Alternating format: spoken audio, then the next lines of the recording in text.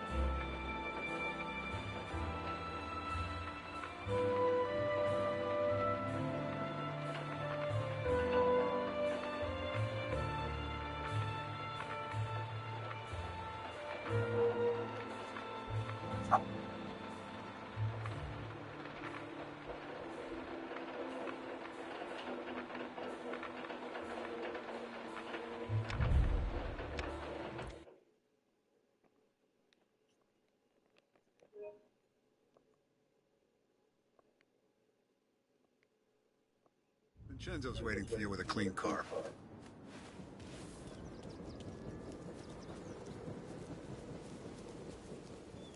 Tommy.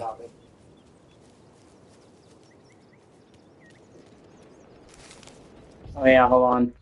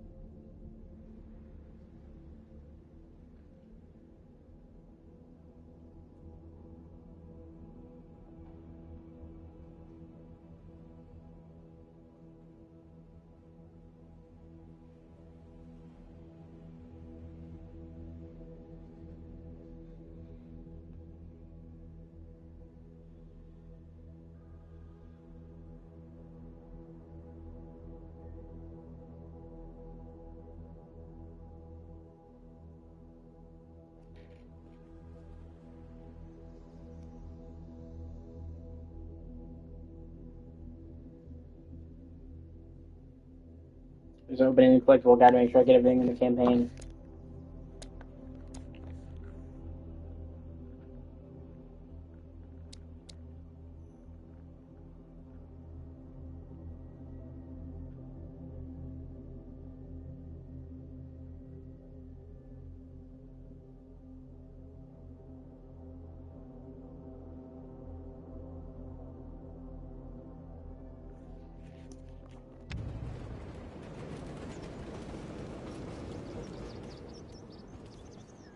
We gotta keep a lid on this, Tom.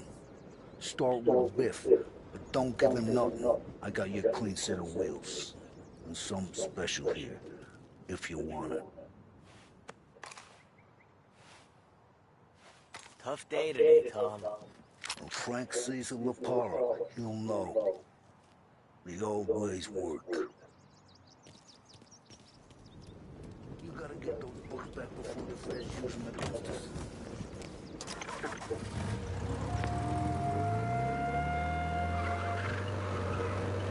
And now for the latest news.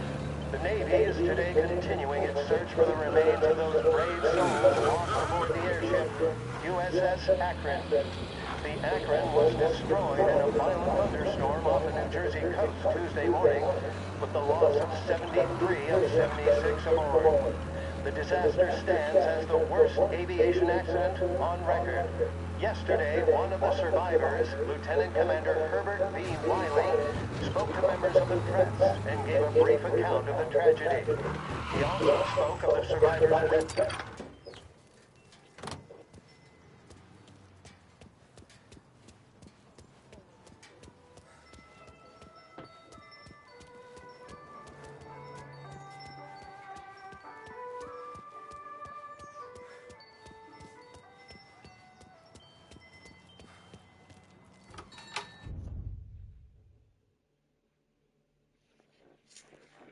Okay, hold on.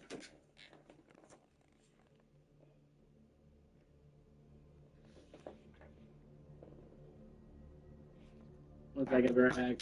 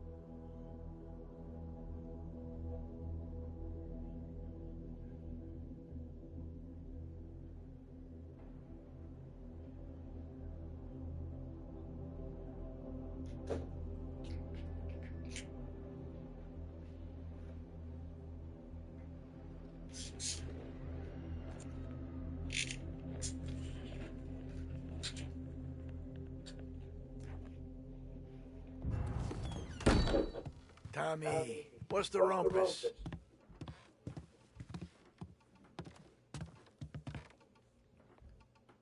Heard any big news lately? Something that Don might want to know. It depends. What's it worth to you? $20. How about 40? All right, spill. The FBI's in town. They're getting something from Morello, but I don't know what. How'd you hear? Little Tony got some guy drunk in the Black Cat and drove him home. Heard a bunch of stuff, so he's the guy you want to see. Okay. Thanks. Always a pleasure, Tommy. It's weird because how dark the subject matter is. You're going to kill a friend, but it's all bright and sunny during this chapter.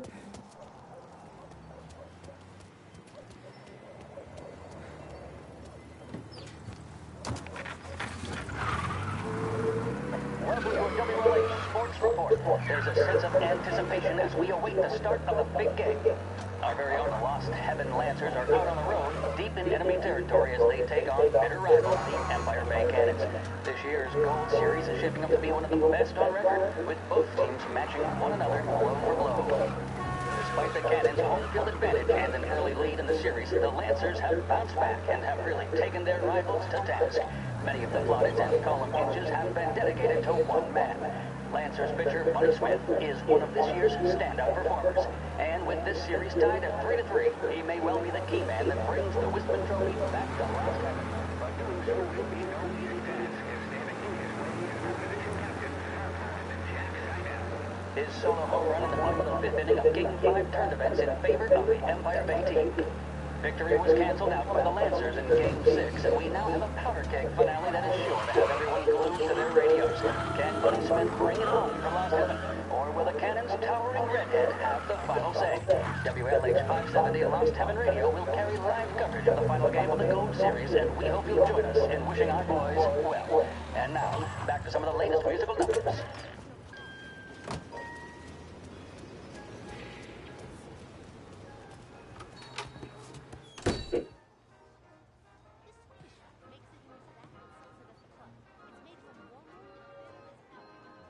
Oh wow, heart and soul. Everything okay, Tom?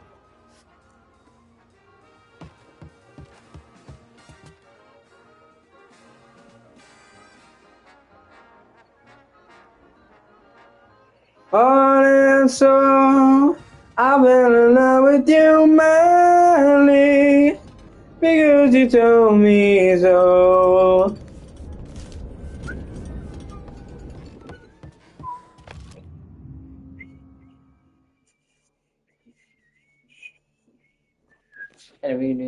I keep forgetting that song actually came out in the 30s. It's just been endlessly covered. most people these days, or well, older people, know it from Big, from Tom Hanks. That's the song he plays on the piano in the mall. Okay,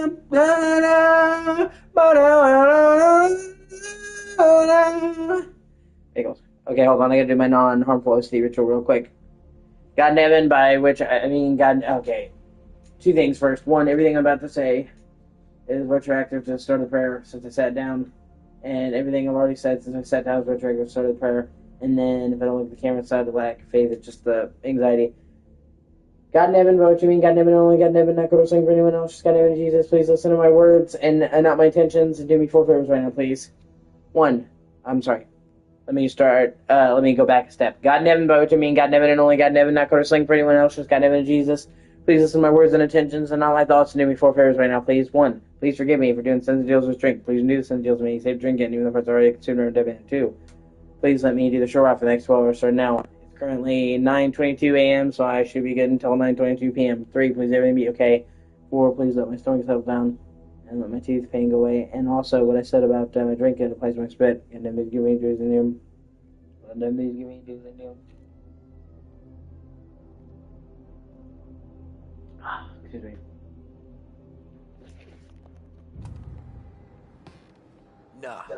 Nah, it's not. What's this about the guy you drove home who's with the feds? He came in for a drink, which turned into 10. He's hired muscle for some kind of safe house. Where? Oak Hill, corner of Pine. He gave me $10 to drive him back and keep my mouth shut.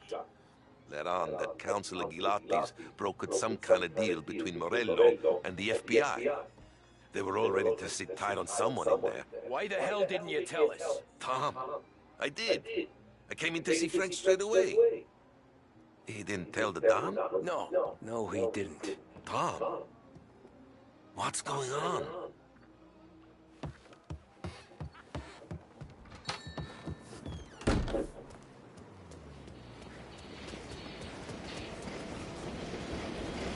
I rode a motorcycle.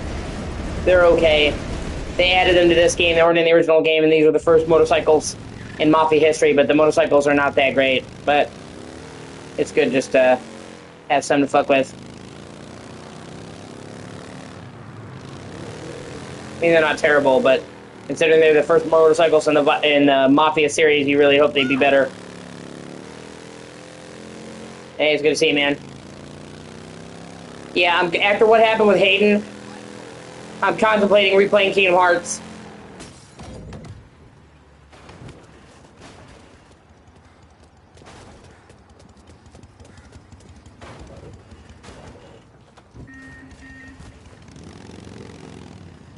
But that's a huge time commitment, obviously, because I'm talking about playing the whole series.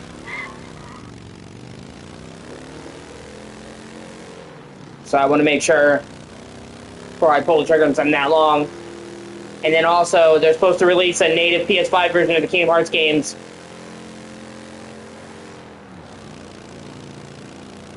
in October. And I kind of am curious to see what they add to that. But honestly, for most of the games, there's not really much they can add. Like, Kingdom Hearts 1, 2, Chain of Memories, Birth by Sleep, and Dream Drop Distance were already 4K 60 on PS4 Pro. Because remember, most of them were fucking PS2 games. So, they brought them to PS4, and if you played them on the regular PS4, you got 1080p 60, which is still, you know, a huge improvement over the base game's PS2 resolution, and still twice the frame rate. Then if you had a PS4 Pro, or PS5 now, because this came out before PS5, then you did 4K 60. So, the only thing they could really add to like a PS5 version of Kingdom Hearts 1, 2, Birth by Sleep, Dream Drop Distance is like 120 FPS, which people think they will, but I don't have a TV that's capable of 120 FPS. They're still crazy expensive. And honestly, most console games can't even accommodate 120 FPS anyway. I can think of maybe like 10 games total. 120 FPS is kind of off the books for consoles. We're lucky that most of this generation is 60 FPS.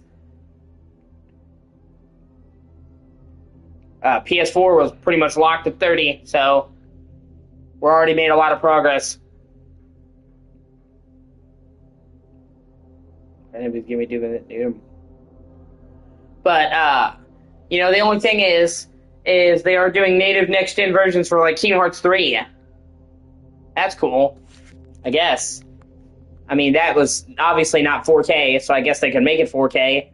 But I didn't really like Kingdom Hearts 3 that much, so I need to decide if it's worth it for the upgrade. It's probably not going to be for me, because I already have 4K 60 on most of the series. And there's not going to be an upgrade fee. I think they're making people rebuy the whole collection. And it's like $75. And also, I just want to say, I want to call it the greed. Because, you know, I will say that, like, for people who don't have the old Kingdom Hearts games, $70 would be okay. Because you're getting Kingdom Hearts 1, Kingdom Hearts 2, Chain of Memories, Re-Chain of Memories. I'm sorry, you're getting Kingdom Hearts 1, Kingdom Hearts 2, Chain of Memories, or Re-Chain of Memories, Birth by Sleep, Dream Drop Distance, Kingdom Hearts 3. So that's 6 full games that are long. So if you haven't played Kingdom Hearts, $70 you could maybe justify because it's 6 very long games. But, one, I still think that that's a little bit steep of a price.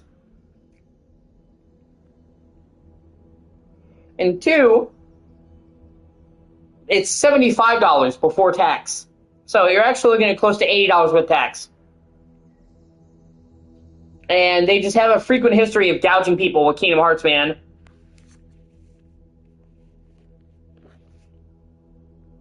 Like, I remember when fucking...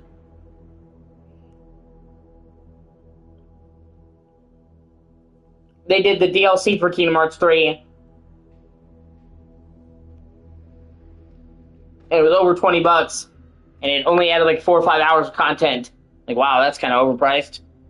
And that was where they added the Final Fantasy characters. So it's like you had to pay to have the things that would be in every other Kingdom Hearts game. Because every other Kingdom Hearts game had FF characters, not 3.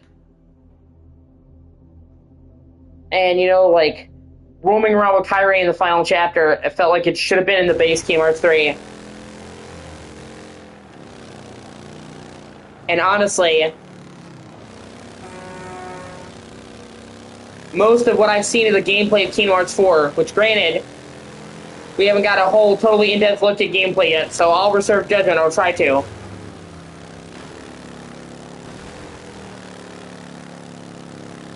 But Kingdom Hearts 4 is just looking like more Kingdom Hearts 3. Which, one, I didn't really like Kingdom Hearts 3's combat. I thought Kingdom Hearts 3's combat fucking sucked. And was butt-matchy and mindless. It was funner to watch than to play. And 2, it's been, they've said that, they pretty much confirmed,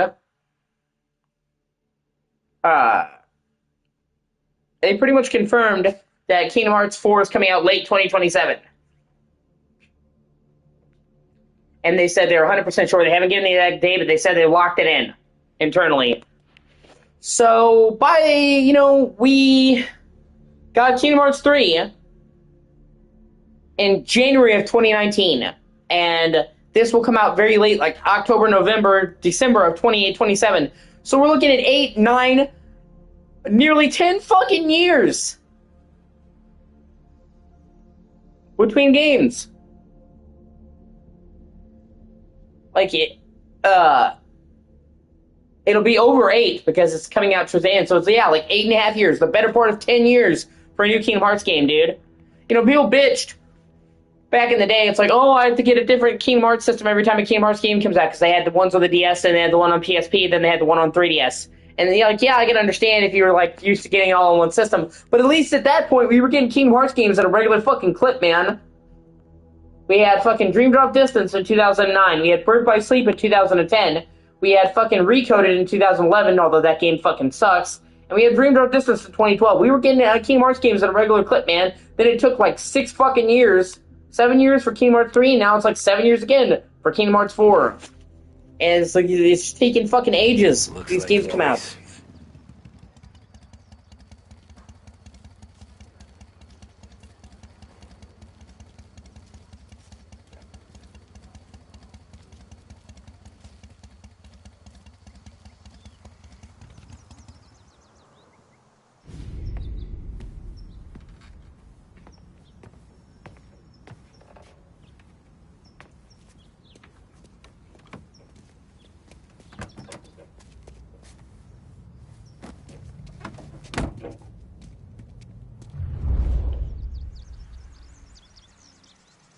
Yeah, I gotta tail him.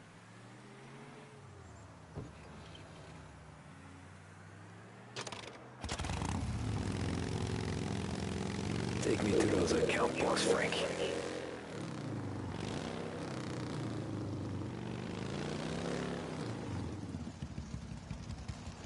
Everybody loves a tailing mission.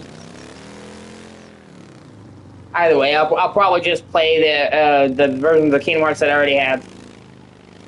I have all the series on PS4. Yeah, I'm just kind of playing the game because they just showed off gameplay of Kingdom Hearts 4, and then with Hayden, it made me think about Kingdom Hearts a lot and made me nostalgic because I grew up playing Kingdom Hearts.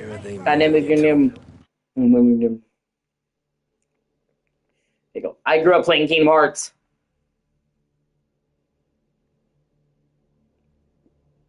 And I love Kingdom Hearts.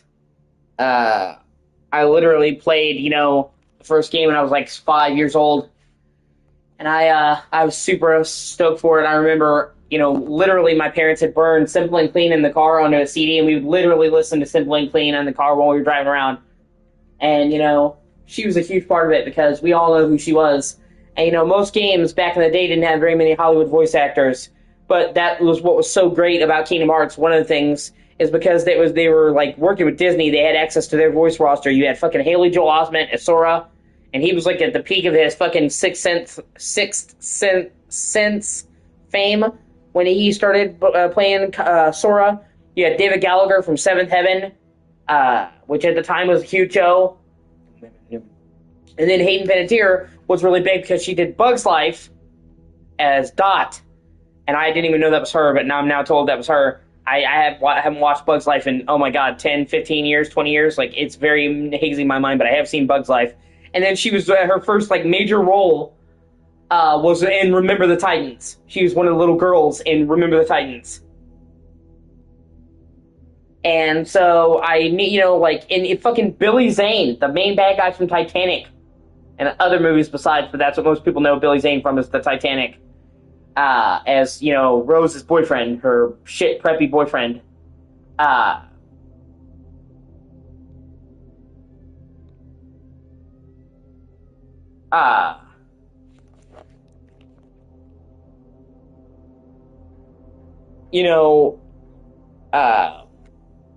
they had a lot of fucking voice talent. They even had Lance Bass. Yeah, like Lance Bass from NSYNC is the voice of Sephiroth, which he seemed like such a boy bandy dude. You wouldn't think he did a good job for Sephiroth, but man, he fucking nailed it. Although I think he was only Sephiroth in the first game. I don't think he kept being Sephiroth after. No. But it was still cool. He had like a stacked fucking voice cast.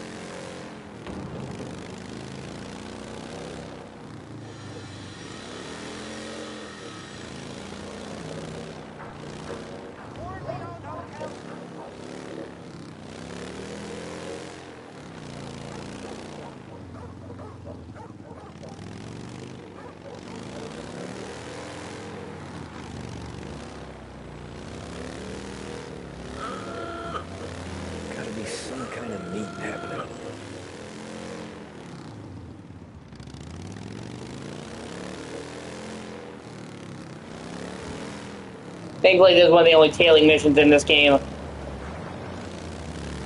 it's not that bad. Tailing missions are often despised by gamers, and some games use way too much of them, like Black Flag. The original Black Flag all the Assassin's Creed games had tailing missions, and nobody liked them. But there were so many fucking tailing missions in Black Flag. I think Black Flag had more tailing missions than the rest of the series put together. Like, I'm not even joking. And that's the main thing they overhauled in the remake for Black Flag that I've heard, is they made the tailing missions much better, and you can just kill the person right away. And then,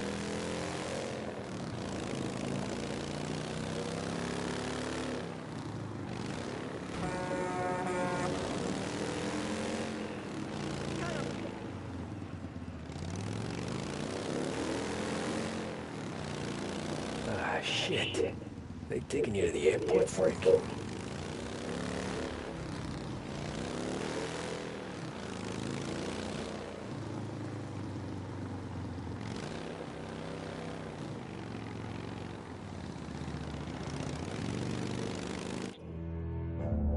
what? I let Frank in. What the fuck?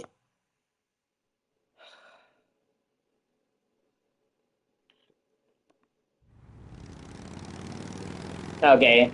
Anyway, I got a checkpoint, like, right there. So even though technically I failed, I lost, like, maybe 10 seconds. Alright.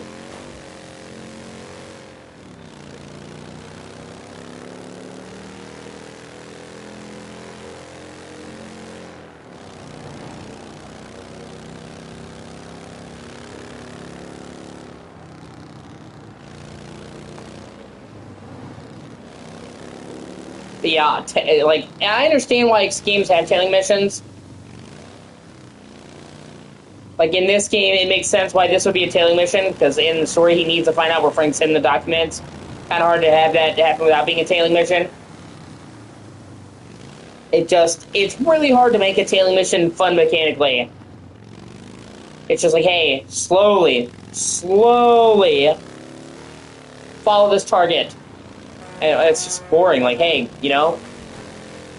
So, and on the one hand, I understand, because it's like, how do you make a tailing exciting? You're supposed to slowly follow somebody. Like, the definition of tailing... Christ, they're flying him out of... Like, the definition of tailing is fucking boring.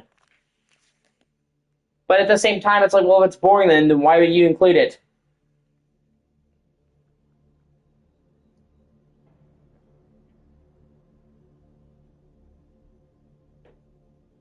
And I will also say, thankfully... 8 or something. Fuck, this ain't good. And I will say, thankfully...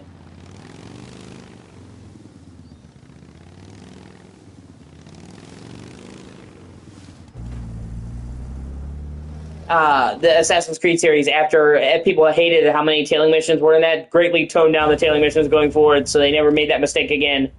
And then give me because those tailing missions were fucking awful. So they did learn their lesson.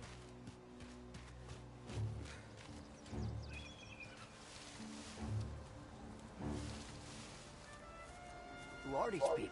The FBI? Guy just flashed a badge at me and forced me out.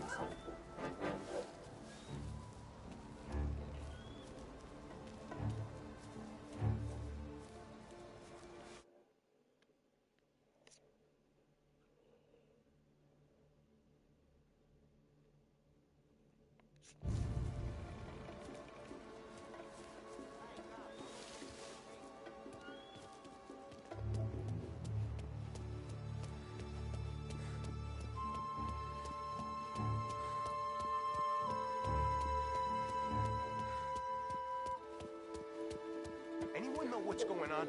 They're with the FBI. It's some sort of handover. Someone's being flown out. Oh, they're handing him over to who? Those men with the plane look like gangsters. How long did that done?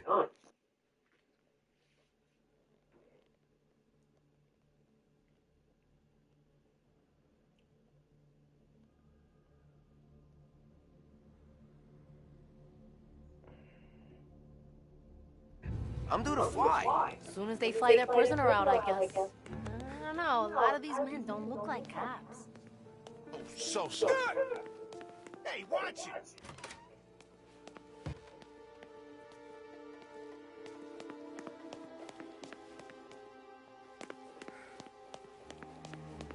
Shit.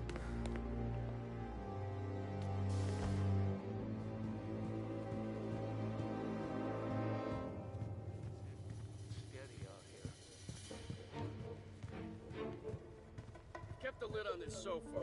Let's get it done quietly and go home.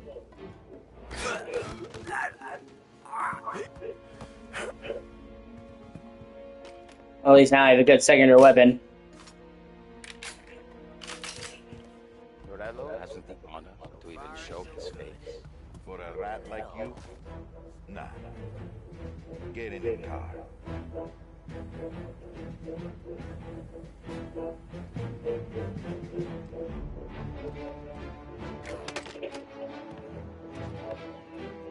What happens next? Once Morello gives us the books, our accounting guys go through them with the fine-tooth comb. Yeah, smokes.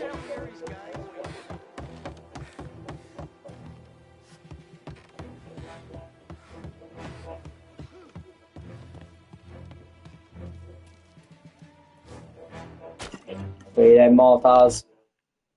Hey, Chris, good to see you, man. Okay, this is supposed to be another collectible around here.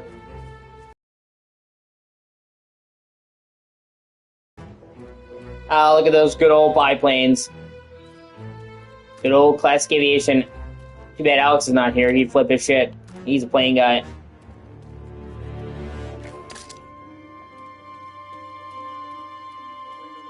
Yeah, I get that. Guns blazing. Stoolies and tax records. Huh, that's the way they got Capone. And now is how Ennio Salieri dies in jail. It's a good day, my friend.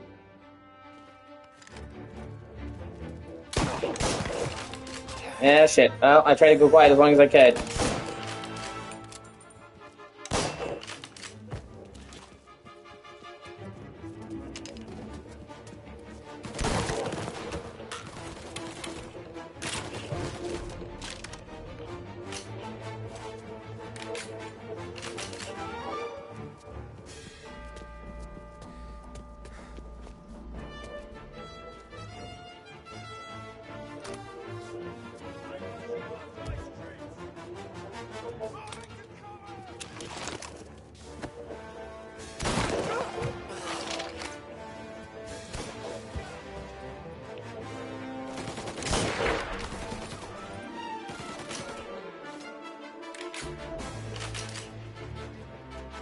I got him!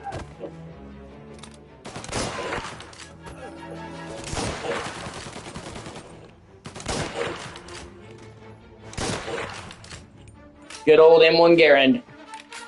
Workhorse in 2 World Wars. Of course, it'd be even better if I had a stripper clip with it, but, you know. That's what they did. It would fit 5 shells. So they'd have a clip. It's called a stripper clip. You'd fit the 5 shells, pull up the slot, thumb it, and then it would cling. And it was one of the classic things, because when you hit the bar, the brake to hit the stripper clip out, it would go ting as it ejected the clip. So,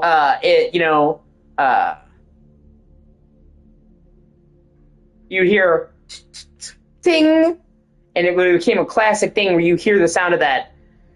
And that was the most used American rifle in World War I and II. To World War II is when we retired it. But I'm saying we used the shit out of that rifle for like 30 fucking years. And it still is an incredibly reliable rifle that's known for being very, very hard to jam. The trickiest thing is the stripper clip. If you're not careful and you put that down, this game is fantastic. I'm a huge fan of the Mafia series. And in particular, I think this game is amazing. There's a remake of Mafia 1. This originally came out on PS4 back in 2020. It was like one of the very late PS4 games, because it literally came out September of 2020. So it literally came out 3 months before PS5 and Series X dropped. I never even do my bits. We all assumed with it coming out just months before next gen that this game would get a next gen update. Most of the games that came out in 2020 did get next gen updates. Mafia didn't. And it was just such a shame, because this is such a good game and many people like me wanted to play it at 60 FPS, better settings. And then obviously 6 years went by, almost. Now it's almost been 6 years since this remake came out, which is crazy how time passes. And then they did a DLC on the 14th for the new Mafia, and alongside the release of that, they did three things. They released a DLC for Mafia: The Old Country, which is a really good game. They made a bundle of the Mafia series where you could get all 4 games for $50, which honestly, that's a great deal. 4 games, $50. Great series. And then they released a native PS5 version of this game. And that kind of caught me off guard because they had not said they were going to do that. It wasn't like, hey, we're planning on doing it. No, they just, out of the blue, 6 years later, just said, boom, free PS5 version. Well, free if you already own it, obviously. So, I played this game at launch, and I loved it, because it's a fantastic remake of a great game. The original Mafia came out in 2002, and it was one of the first open-world games of its ilk, along with GTA 3. And it was one of the first games that tried to be a third-person shooter, like a free aim and cover. But it was 2002, and they really hadn't figured out how to do third-person shooters yet. They were in their infancy, so it was really rough now. So they remade it up to modern standards, and it's great. But like I said, I played it at launch, and then they released a free update with a new trophy list, because there's not like a patch to the PS4 version. There's a separate version with separate trophies. So I decided, fuck it, I'll play this. And that's what I'm doing. But yeah, this game is phenomenal. It's if you come into it with the right expectation. A lot of people expect Mafia to be like GTA. GTA is all about roaming the world, doing side quests, fucking around. It's not realistic. Mafia, it's still a mob game. It's still an open world, as you can see. But the story is the main focus. There's only, you can do a couple races, get a couple collectibles. But the main focus of Mafia is the main story. And unlike GTA, it's very realistic and very grounded. You're not going to be, jumping 100 feet in a car. And on top of which, it's historical. This game, for example, is set in the 30s in Chicago, basically. It's called Lost Heaven, but it's Chicago. And the Mafia series is noteworthy for being very historically accurate. Each Mafia game is set in a different city and a different time period. This is the 30s in Chicago. So during the Great Depression. Mafia 2 is set in New York, basically, during the 40s and 50s, so right after World War II and into the swinging 50s.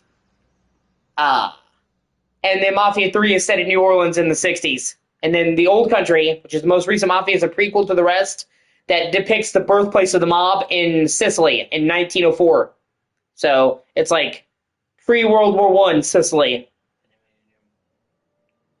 But while the cities are fictional, they're incredibly accurate to the city they're based off of. Down to the songs on the radio, or in this game, are authentic 30 songs. And the advertisements, these games are incredibly historically accurate to the time period they were set in. So, I think a lot of people kind of come into Mafia expecting it to be like GTA. It's even published by the same people, Take-Two.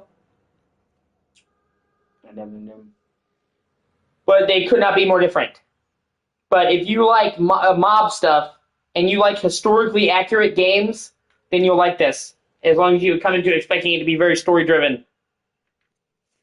I like story-driven games. I like history, and I like the Mafia, so I'm a big fan of the series.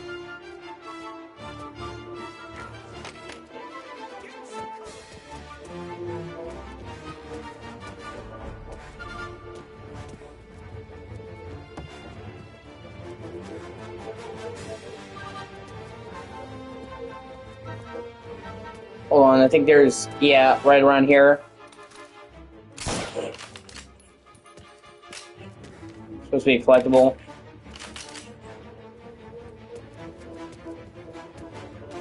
Oh, hold on, I'll get it after I kill these fuckers.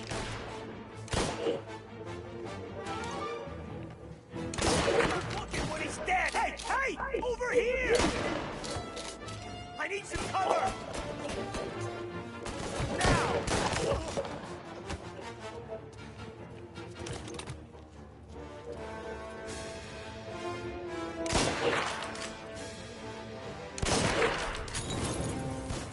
That's good.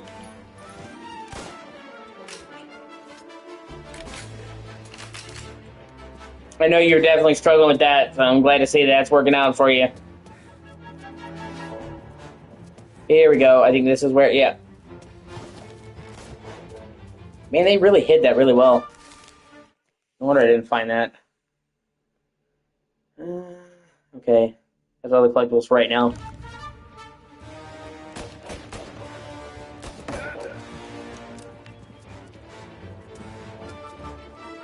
And one of these fuckers had a Tommy gun. I want to get that.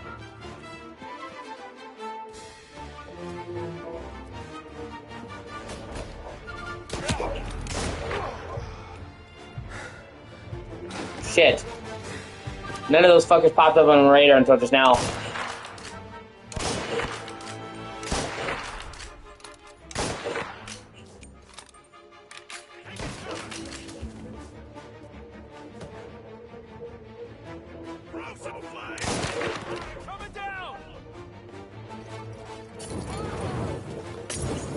You're not the only one who can throw a Molotov cocktail, cocksucker. Yeah, he's got a Tommy gun. Shit.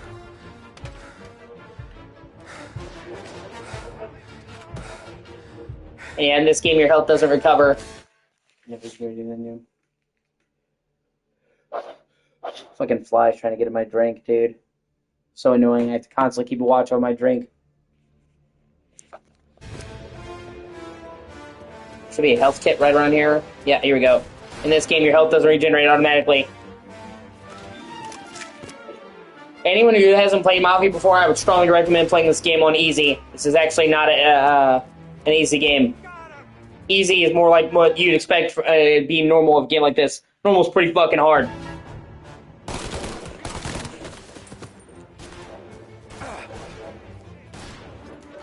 Who's fucking shooting at me? They're not even popping over the radar. Oh, okay. Got him.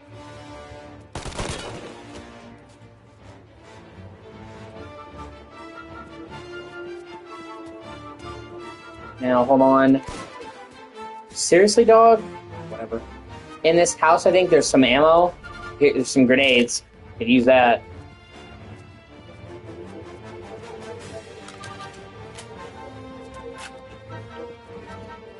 Alright, now I can continue. Alright, that's it.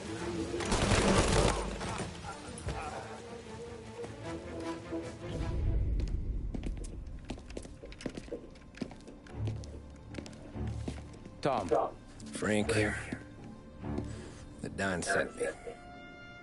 I figured as much. I'm sorry it had to be you, Tommy. Anything you want me to tell him? I wish it could have shaken out better, but Morello finally came after me. It's okay. You can come out.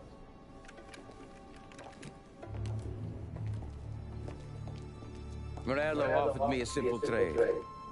The Don's account books for our lives and tickets out of this town. You hand the books over yet? I'm not so stupid, Don. They're safe. Morello is waiting for this.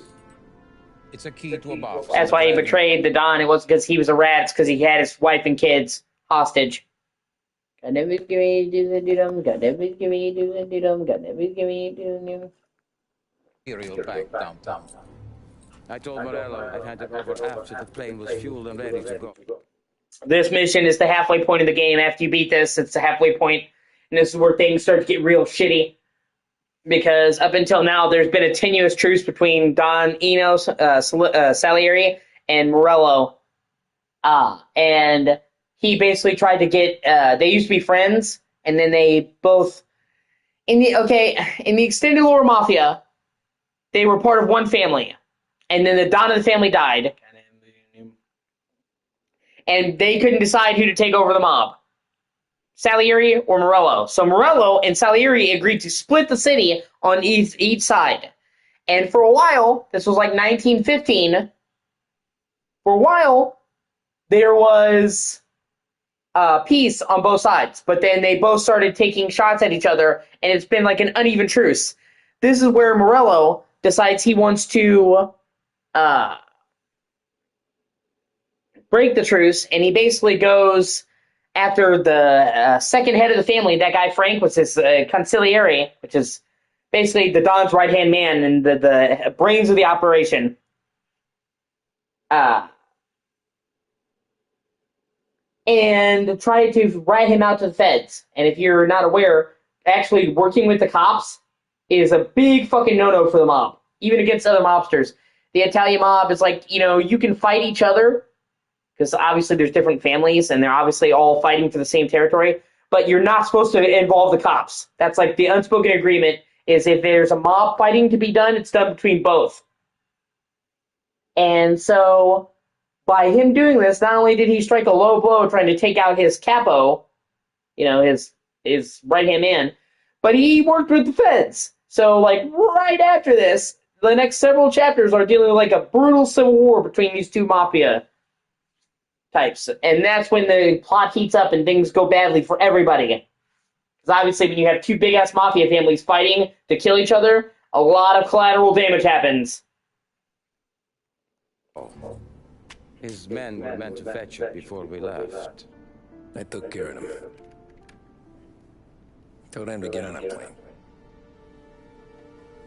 Go on march, Alice. Get aboard. Frank, you coming with us? Not right now, honey. Just get buckled in. Tommy and I, we have some serious business to discuss. But Frank... Get on the plane, March. For Alice. For me. Get on the goddamn plane, please. And he was told to kill Frank and kill anyone there. So if it was up to Salieri, he would have killed Frank and killed his wife and kids. And earlier in a couple missions, all right, man, I'll see you later. Earlier, a couple missions ago, the Don wanted him to kill a prostitute. And he let her go, too. Because he told her to get out of the city. Specifically because he doesn't want to kill women.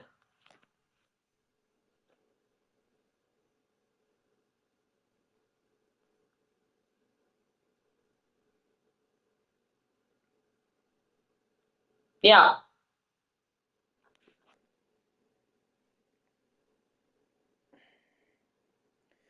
And this is one of the things that ultimately winds up getting Tommy in this game in trouble with the mob.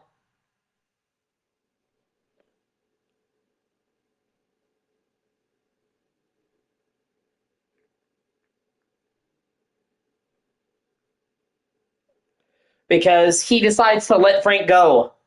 And later on, the Don finds out about that. And obviously isn't happy, because he's supposed to kill him. But that's where Tommy has a soul. And he realized that Frank didn't turn because he was a rat. He turned because he had no choice. They had his fucking wife and kid. And that's also why he didn't kill the prostitute. Because she was a defenseless woman. And most men don't want to fucking lay hands on women, especially not in the 30s. And that's where ultimately a lot of these things that happen throughout the game come to bite Tommy in the ass later, which I guess you'll see if you watch me play enough of this game. And there's almost kind of a recurring theme in the Mafia game where their humanity comes to bite them in the ass.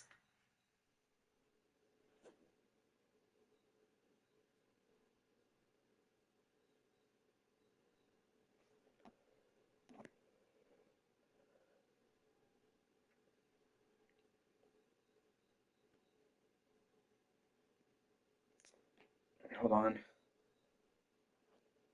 Yeah, I always wear these white bands for my OCD. I might need to swap them out or clean them. They're getting dirty.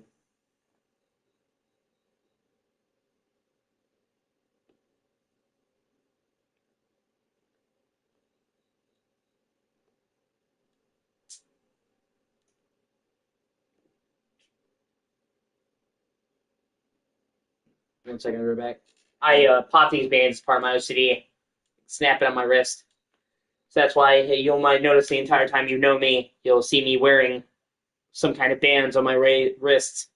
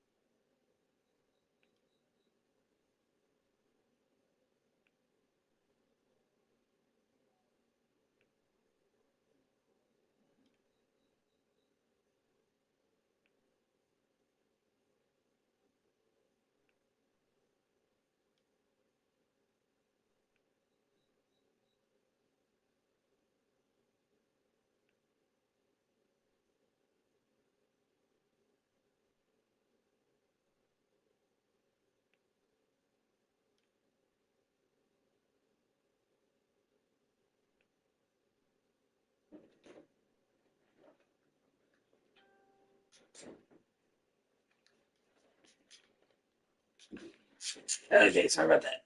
I'm gonna clean my bands later.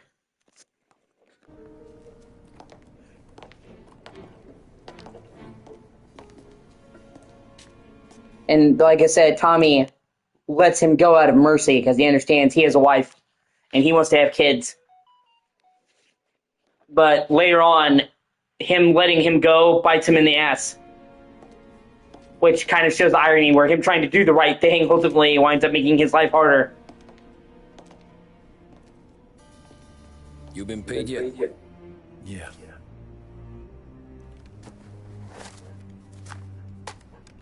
Now you've been paid twice. You take the ladies wherever they want to go. Yes, sir. Thank you, Tom. Christ, Frank. Why didn't you ask us for help? I guess I just wanted out. One way or the other. I'm tired, Tommy. Tired of lying to my wife. Tired of checking under my car every time I take a Sunday drive. And tired of waiting for the dawn to put two in my tent.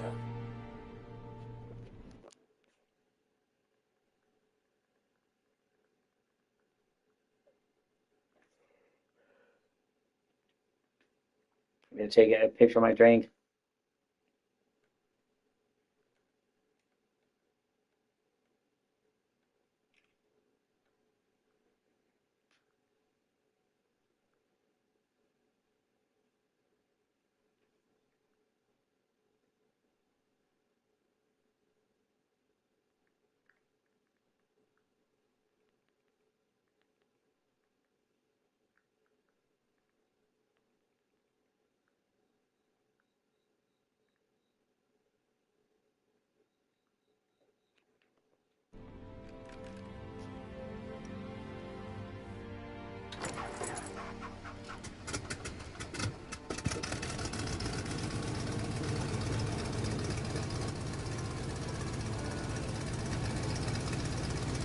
God damn you, Frank.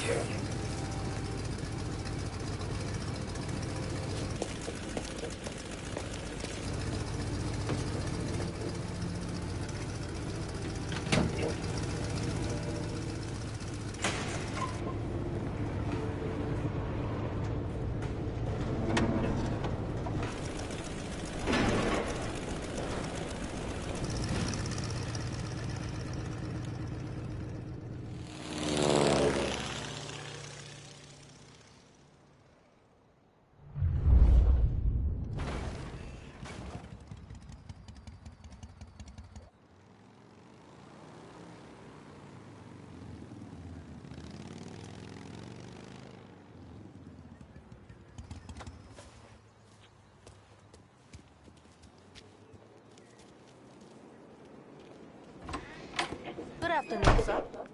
Yeah, look at this bank. When they used to make real banks, man.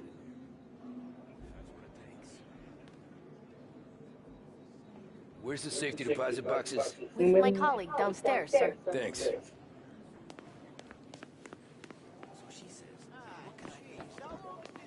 Man, the lighting in this game just across the board is just gorgeous.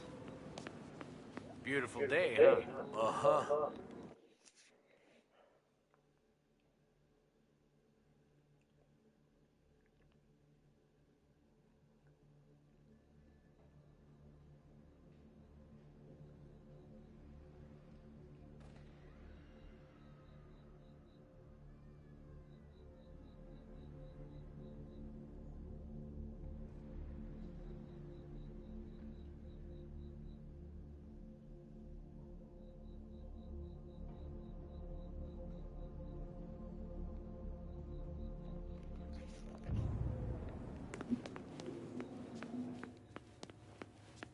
Oh, wait, hold on.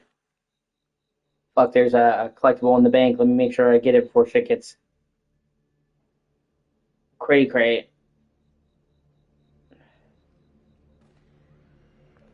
Oh, I'd love to get the platinum for this one day, but getting the platinum, not only getting the collectibles is easy. Okay, as long as you're watching out, and even if you miss a collectible, you can replay all the missions. You know, obviously you don't want to have to replay an entire mission, but there's nothing truly missable. And most of the collectibles are out in the open world, so you can just get them whatever, but, you know, the specific story ones, you know. But in order to get the fucking platinum, you have to play this on classic difficulty, and let me tell you, that is fucking brutal. Already on normal, this game is hard as shit, but a classic is a step above hard.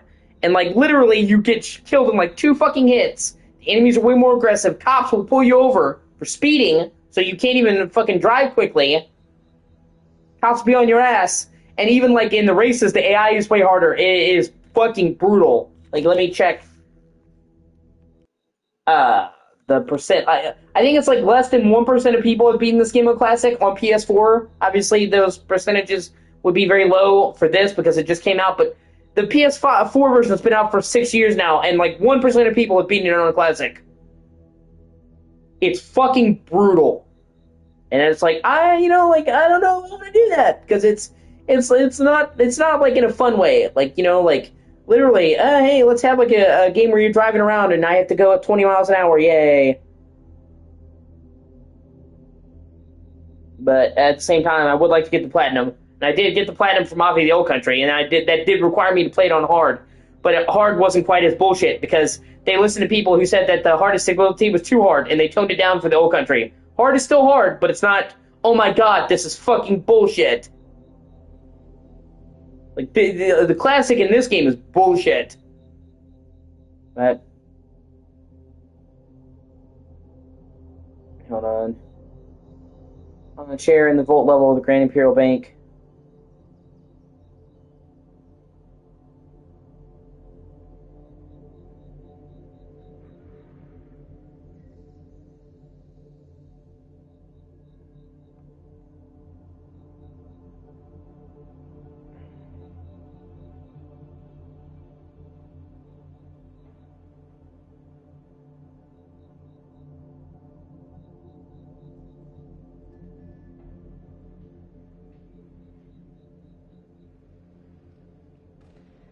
Okay, it's in the vault, so I haven't missed it. Great. Keeping out of trouble, I hope. But yeah, this game is on Unreal Engine 4. And, yeah, a lot of people shit on Unreal 4 and 5, but it actually made sense why they switched. They, they used a custom engine for Mafia 2 and 3, and the engine had real problems with the open world. Because the engine was made for what they were trying to do in Mafia 3, so they had real problems with the engine in Mafia 3. That's why it took them 6 years to come out, because they had to delay it because of the engine. And so they said, well, the engine is having trouble and are with Mafia 3, and it's only going to have more trouble going forward, so they decided to switch to Unreal, because they didn't want it to take that long for the games to come out. And like I said, their engine was having major issues, so they basically need to make a new engine. And then making a new engine takes fucking ages. So in this case, it actually made sense. And well, I mean, the results speak for themselves. This game is Unreal 4, and it looks fucking amazing. I think it is one of the best looking open world games out there, and it's 6 years old. almost, but yeah, basically.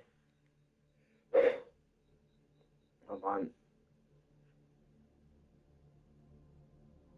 And I don't, people get upset at Unreal, but there's a reason why people use Unreal. It's easy to use, and they have a thing that makes it easy for people with any budgets to use, okay? Previously, people who wanted to make games on a smaller budget did not have very many choices. Most gaming engines required a lot of money up front just to use, more than most indie companies had. So you basically, if you were a small indie dev, you didn't really have that many choices. You had like Source engine for 3D games, but that was super that became dated and hard to work with because Source hasn't really been updated. And that was really just for mods. You don't really see many people releasing full commercial games for it. You had Unity, which was what most indie developers used. The problem is Unity is okay for 2D sprite work. Anytime you try to do 3D with Unity, it fucking sucks. You want to talk about a terrible engine?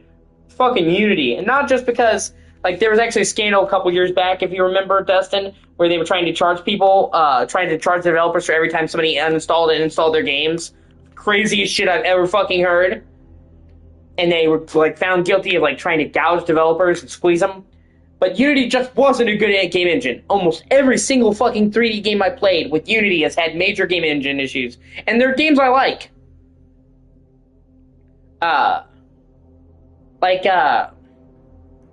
Hellpoint is a really good Souls-like that's like sci-fi and set in the space station. Uses Unity and has major performance issues. Unity is really only good for 2D. And obviously a lot of indie developers don't want to do 2D and they want to do 3D and shit. So, you had a choice between Unity, which is fucking awful, and the developers are trying to gouge you, or like the RPG Maker engine, which once again is super limited. So, indie developers had a pretty hard time finding engines and shit, or having to make their engine themselves, which, honestly, making an engine is honestly harder than making a game. And that's why a lot of companies don't make their own engine, because it literally takes more money to make an engine than it does to make a game, and longer. Like, you're probably gonna make your money back long term, but you really need a big studio budget to make an engine. And even then, it causes issues. Like, say you have an engine that you're sharing among units and the staff. If you made a custom engine, you're gonna have to teach all the other people in different studios to use it. So that's why a lot of people go for preset engines, because making an engine can be longer and more costly than making a fucking game. But anyway, the whole point I came on like a wraparound is Unreal Engine 5 kind of threw open the fucking gates to the developers, because anybody can use Unreal 5. You just have to pay, I think, 20 or 30% of your profits. Whatever you make. But there's no fees up front. So, whereas a lot of game developers, were very limited because they couldn't afford a big engine, and they would demand $100,000-$200,000 just to use their engine. So if you're an indie developer, you can't even try out the engine to see if you like it. You have to put down all this money on the engine. Unreal 5, you can use their engine at no cost and make a commercial game. Just whatever you release, they get a cut of whatever you make. But I cannot begin to tell you how much that opened the flood doors for indie developers. Because say what you want to about Unreal, sometimes it has optimization issues, sometimes it has issues, yada, yada, yada, stutter. But it's a really powerful engine, and for an indie developer, it's a fucking godsend, because it is night and day better than any other engine they could afford. And unlike those engines that are less powerful and they want a crazy licensing fee up front, they can literally just start using the engine for free, and then they just make sure to get Epic on the back end, which is totally fair. But just doing that, allowing everybody to use the engine with no upfront fee, opened the doors for so many indie developers.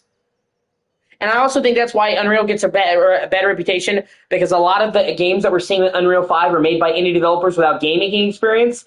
So their games are not optimized. Some of it is, of course, the engine. I'm not going to say the engine is blameless, but a lot of that is due to the fact that many of the games that you're playing are made by first-time developers that have never made a game. So obviously they're not like super-duper pros at optimization.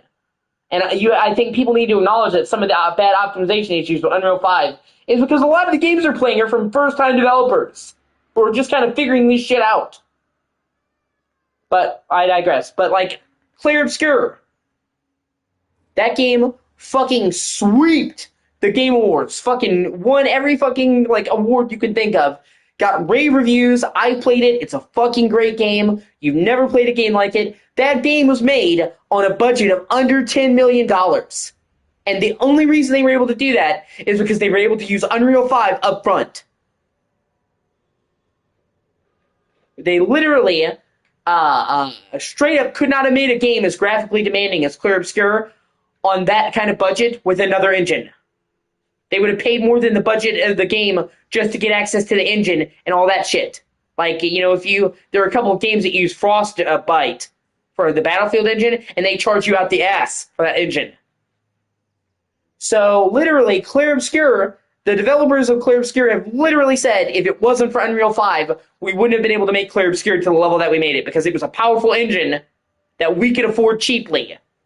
Because we had a very tight budget, which when you think about, like, Clair Obscur's big-ass game is like 50, 60 hours. You can get up to 100 hours. Massive worlds, massive areas, voice acting, crew. The fact that they made that game for under $10 million is fucking crazy. That game easily looks like they made it for $50, $60 million. Like, you would never think that that was not a high-budget game. They made it for pennies on the dollar, and the only reason they could do that is because of Unreal 5.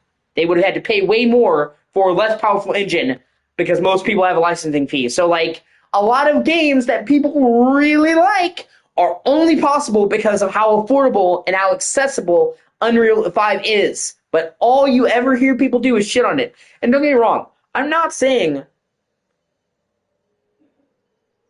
that Unreal doesn't have problems. It does have issues with stuttering. The Lumen is really good, but it can be an asshole in performance. That's like the newest version of Unreal 5. It's supposed to, the whole specific thing is to make Lumen attainable, because the lighting in Unreal 5 is really good, and it takes a less time to set up, but it's really, really hardware intensive, so it has performance issues.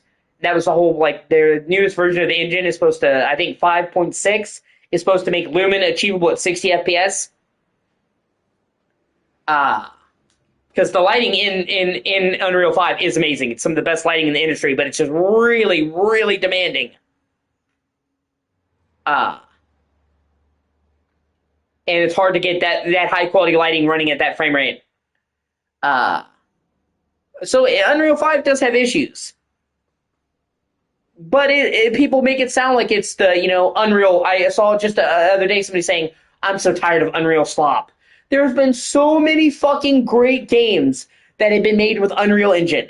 And people literally, they only focus on the problems, and they only focus on the bad games, and the games with issues. And like, yeah, you can call out something for having issues. You can call out something for having problems. But you also, if you're trying to be fair and non-biased, you need to call out the good stuff too.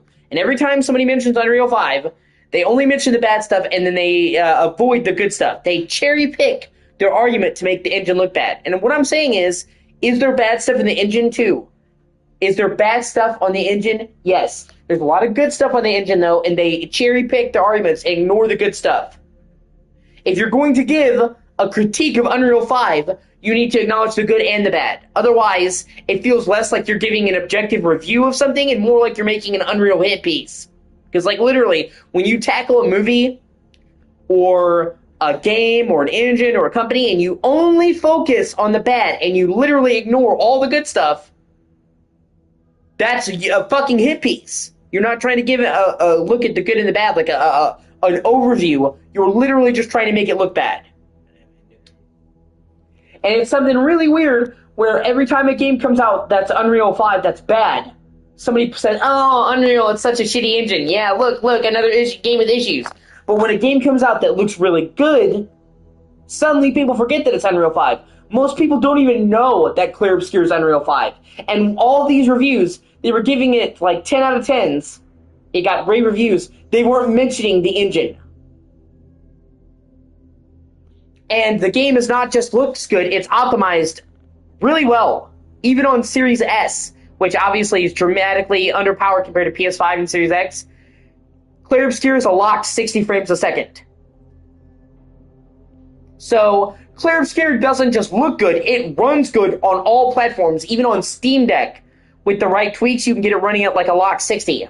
So, by all metrics, it's a high-performing game. It looks good and it runs smooth as silk. I played through the whole game in performance mode, didn't have any frame rate dips. And it's a demanding game. It's a gorgeous game with a lot of particle effects, a lot of gorgeous levels. And, oh my god, this game looks so good, but they don't mention the engine.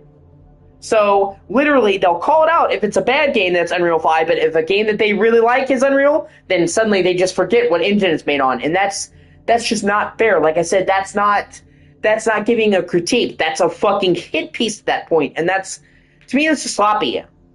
And I guess it's because I think that if you call yourself a games reviewer and a games journalist, which that term now is dirty, honestly, IGN and people have made the games journalist a fucking joke to the point where people don't even want to call themselves one.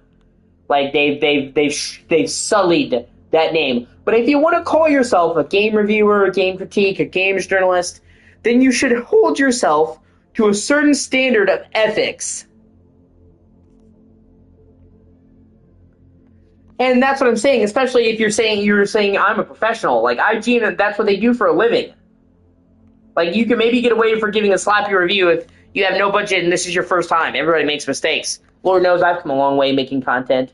But if you're gonna say, I am like a journalist, this is what I do, then you should hold yourself to a certain fucking standard, and that's giving all of the facts, not just cherry-picking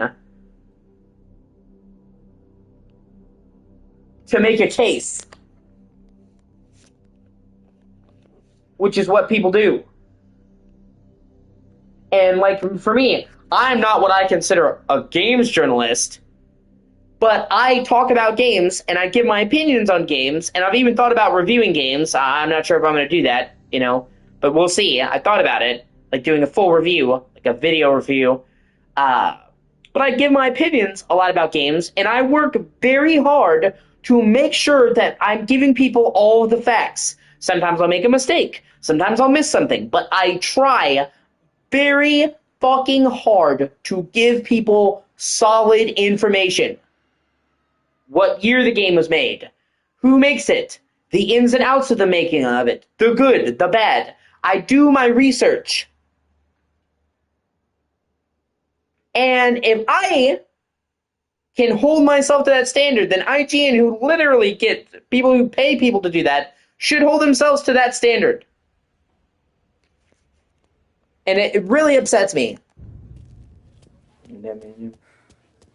Because they say that, we're games journalists, and they can't be fucking asked or arsed to do the slightest bit of fucking research. It's sloppy. It's amateurish.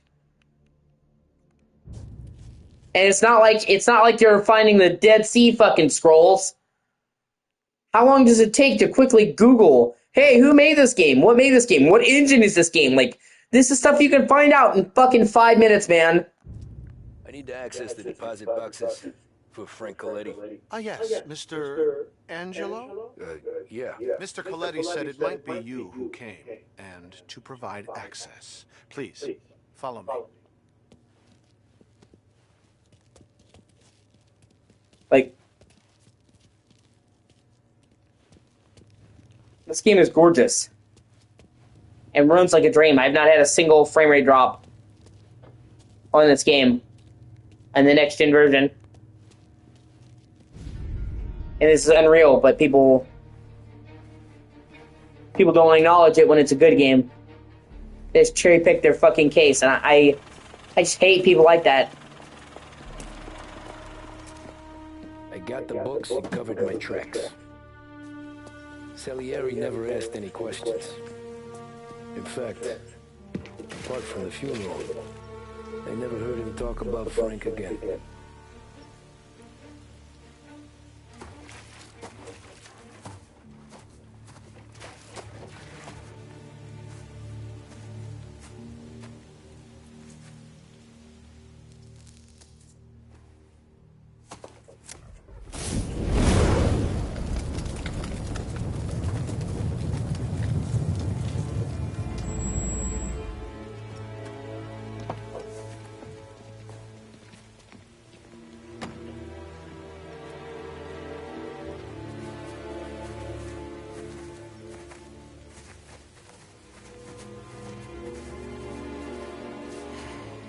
You're making my boys twitchy, Marcoon. Sergio and I just came by to pay respects, that's all. Known Frank a long time. Almost as long as you. He's a good man. Smart. Loyal. Loyal to his wife. His kid above all else. There must be some kind of honor in that in you. Maybe. But I'm still looking at this headstone with his little girl's name on it. It's a hell of a thing.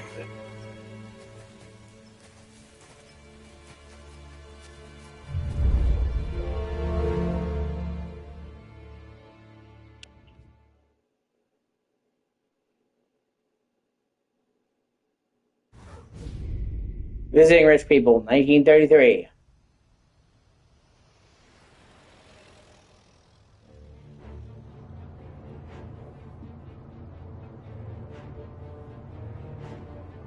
Look at these houses. Big yards, white picket fences. It's the American dream, eh, Tommy? I suppose. Not for you? No, sir. I like being closer to the business. Don't let the flower beds and front porches fool you. There's more criminals out here than in the rest of the city combined. Is that why we're in the neighborhood? In a way. Merle's got a dirty prosecutor on his payroll named Watkins. Turns out he's old friends with Galati. The city council? The same. Morell let drop that we might have had something to do with the Galati boy's death. Now Watkins is loaded for bear, trying to do right by his buddy.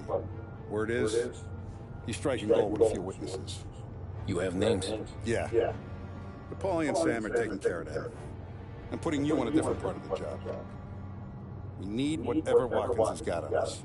Well, where's he holding? A safe in his village. It was one of the main missions they overhauled in the remake. The stealth in the original game, and a couple of missions, they would make you do stealth. In the original game, it was fucking terrible. The stealth in this, the remake, won't win any awards. It's not Dishonored, but at least it's decent.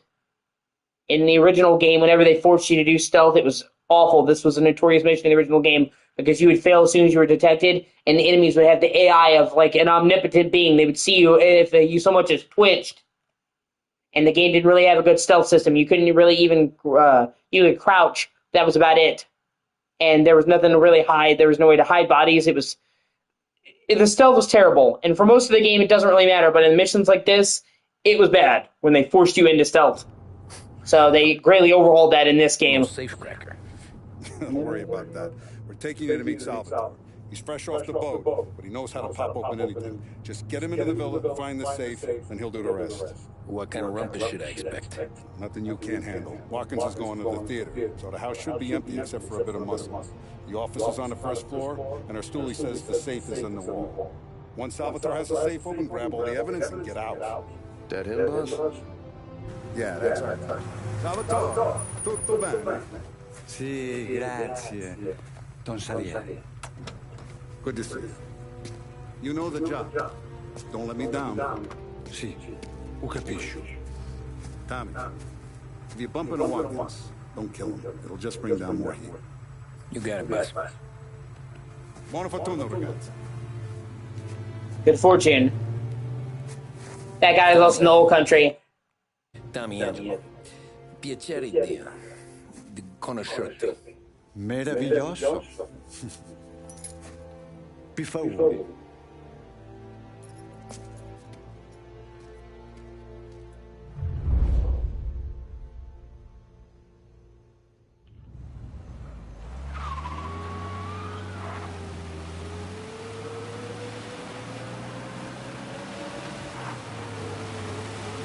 Parli almeno un po' di italiano? And the mission is kind of funny because Tommy is actually Sicilian. He was born in Sicily, but he moved to the United States when he was like 3 years old. So he actually, despite being born in Sicily, it doesn't know any Sicilian really, other than a couple words. And this guy speaks Sicilian. I don't speak Italian.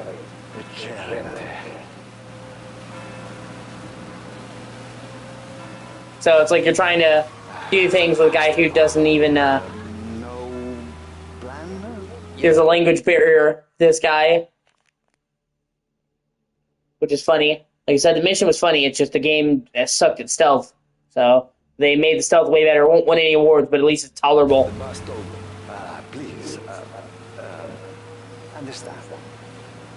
And I also like the setting. We go up on this hill to the rich kids.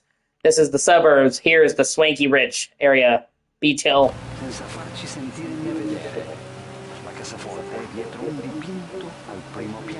And this same guy is in Mafia the Old Country as a young man, because Mafia the Old Country is about 30 years before. This is 33. Mafia the Old Country starts in 1904.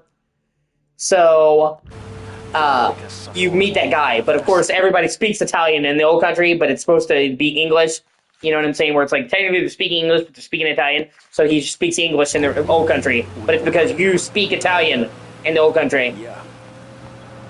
And like, you see him and he's like, oh, this is Salvatore the Safecracker. You're like, oh shit, it's him from Mafia 1, but he's like 30 years younger.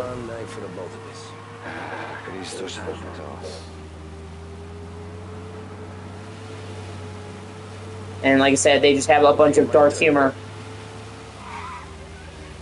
Do what I do. Do not get caught. See, you gotta keep safe. Safe? See, is my job. Apro, casaforte. Open safe. Christ. Okay. Radio. Let's listen to the radio.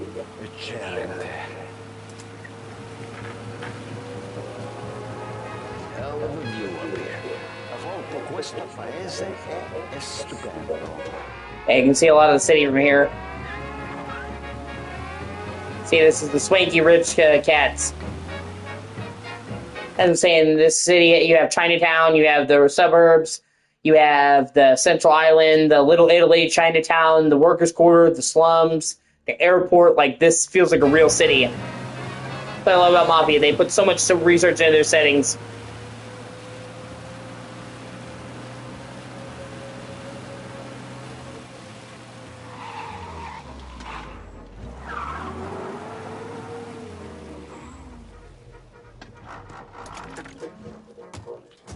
Ecco, entriamo da lì. Over. Wall. See, it's a big, swanky mansion.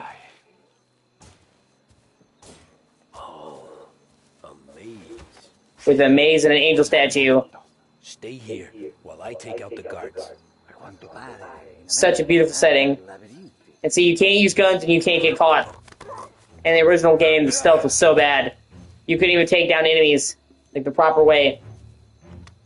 Like, you literally would just have to hit them on the back and hope that it took them out. There's no takedown option. And half the time you would hit the enemies on the back, and it literally wouldn't even register. Like, the stealth in the first game was so fucking awful. So, like, in the original game, this mission sucked. One of people's least favorite missions. But they actually managed to make the stealth decent. Like I said, it's not MGS5 quality, but it's not fucking terrible. You have proper takedowns, proper hiding, line of sight. So, one example, taking one of the people's least favorite missions of the first game and making it bearable. It's like, people universally hate this fucking mission in the original game. And it went from being a terrible mission to being a good one. Which is, I mean, obviously you'd expect a remake to do that, but yeah. Although I would say this is more of a reimagining, honestly. This is basically the Resident Evil remake treatment, but for Mafia.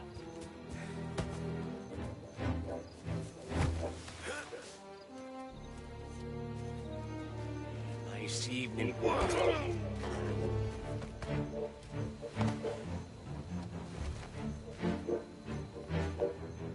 Sure wish I could have a night off. And then in the old country, they made the stealth even better. They give you knife takedowns, being able to throw the knife, hiding bodies. Well, you could hide bodies here, but only very seldomly. And then being able to see through walls with the instinct mode, which is inspired by listening from The Last of Us. So they made the stealth even better in the old country. Once again, still not like, oh my god, top tier stealth gameplay, but good. And considering the series started off with terrible stealth, it's still progress.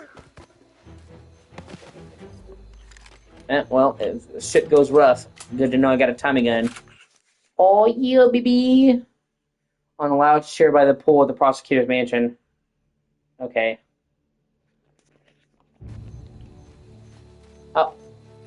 I think there it is right there. Boom.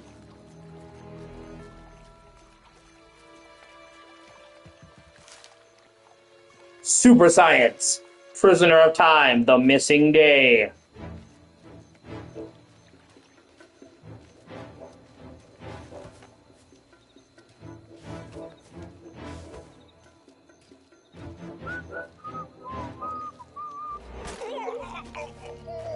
I think that's all of them. Salvatore, where are you? We're clear. Tommy, I hear. Tommy, I hear. It's funny, man. Where the hell did he go? Sono qui, Tommy. Guys are a pain in the ass. Forza, vieni con me.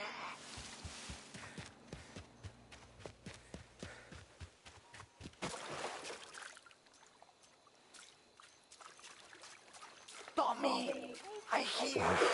Sei un tipo tosto, eh? What?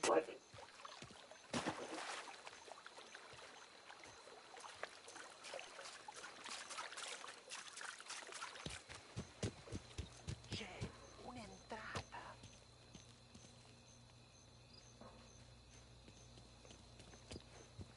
Open. Kick. What kind of lockpicker are you? Look for dipinto. What? Da Vinci, Caravaggio. Painting. Hai capito? Painting? You're saying it's behind the paint? Sì, sì. Okay, I understand. Non quello. Guess we got another room to check. God, this guy is a beautiful place. Piano room.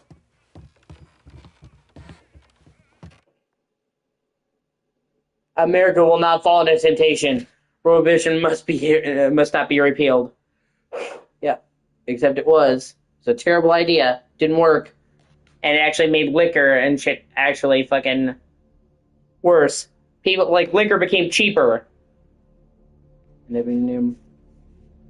So it did the opposite of what it was intended to do, which is why they got rid of it. And then on top of which, yeah, it's a great game. I played through this several times. But Prohibition did not work. And not only that, not only besides the fact that it didn't work, it was primarily religious. As you can see, they list Ephesians 5:18, do not get drunk on wine which leads to debauchery, instead be filled with the Spirit. Okay, but the thing about it is, I know that you believe in God, I believe in God, okay? But separation of church and state is literally part of our Constitution.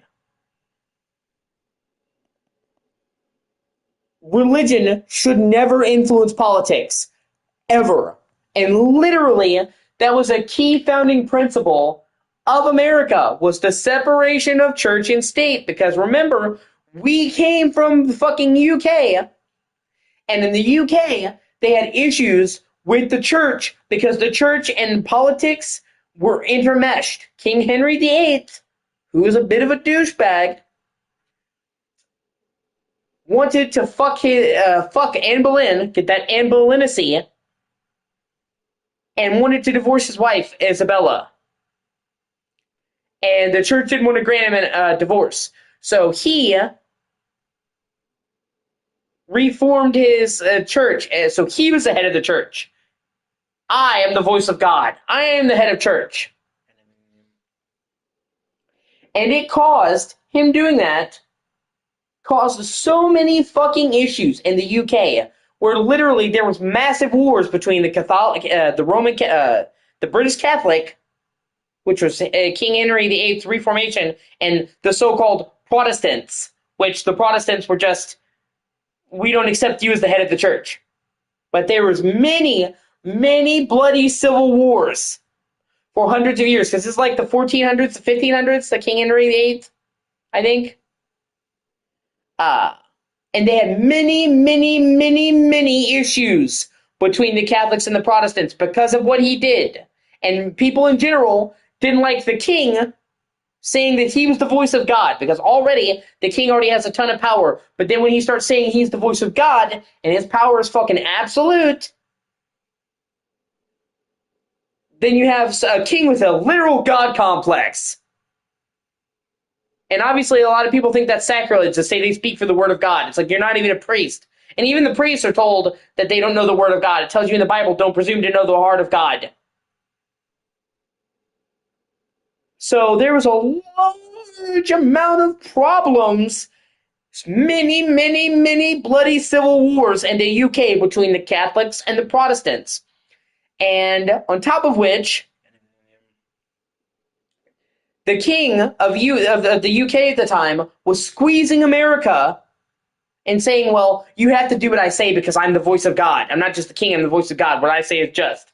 So when they made America, they had come off of a country, they had come from a country that had hundreds of years of issues because the king made the religion part of the government. And they said, we've had countless civil wars. All these people died because the king decided he was the head of the church and the government. So we're not going to do that in America. We're literally having this king squeeze us and say that it's under the word of God. So literally, that's like one of the major doctrines of America is we will have separation of church and state. And I said that before, but I'm explaining to you why. That's why. Hundreds of years of bloody civil war made us say, you know what, maybe it's not good for the church and the head of the government to be the same thing. So, in America, a lot of people, including Trump, want to fucking make a religion part of it. And I think it's hilarious because Trump's not Christian. He just does that because that's his voter base. I don't think that man he could even give you a single verse from the fucking Bible. If Trump is actually Christian, I'll kiss your ass. He just went in with whoever would fit him. He's not shown an ounce of fucking religion in his entire life. I'm not an extremely religious person, and I still have more religious fervor than fucking Trump. But whatever. Not going to get into a political debate. But anyway, the whole point is, a lot of people have tried to associate politics and religion in this country, but it is baked into our fucking Constitution that church and state are separate. We're tolerant of all religions. Don't bring them into our fucking government. And that whole prohibition, coming to loop it around, I went on a tangent, my bad, is prohibition was made by religious people saying it was the right of God. So literally, prohibition was kind of anti-American. If you think that liquor's not good, cool. But when you're literally doing it because it's in the Bible, and you're doing that, you're literally involving church and religion into our politics, which we kind of separated from England to get away from that. That's also why I reject people saying America's a Christian country. No. We have a lot of people in America that are Christian. Great. But our whole government is based on the belief that church and state should not be the same thing and that politics should not be influenced by religion. Okay? We are one people under God. And I know I just said not religion, but the whole point of that doctrine is to say that everybody's welcome here. Okay? And when you start putting politics and religion, it doesn't go well for anybody else because one religion is not friendly to another. Okay? In the fucking Quran, it says that everybody who's not Muslim is an infidel and should be killed. So they view Christianity as a terrorism, as an affront to Allah. So obviously, if somebody in American government was to heavily inject Muslim or Arabic faith into our politics, things would not go well for Christians here because Muslims don't like Christians. Christians don't like Muslims because they think that naming somebody else the son of God is sacrilege. Okay? And generally speaking, most religions say that the other guy is an asshole. So, in order to have a country where a bunch of people from a bunch of different faiths can come and exist under one roof, so to speak, you have to keep religion out of it. Because once you put religion into it, one guy is going to try to make it worse for the other guys. And we've seen it time and time again.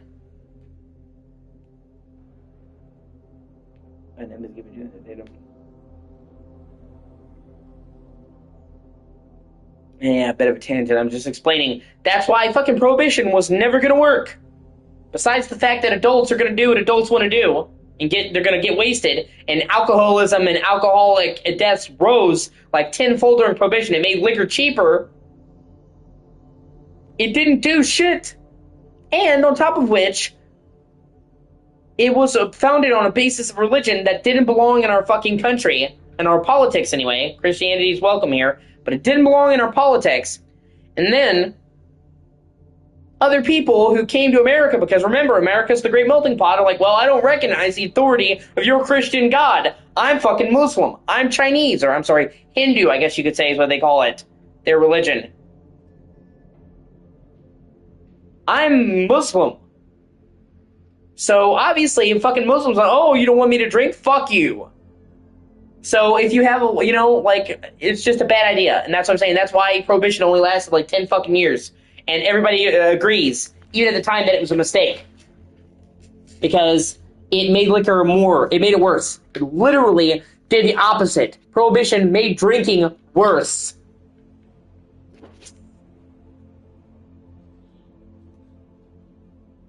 And that's why, we've made regulations for alcohol. We made the drinking age 21 because, well, for a long time there wasn't a drinking age in America. It was just whatever. There was kids who would grow up getting a glass of brandy. But, that's what, we made certain regulations on liquor. What alcohol percentage you could serve, yada, yada, yada. But we haven't tried to do prohibition again because it was a systematic, widespread fucking failure. That literally did the opposite of what it was intended to do.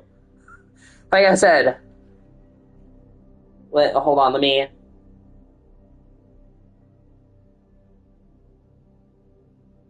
I'll read you some of the actual fucking...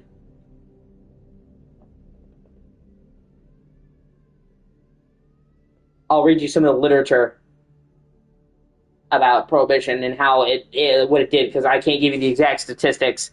But it was hilarious how much it backfired. Which is why it didn't last longer than 10 years.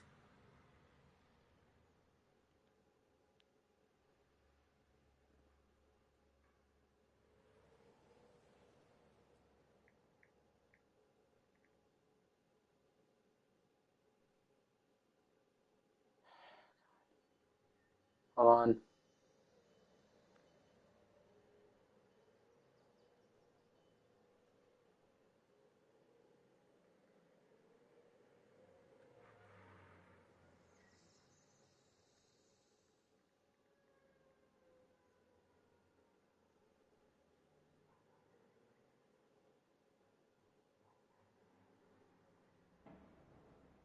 Yeah, prohibition dramatically backfired because they blamed liquor for all crime. They said everybody who's doing crime is drunk. So they said, oh, we'll have a much better society.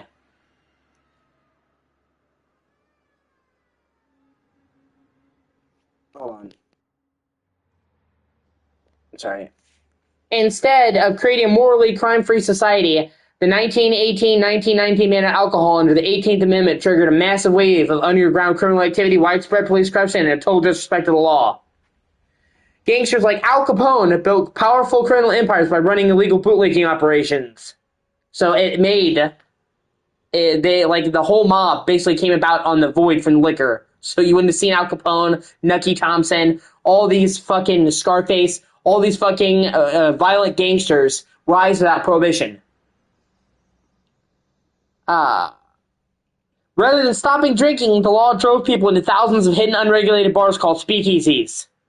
Millions drink unregulated toxic moonshine and industrial alcohol substitutes, causing widespread illness and death. Yeah, because the thing about the government is they made sure that the products went to a certain standard.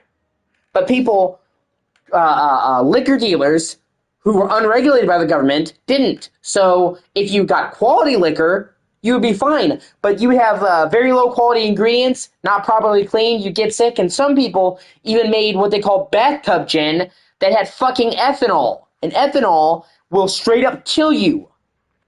Ethanol is, like alcohol, but it's used as a solvent, and it's way, way more powerful than regular alcohol. And in some places, it's even used in Russia to this day, ethanol. But it's very, very dangerous. Even a small amount can kill you and or make you blind. It fucks up the thing. So a lot of people, once the regulations on liquor went away, were getting unregulated liquor and getting sick and dying. So at least with the liquor that we were currently serving when it was legal, it was held up to a standard. You have to have this process. It has to meet safety inspections. It has to meet safety standards. And obviously these standards were different in the 1900s. They're not as rigorous, but there were standards. When it became unregulated, there were no standards. And if you didn't get the right liquor from the right places, you drink it and you just fucking die or go blind.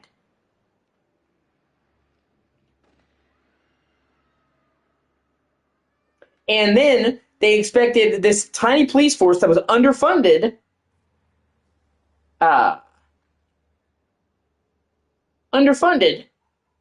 So the police were criminally stretched thin because they were expected to patrol the entire country. And obviously we don't have nearly enough police. We don't have nearly enough police for that now. So the police were underfunded. The good cops were given low supplies to handle the task, and the bad cops took bribes because they weren't making any money and they had to make ends meet. So they were easy to bribe. And then last but not least, because the government had a hand in all of the liquor, they lost billions of dollars not selling liquor anymore. Which helped lead to the Great Depression, because that's billions of dollars that the government used to have and that it could count on. Like, by all conceivable metrics, Prohibition was an enormous mistake. With decades-long issues, because after they repealed Prohibition, do you think the mob stopped? No? Obviously, well, now we gotta go home, guys. And we're still dealing with the Italian mob, and that's mainly one of the areas that the Italian mob formed, was off of Prohibition. There's a whole show that you should watch, if you ever get a chance. Maybe we'll watch it for a movie night or whatever, a couple episodes, not the whole show, but it's called Boardwalk Empire. Great fucking show. It's got Steve Buscemi, Michael Shannon, a lot of good character actors, but it's set in Atlanta during the 20s and during Prohibition, and shows how all these people made their living off of liquor. And it literally starts as Prohibition goes, and the whole show is set over Prohibition. And you literally see, Capone is in the show, how they made their living off liquor. And besides it being just a great crime show, it's pretty accurate. Obviously, it takes some liberties, but it's pretty accurate to the 20s. It literally shows you just how phenomenally fucking Prohibition backfired. And yeah, sorry, TED Talk concluded. It's just something I'm making a point.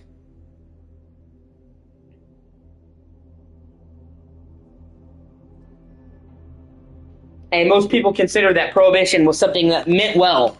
But sometimes that's what I'm saying. You can mean well, and it spectacularly backfires.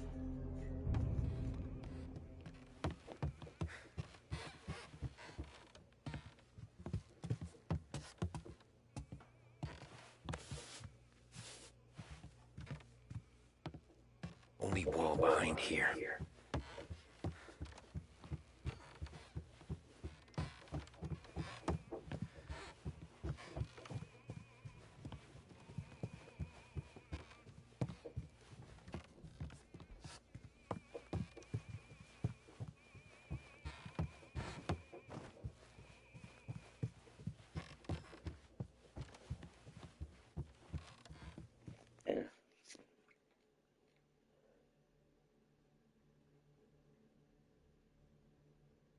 That's what I'm saying. When you start telling people what they can and can't do,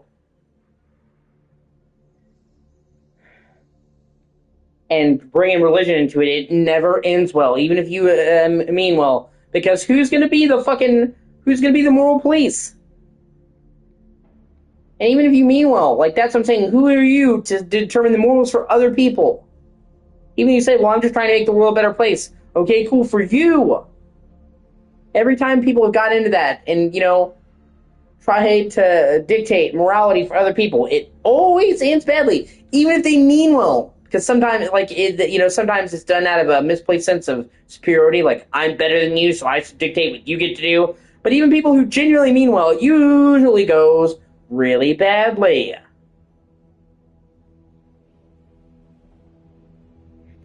Okay, there's 2 more collectibles up here. There should be another... Should be a fox statue.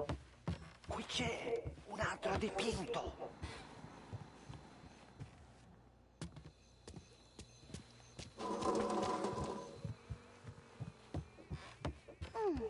Delightful.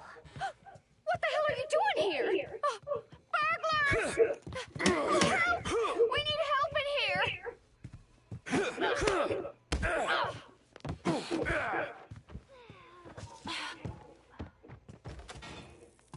She got stuck in the door. That's hilarious.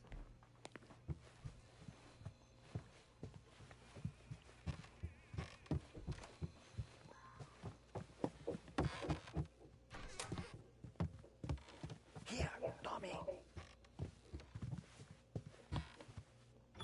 She was smacking around right as she ran into the door. What's the matter with you? I gotta find these things, though, before I continue the story. Found in the billiards room of the prosecutor's mansion. In a storage closet. Okay. I think it's on the first collectibles on the first floor. And look around. It's in a pool room. No, there's a study. No, you don't.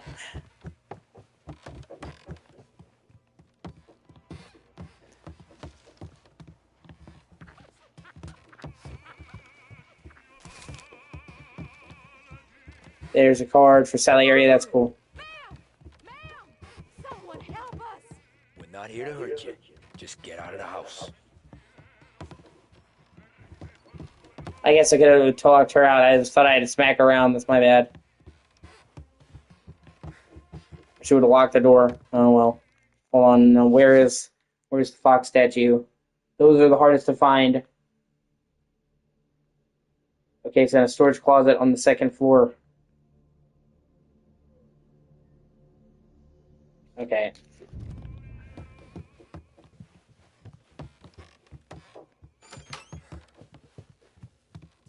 Okay, so room under construction.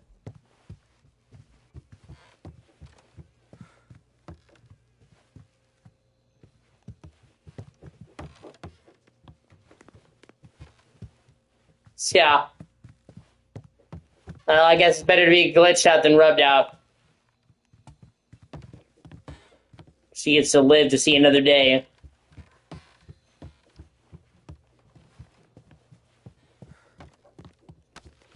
Oh no, they consider her dead. I kind of feel fucked up about that. Hold on, let me load a checkpoint. I think I can just let her go in the room. I don't. That doesn't sit right with me.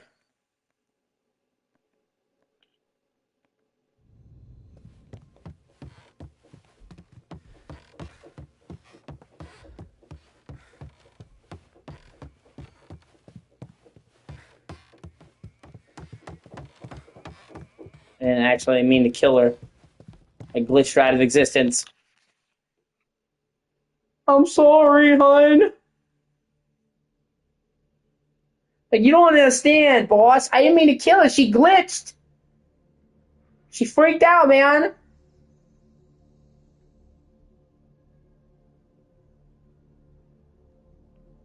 I told her to freeze and she took it too seriously, boss.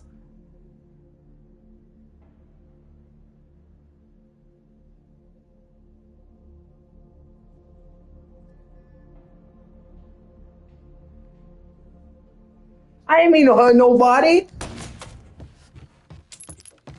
Oh, shit. Hold on. I think I fired my gun. Got a little too trigger heavy.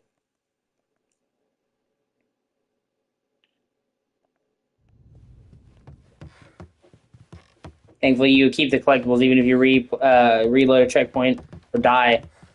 Some games don't do that, so I'm glad they did. So once you have a collectible, you have to worry about getting it again if you die. Seems like a small thing, but you have no idea how many games do that. I love how the foxes laugh like that when you get them.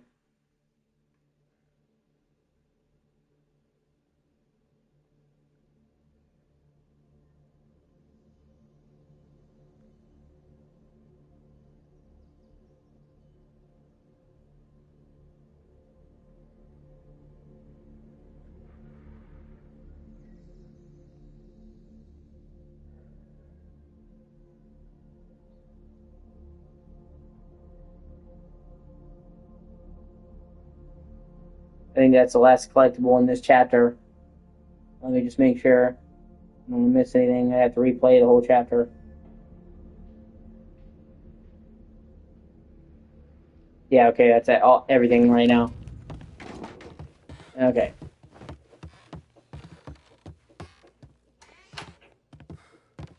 Another here, Salvatore.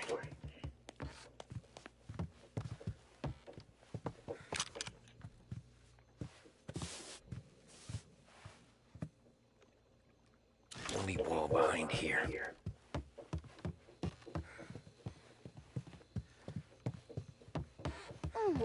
Delightful.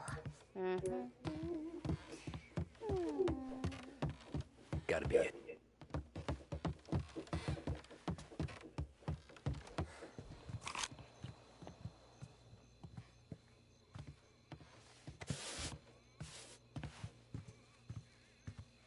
Guess we got another room to check.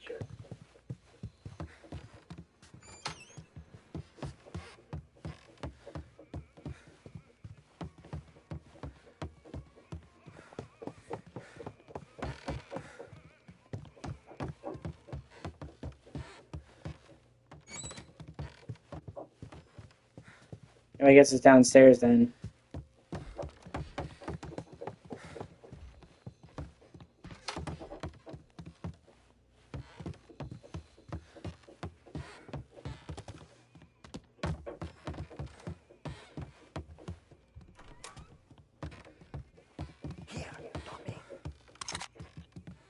Pretty sure I've already checked this out, but yeah.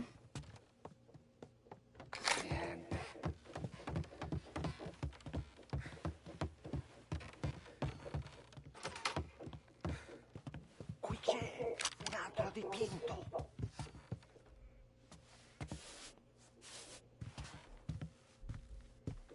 Non quello.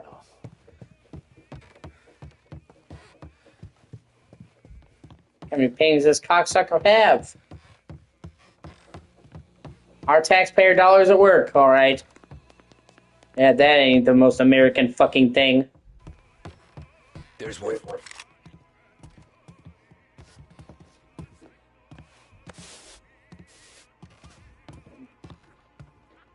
Nothing again.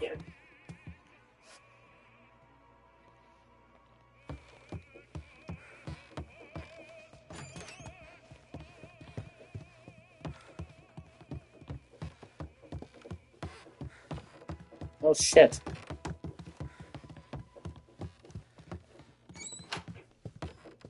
Here we go. I think that's the right one.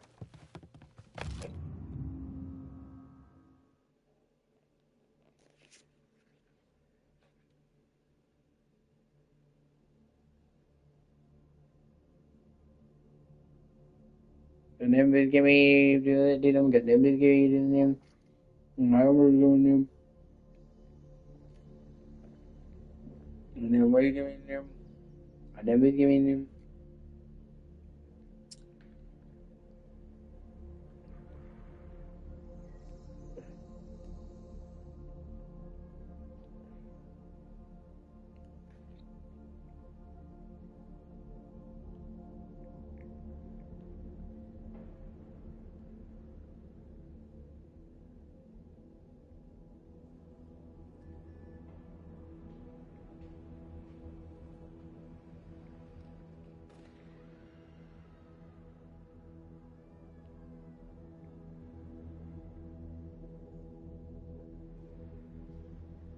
And everybody.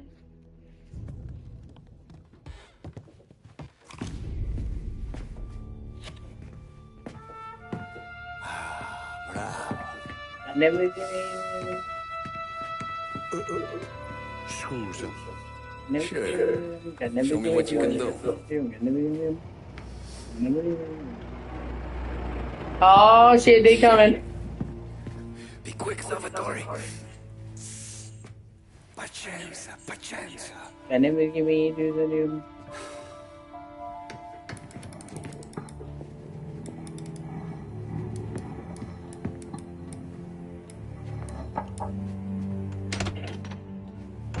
Nice work, scusami.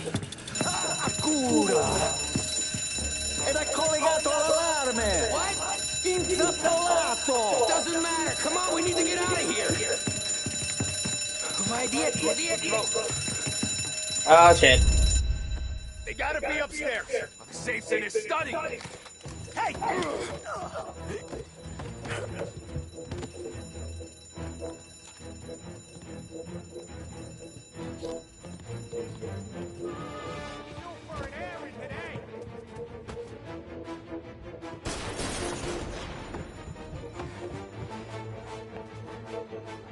Get in cover!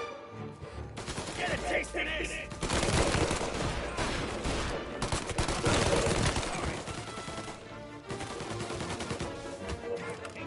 Salvatore, stay back! I'll deal with it.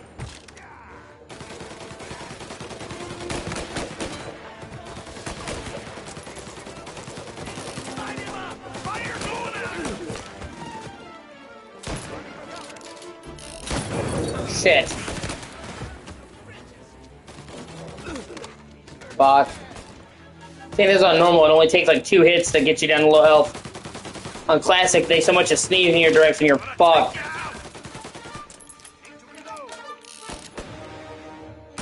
Is that I would tell people who aren't used to Mafia games to play this on easy.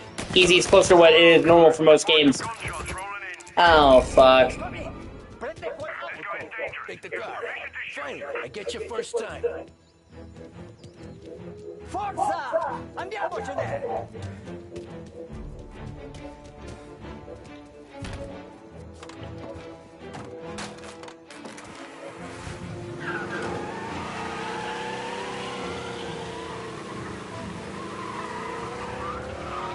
Presto!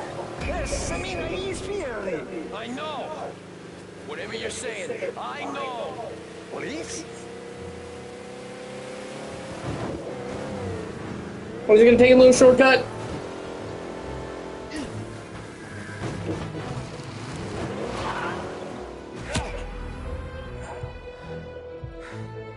At least there's a flip vehicle option. Come on.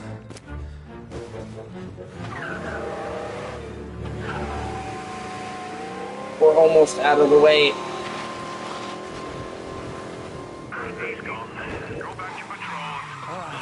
Grazie a Dio.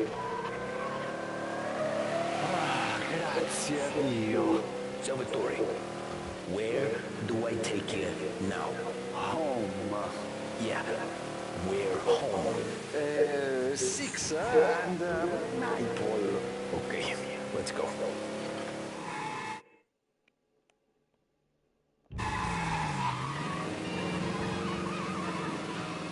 I love the city in this game.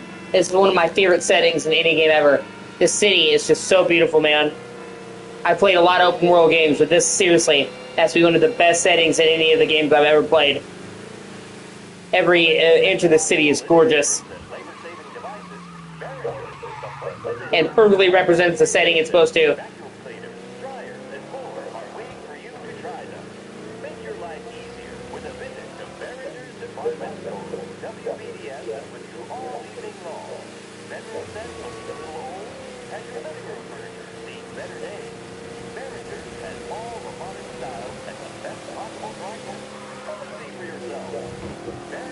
They said running at 60 FPS, this game is gorgeous. They said for a game that's almost 6 years old, this game looks amazing. Devo dirti una cosa. Al nostro prossimo errore penso io alla cassaforte. Hai capito? Ci ho quasi rimesso la pelle in quella villa ed è tutta colpa tua. E impara almeno un po' di italiano per rispetto della nostra patria. È come parlare al mio cane, lo so, ma Cristo, dovevo dirlo. Non farlo mai più. Mai più. Okay. Sure. But like this is not an exceptionally large map, but every inch of this map feels handcrafted. The map in Mafia 2 is also really good. Like I said, it's based off of New York City in the 40s and 50s. And that game is special because of the way it shifts halfway through. First half of the game is set in winter during the 40s, and then the second half is set in summer during the 50s. And it totally changes. Aside from going from summer to winter, all the cars change. A lot of the buildings change in construction because you go to prison for 6 years. and it feels like halfway through the game, the whole world totally changes. And it's the only Mafia game that does that has 2 different decades, where it's like halfway through the world, the map totally changes. I can't think of another game that does that, and it's awesome. Because, like, right when the game starts, you're dealing with the aftermath of World War II, and then halfway through, it's like, oh, you're dealing with the swinging 60s, or 50s, I'm sorry. It's great. It feels like he literally says it feels like a different world. And if you look at how much America changed between the 40s and 50s, yeah. Good night. Night.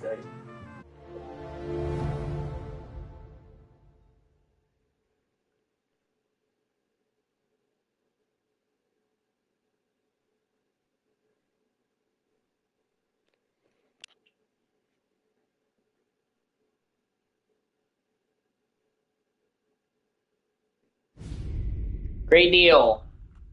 Still in 1933.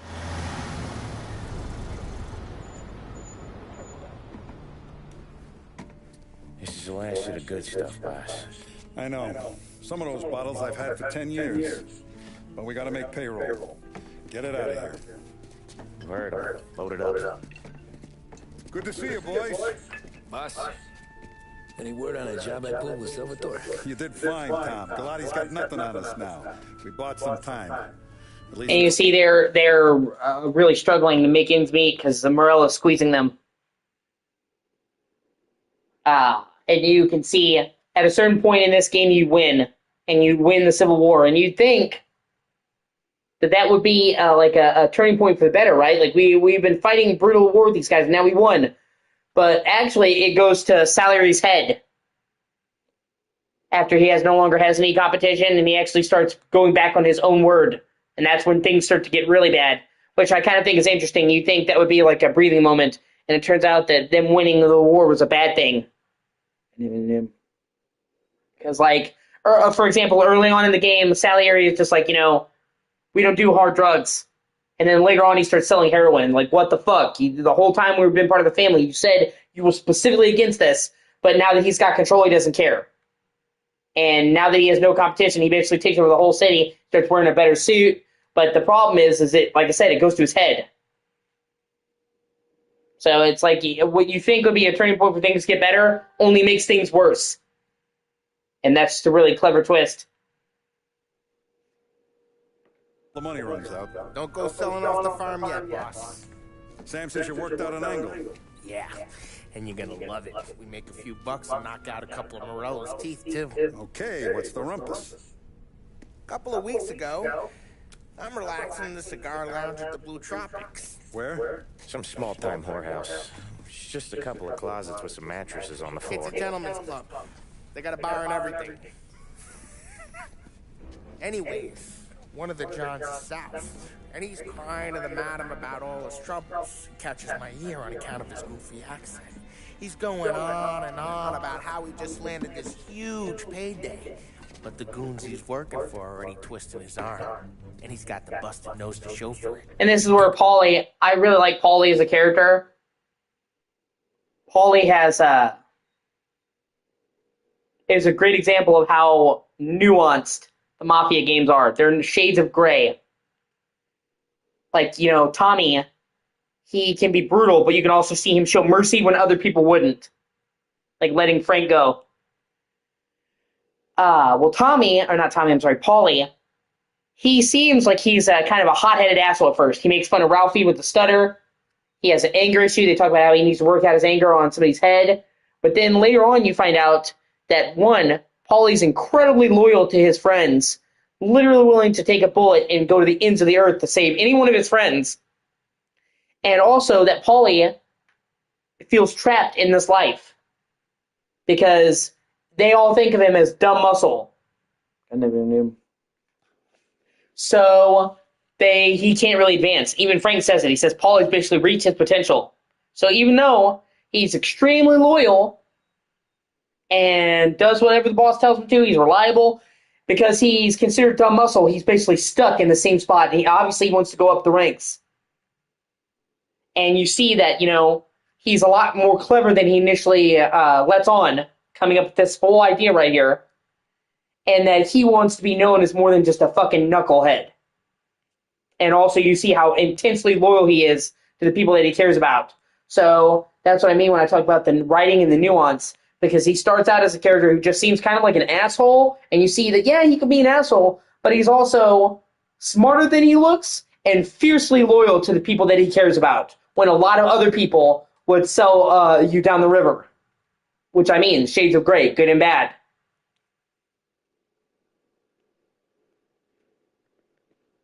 Up his tab? Hell no. But I walked him out of the place, took him to the diner around the corner to sober up. We get to talking. Turns out his name is Gates. He's this hick up from Kentucky. Well, fuck you. Better. His pop's got a couple of real distilleries, and I'll give you one guess as to their exclusive buyer around these parts. Morello. And you think he wants to burn bridges? Oh, yeah. I've been working him steady, boss. He's bringing up another shipment tonight. See, he heard a guy over talking. He comes from Kentucky, which I'm in Kentucky right now. Everybody thinks we're Hicks, but whatever. They're a walking Italian stereotype, so fuck them. I only fuck my sister occasionally, man, you know, so that's not really fair. Oh, yeah.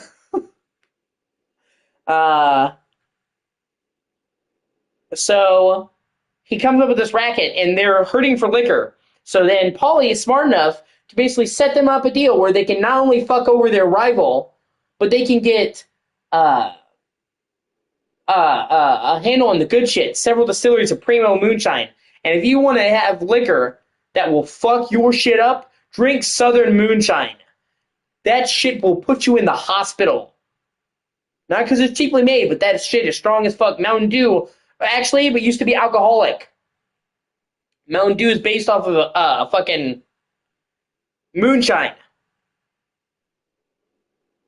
that they made up in the mountains that they call Mountain Dew, and then it became non-alcoholic. But I mean, is that any surprising? Coca-Cola used to have cocaine in it. A lot of soft drinks that we now enjoy are rooted in drugs and shit, man. It's hilarious. Back then, Coca-Cola had a real kick to it. By the way, if you want good liquor, you go fucking south to the Moonshiners. So he has a premium Kentucky distillery. That's the good shit. And when they're hurting for liquor and they hardly have any. So Paulie, smart thinking, kind of saves her ass during this trying time. That's what I'm saying. But everybody considers Paulie to be a fucking knucklehead. And he proves here that he's got a level head on his shoulders to solve opportunities where other people wouldn't. And that's what I'm saying. I love that kind of shades of gray, nuanced characters. That's good writing. But honestly, Mafia, the entire series, has great writing just across the board. It's one of the things people love about it. Really great, complex, nuanced writing. With very few truly bad guys. But he's got his entire crew ready to roll over. All we gotta do is make it look like a proper heist. I don't know, Polly. You really trust this guy? He's got no love for Morello, I'll tell you that. It's not like we got a lot of options here. We'll be cutting up the last beam pretty soon, boss. What do you think, Tom? We need to replace the Canadian. And you also see Tommy's loyalty here too, because Tommy's much higher in much higher standing in the gang, which Paulie's a little bit jealous of that because he's been in the gang much longer than Tommy, and Tommy's already outranks him.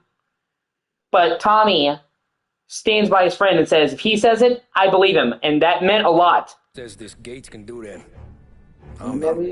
Where's the meet? Big parking garage downtown. Okay, do it. But you better not be playing grab ass this time.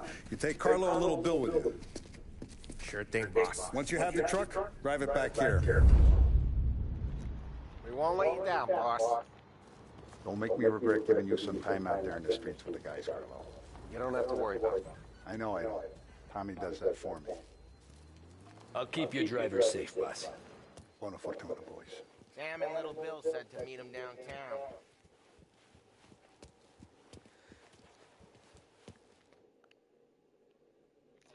Okay, there's supposed to be a collectible on the stack of lumber outside the warehouse. Okay. Let me look.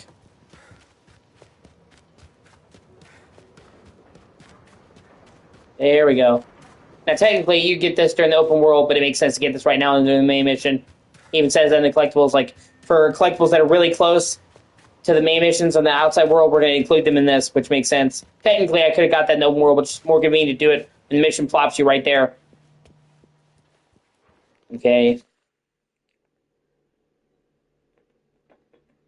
And while Mafia never quite hit the heights of fame that GTA did, Mafia has a huge dedicated fan base. Very cult following. On the north side of Sillars were areas by some trash bags. Oh shit, there's another one out here. Okay, hold on. I guess there's more here. Oh, there it is. Boom. I'm glad I checked the list again. I would have drove off. Not that it mattered. Okay, that's all for right now. All right, let's do this. Okay, Carlo? Looking kind of like you shit yourself. Ah, get bent. Big moment, huh? Finally you're running with the pack. Listen, I spend more time with it down than all of you put together. Sure. Sat out on the road waiting until he's finished with his broad. Hold on a second. If you don't want me to come, I won't. It's fine. Boss doesn't have to know. Nah, you coming. The boss said you're coming. Just, you got a face like you're being taken for an airing. I don't want Gates thinking we're friends. Why is Gates selling Morello anyways? First time Gates pulled in with his trucks, Morello decided to change up the terms. The big guy himself popped him in the nose as part of the renegotiation. His nose is gonna get more than a pop if Morello hears we're involved. That's why we're pretending to stick him up. Then he'll go back to his pop and tell a sob story about being robbed at gunpoint. He'll convince his old man that Morello can't protect the merchandise. They'll need to find a new buyer out here, and he's heard of a stand-up guy named Salieri. This plan is some bullshit, Tom. Paulie told it to me yesterday, and somehow it's gotten worse. Hey, when you get a lead from the boss, and you don't just drive him places, then you get to pick holes. Till then, shut your damn mouth. God, I love the city. Whatever helps you sleep. When Morello checks you out, don't come crying to me. You serious? You actually serious? Fellas, knock it off. Christ.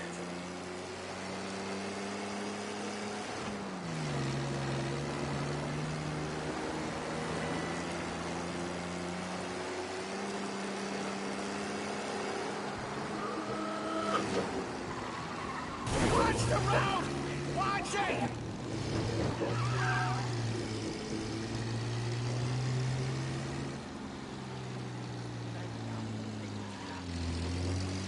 Yep, there's a collectible here. I do a lot of deals here. Found under the sprinkler valve in the modern parking garage. Don't ask for much dough. Always close.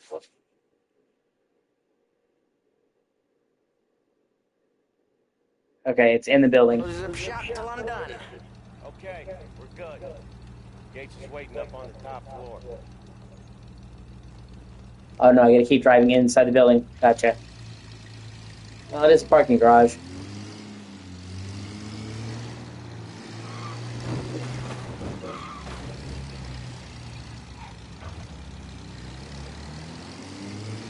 Place seems clear so far. Only people with cars are people with jobs. 9 to 5, place is deserted. Well, we got jobs and we're here.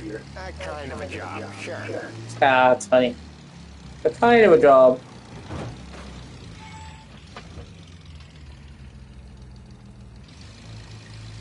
Come on, let's go. Anything else we need to know about Gates, Paulie? Only that he's got a bust-up nose and crates full of the good stuff. Our kind of guy. Our kind of guy.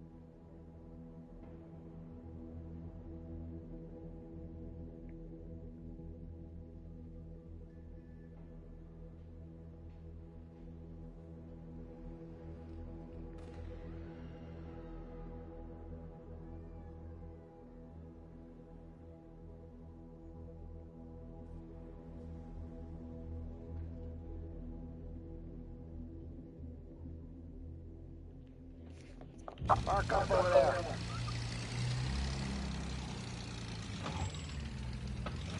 Polly, good to see you, pal. Yeah, you too, Gates. Well, I hope you all have good taste in whiskey. I ain't really the expert here. Tommy.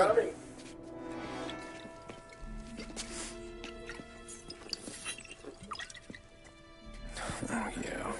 It's fine. Your first payment. If the Don's impressed, we'll finance more runs. And each one's gonna be bigger than the last. We're all gonna be rich, boys. Well, we're always happy to do business with good folks like Don Salieri. Please, give him my regards. Sure thing. Now we just gotta conclude this transaction.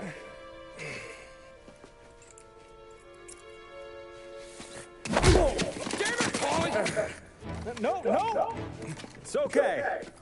Oh. What? I told you we gotta make it look like a proper robbery. Damn thing's gonna be crooked by the time I'm done with this city. Nah, don't worry, pal. With all the dough you're raking in, you're gonna be able to pay for a new one. Watch out! God damn it!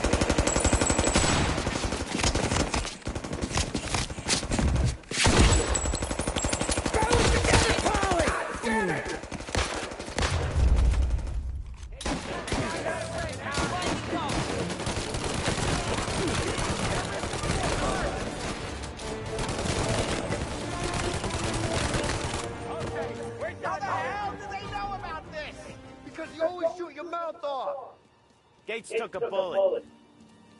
This ain't as bad as it looks. Now take the booze and get. My guys will come for me. Now go! So long as you guys clear him out up ahead, I'll be safe here with the little guy. Carlo, in the cab with me. You know you're dead. Tommy, check for more. This thing ain't over. Come on, I'll back you up. Tommy gun, fuck yeah.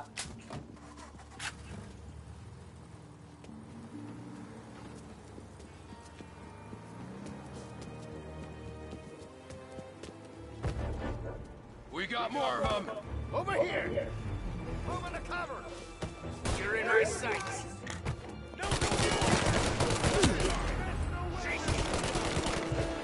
Gonna reload.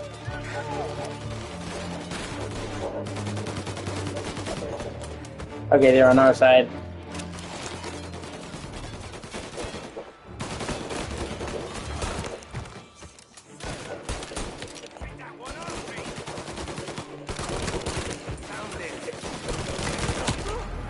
Shit. That's close, holy fuck.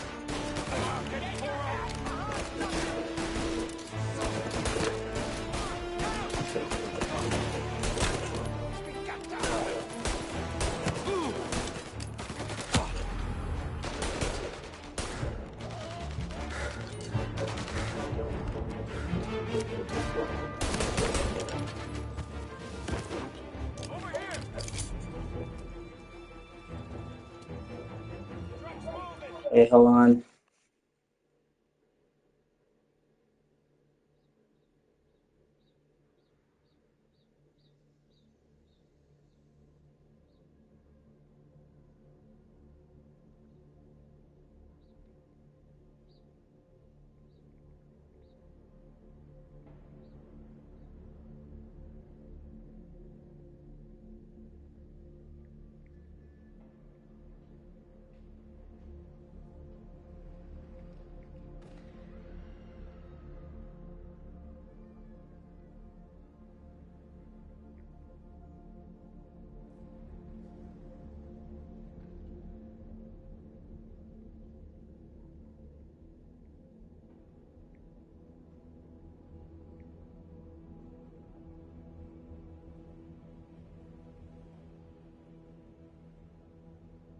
Hold on a second.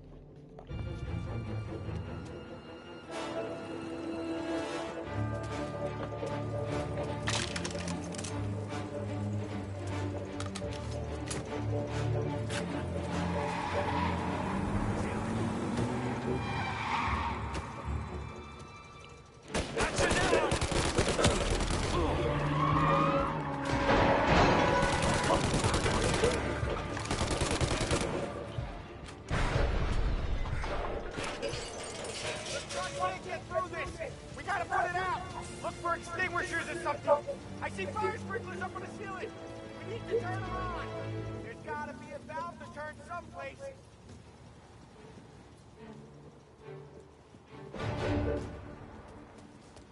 I see you, asshole.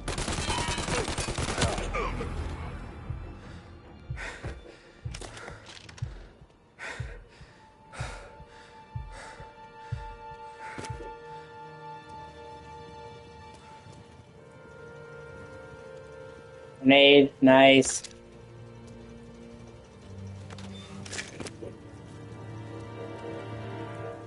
Here's a flight ball.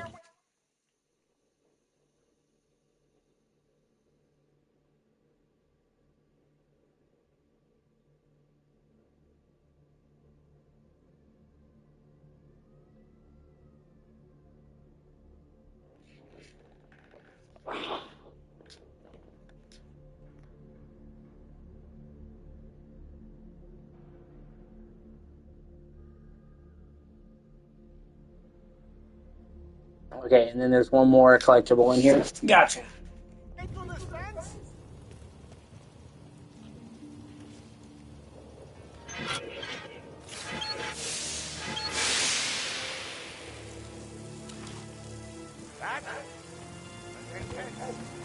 Still feel flames in my face. Christ. Stay close and keep moving, fellas. Keep the booze safe. I'll move the truck with you. See more, we shoot him.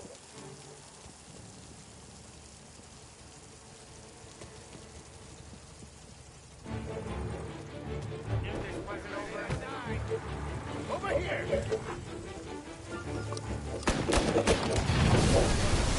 There's no way that he died! Get away from him! You're in our sight. Get in! Shit.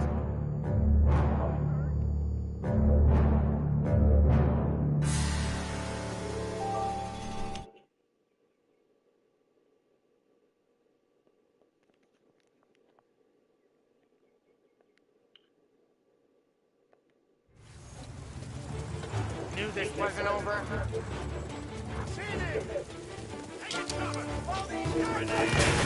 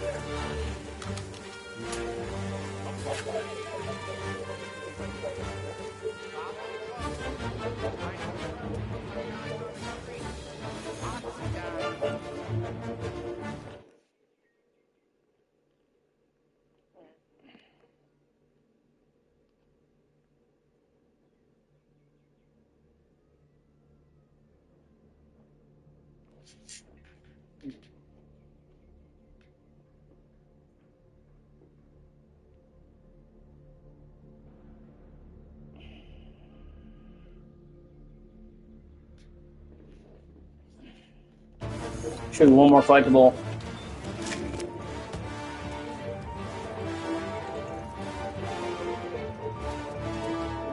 Ah, here we go.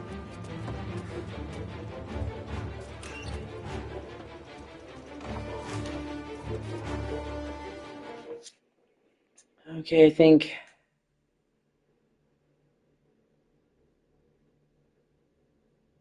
Okay, that's everything for this chapter.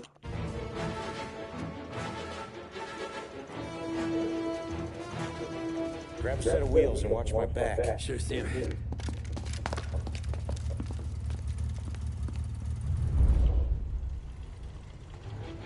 How the hell did Morello hear about my deal? All kinds of beefers in this city. For now, let's get the booze back to the warehouse and try not to die. I knew it! We got more guys on us! Okay, Okay, let's slow him down some. Hit him where it hurts.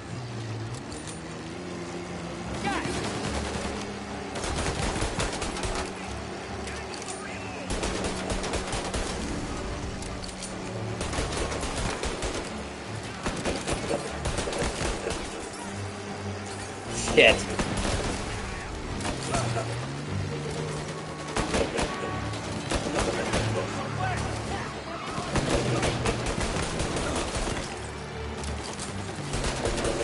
Morello sent more guys after us. Coming after the boost truck.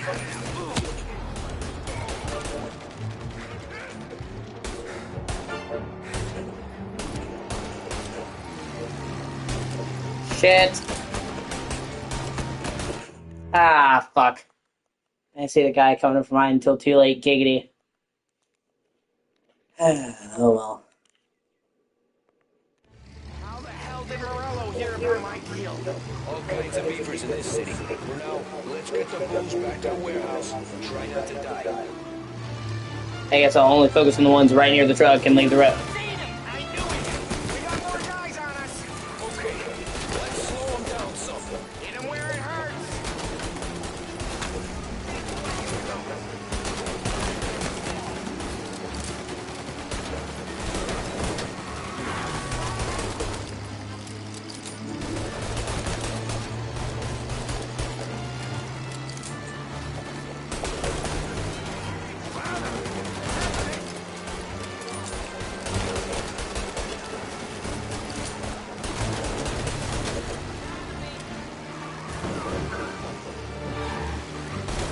What, for Mafia? There is none.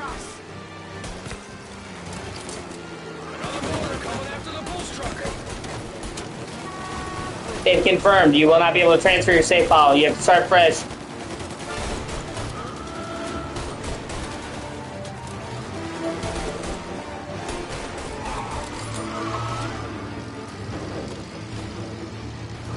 Sam's going through the Hooverville. So I guess we are too.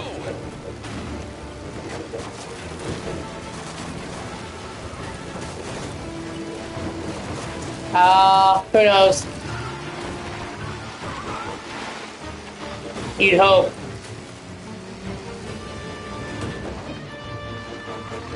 But I guess we'll see.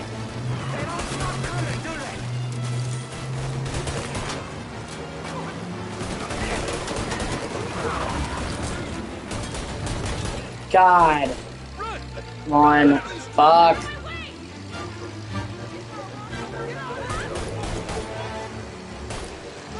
Oh, I'm way behind. Fuck me. I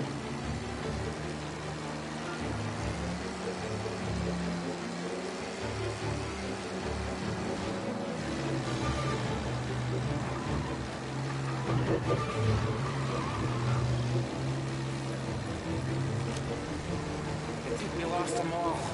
Thank Christ for that. Let's head home. See what we got. We got the booze. I mean, I know it didn't go to plan, but we got the booze. Yeah.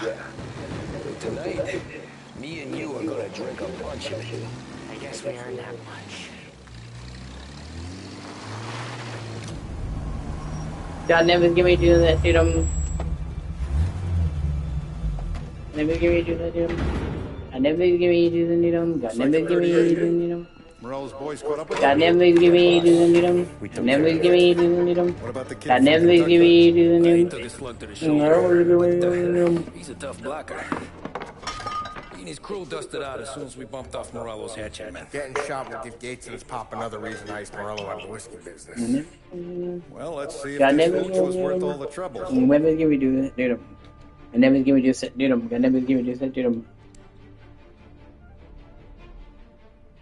Excellent. I'll work out the details with Papa Gates.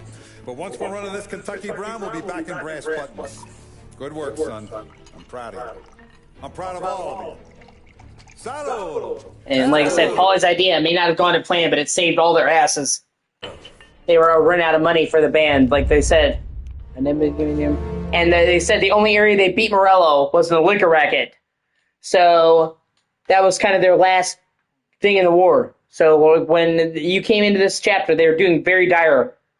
And then, and in the next couple of chapters, you see them start to turn things on Salieri, and they start winning, like I said. And then you think, oh, we won, it'll get better. And no, it doesn't. It gets worse. Because it goes to Salieri's head. Intermezzo. Sounds like Salieri was getting ready to make his move. Working up though, maybe. But then, Prohibition ended. And the bootlegging business got knocked on its ass. Oh, that fighting over booze meant next to nothing. It took us a few years to recover. But when we did bounce back, boy, it was something. We took what dough we had from the moonshine and Canadian whiskey and invested it into new records. Some of them even legal. Construction, restaurants, trucking, gambling. We branched out into everything. Except peddling dope. By 35, things were looking up. We had good money rolling in on the regular. I had a wife and daughter. Sam was running a club for the Don. Even Paulie had a few records of his own. He wasn't exactly happy, but what do you call it? Content.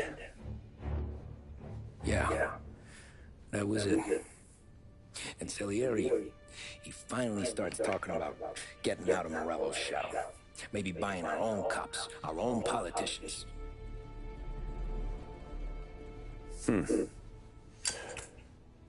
That's interesting. You think Salieri was sourcing highbinders in 34? Maybe. Wait. Well, a few years back, a voice squad got a judge on solicitation of a minor.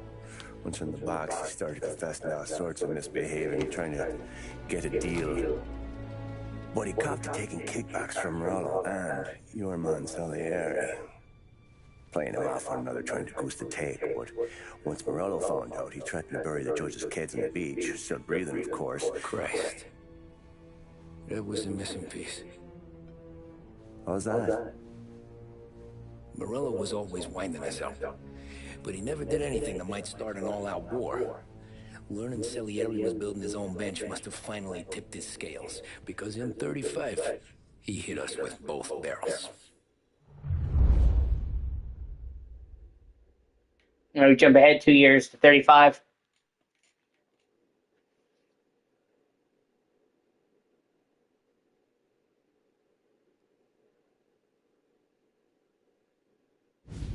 Bon appetit. With his face, he pasted it on his face. Oh, hey, boss, what's going on? I'm glad you're here.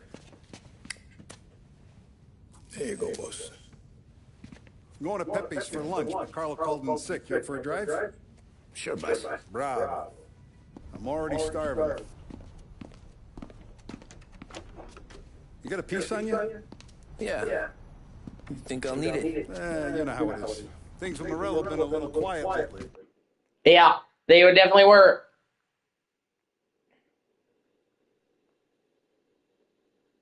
It was the height of organized crime in America.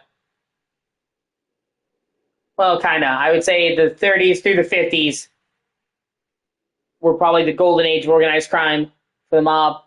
But, I mean, you literally had Al Capone in the 30s, and then Prohibition, and then the Great Depression all knocking around.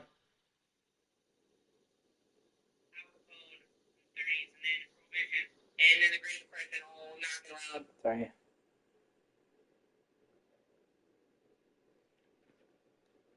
Maybe it's just got me jumped, that's all. Yeah, I forgot that Don has a nice car. I mean, you'd think.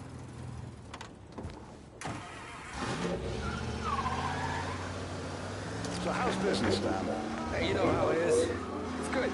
Sure, I know the business. I see the books every day. But since what happened, I know that a capo needs to talk to his soldiers without some other guy getting in the way.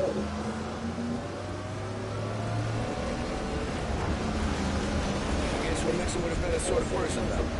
And I like dealing with all these big shots we got on the head. Anything's better than those grifters trying to shift their hooch before the 21st went through. This is only the start of it, Tom. I got plans. Plenty of good people lining up for a slice. Glad to hear it.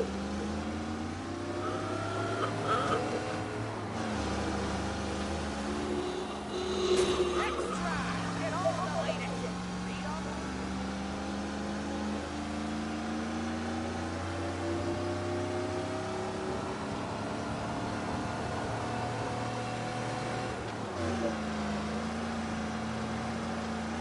Must be nice for you. Some time away from Polly and his cockamamie schemes.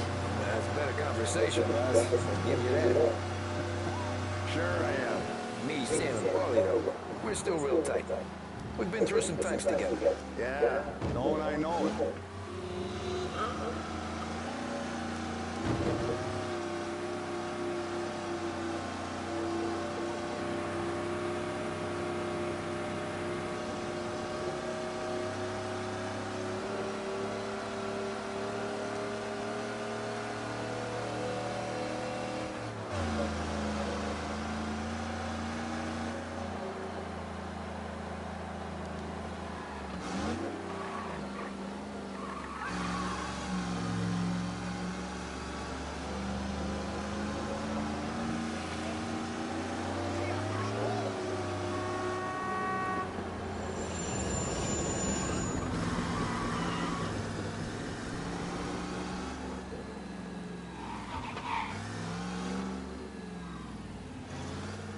I have been looking forward to this all week.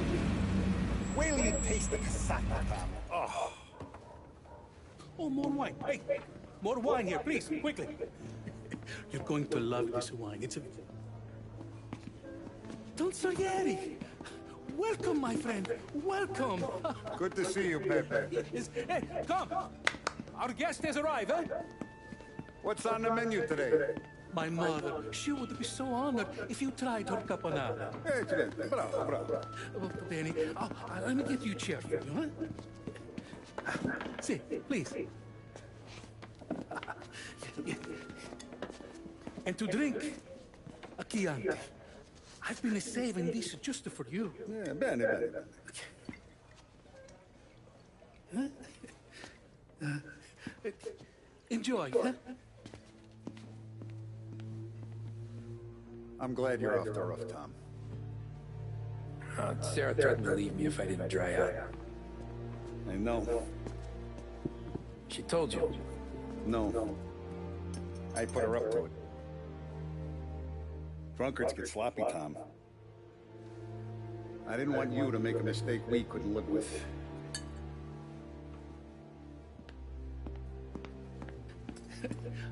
Already, that's kind of a breach of trust, honestly. Going behind somebody's, going to somebody's wife behind their back. But he did have a drinking problem. They kind of glaze over that. Good for you. Pepe, the meal is a masterpiece as always. Molto grazie, Don Salieri. Praise from such a gourmet as you, it filled me with joy. Now, you wouldn't call me a gourmet if you knew what I had for supper.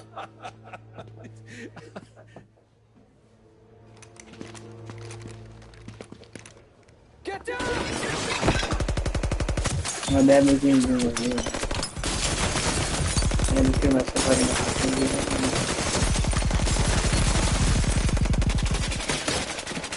What the hell? Morello! Bastard could have at least let me finish my wine. Hey, Salieri! Come out of there and we'll make this quick.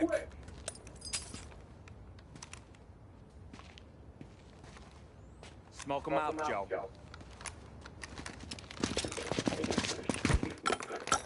Shit, watch out!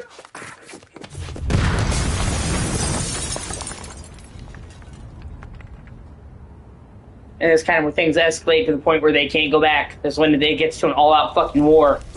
But yeah, when you directly try to kill the Don, yeah, the truce is gone. There's no talking things through after this. We aren't going out the front door. Can you move? Not fast enough. We're gonna ambush. I never knew. I'll keep him entertained while you slip out the back and circle around. You sure about that? Blow them all down, Tommy. Not one of them goes home tonight. Okay, boss.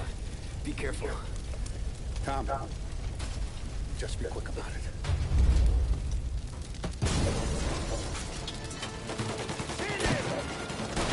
Get ready to die.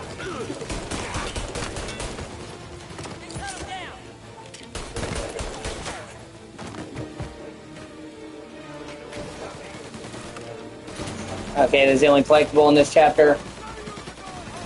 What's going on?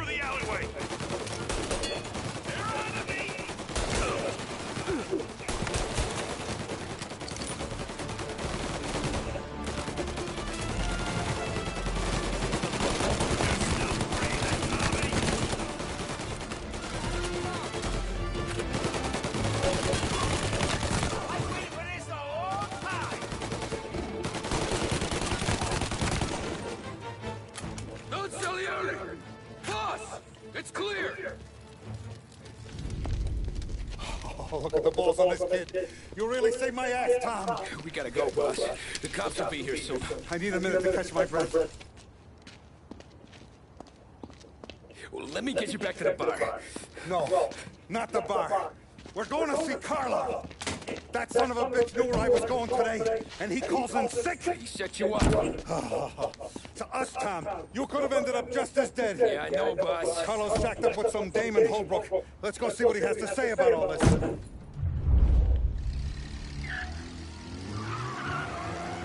Carlos, you got some Spain to do. Still breathing is a minute that's got me pissed. Sure, boss. Can't believe these bastards had the brass balls to wreck my car. Had to be Carlo, didn't it? His pop was tight with Morello right when we started out. Apple don't fall far from the tree, huh? I wept at his funeral. At his sons, I'll be laughing loud. His mom's already a widow, Tom, and now he's gonna make her lonely till the day she dies. For what? Some dough to buy his dope? And my foot through his face. What's with you driving like a moron?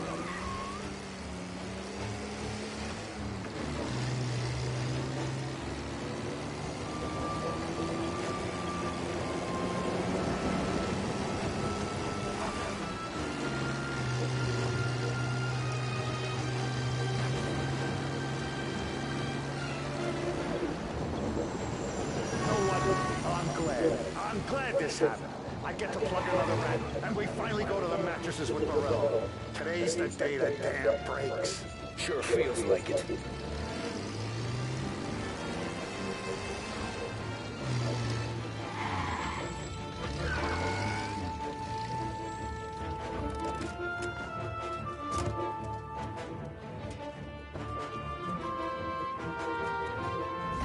Why don't you let me go first, huh? Carlo might be waiting for us. No, Tom, my face is going to be the first and last thing this bastard sees.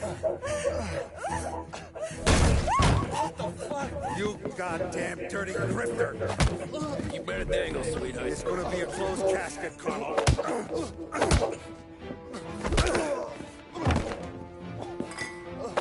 God damn. You okay, boss? Yeah, just a little bit. Let me catch my breath. Jesus, he's fast for a big guy. Don't let him get away!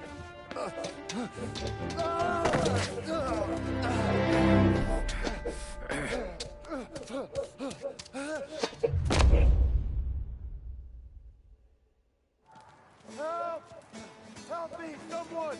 Come back here, Carlo!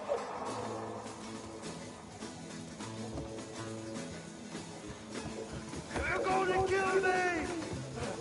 Hey, we ain't finished with you! Please! I can explain!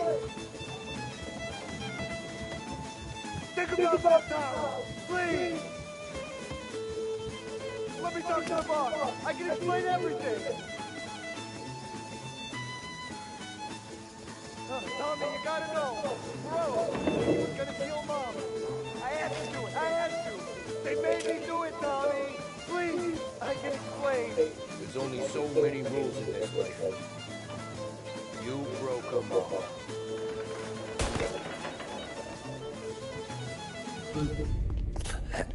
Is he still alive?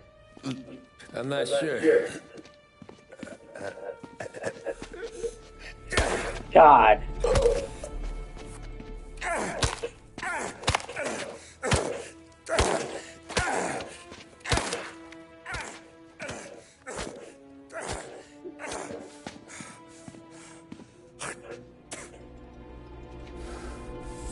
Now we're sure.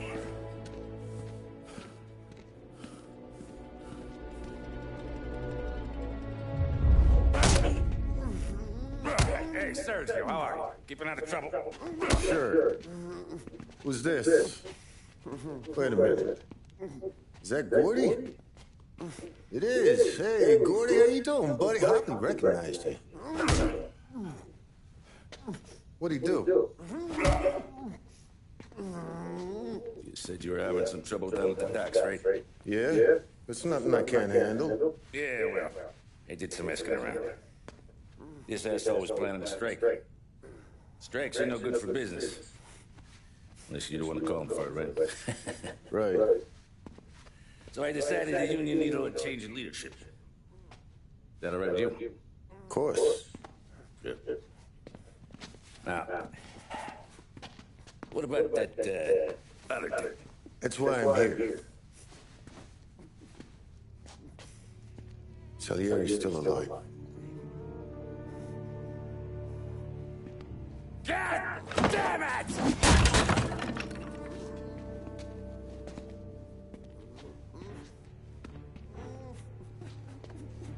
What happened? I don't know yet. Crew we sent is dead. Restaurant's all shot to hell. Stop your cry. Trying to have a conversation here. What about the cockroach collar? Found him with his head smashed in like a fucking watermelon. Never seen anything like it. So the already must have figured color was the right. God damn it. Even hear myself think. It's gonna be a war. I told you to shut the fuck up! We've been at war since we killed Capone. It's just out in the open now. What do you want me to do? Make your rounds. Tell the boys to keep their eyes peeled and their powder dry. Okay. Put the word out. Hey. Just, keep your head down, brother. You too, Don Morello.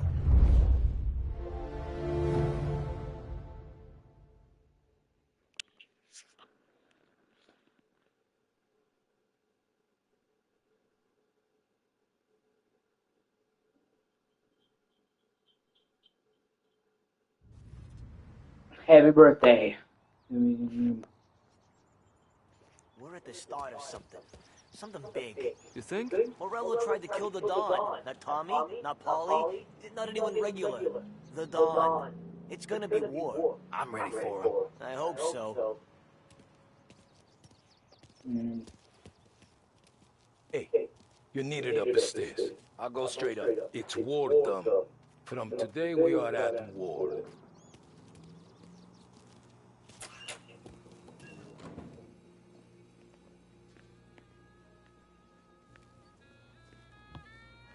Haven't seen any trouble just yet.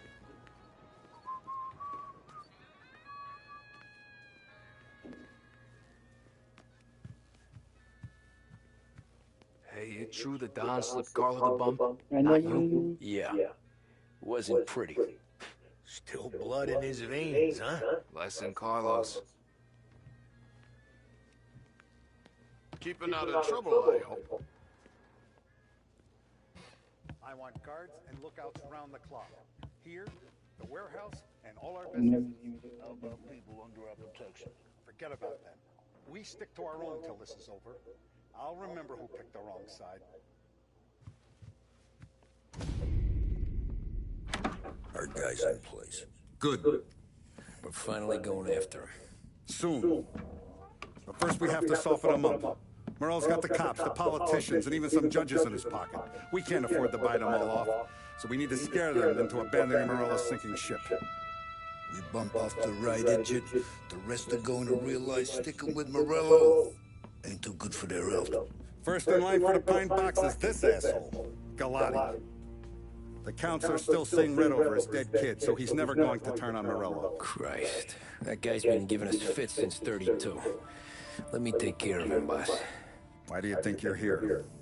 Then he's got it all figured out. The counselor is celebrating his birthday with a big shindig on a steamboat. He's pulling out all the stops, booze, broads, fireworks. He's even giving a speech to the press. What kind of security? Just did normal detail, a few guys with Roscoe's. None of the other fellas are gonna do dick to protect that piece of shit. Okay. I'll talk my way into the party, put two in his head. Slow down, Junior. Galati's corrupt, but he ain't stupid. His crew be searching everyone who comes on board, so you can't be carrying. So, what? Throw him overboard, see if he can swim. Don't go getting creative on me. You're still going to shoot him, for fuck's sake. When you get on deck, you make for the head. We got a janitor on the take, and he's planted a revolver in the bathroom. And then you just cool your heels. Mingle. Try not to look like a hatchet man until Galati makes his appearance. You wait for that bastard. Yeah, wait till he's making a television broadcast. They want to send a message. What better way to do it? To start his speech, and only then do you put one between his eyes. We want it done in public to get people talking.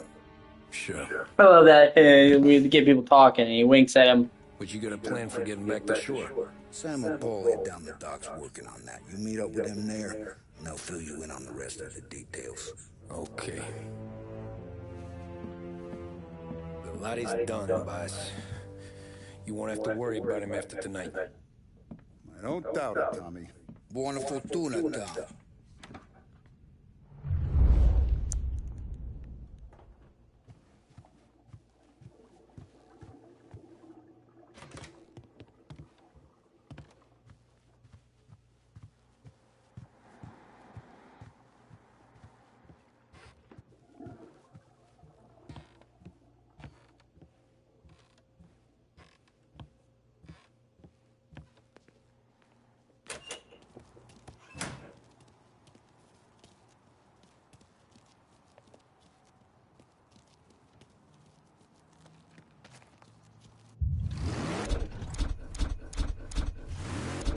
Let me check.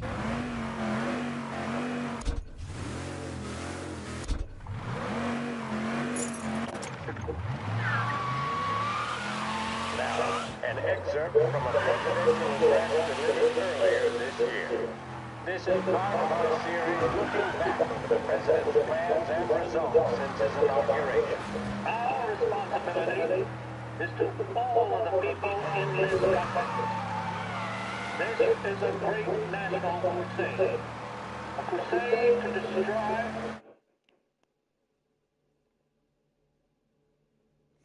A second, we're back.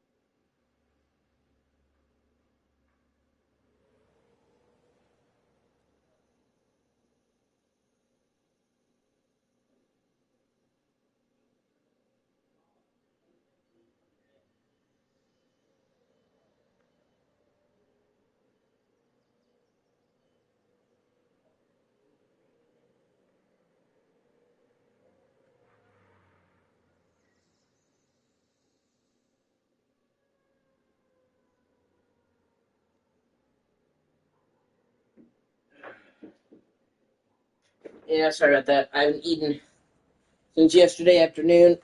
I'm sitting there, all of a sudden I realize I'm fucking starving. Normally I don't eat on stream, but fucking I don't give a shit. I want to end the stream right now, and then we can do the new.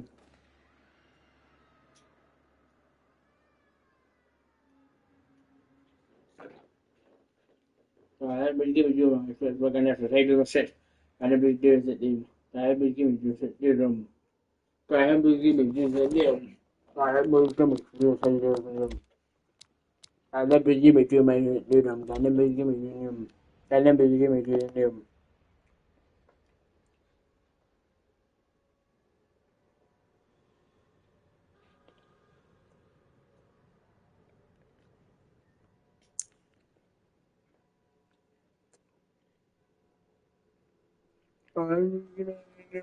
And then we give me do it, dude.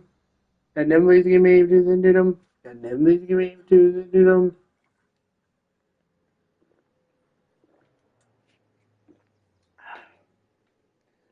And then we give me do it.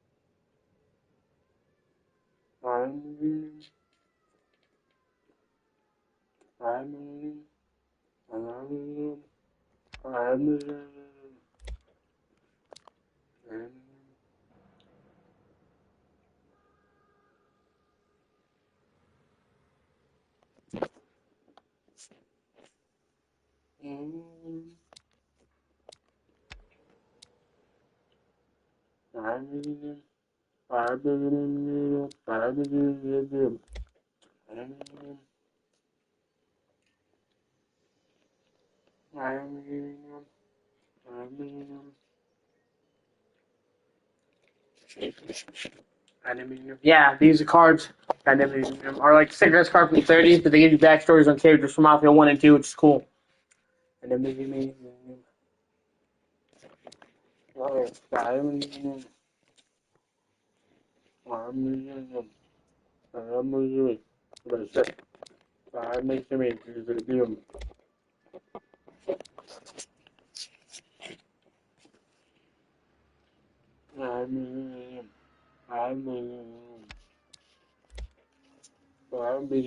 This shit's right on this. It's got to be you sit down.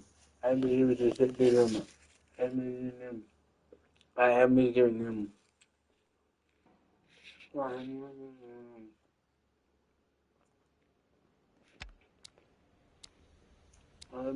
See, New Bordeaux from Mafia 3.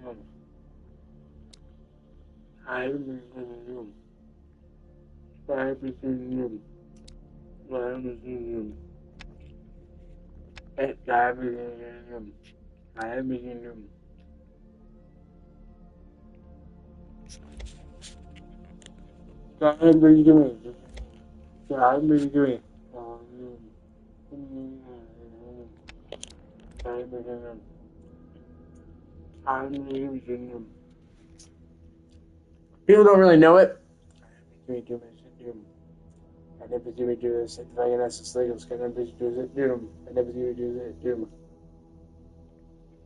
But comic books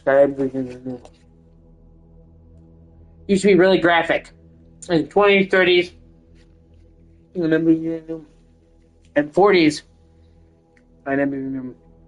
there wasn't really a whole lot of limits to what you could put in a magazine. So you had these pulp novels that were really, really graphic. Tales from the Crypt, shock, suspense, and They were afraid that it was going to kill the youth. It was going to pervert the youth. You know, classic good old excuse. So they put in the Comics Code Authority, and that was what mandated the all comics had to be clean and sanitized, which where you get like the 40s and 50s comic books that were really PG friendly because they mandated that they couldn't be adult and you had to have moral characters. And it's also kind of what caused horror comics to fall out of favor because they censored them all the fuck. Nobody wanted to make horror stories where nobody could die. So, and it wasn't until like the 80s and 90s that people started pushing back against the comics code. So they could have more adult graphic novels, and I'm glad they did. There's still a guideline that like DC and Marvel follow, but it's much, much less strict and rigid.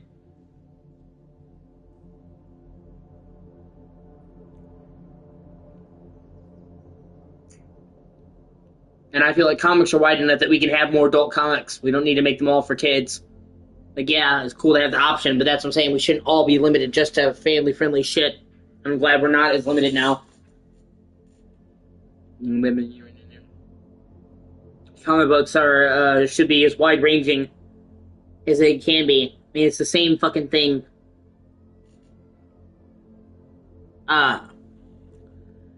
It's the same thing with anime and manga. Like, do you think those are just for kids? No, they have all ages. There's some really adult shit, and there's stuff for kids.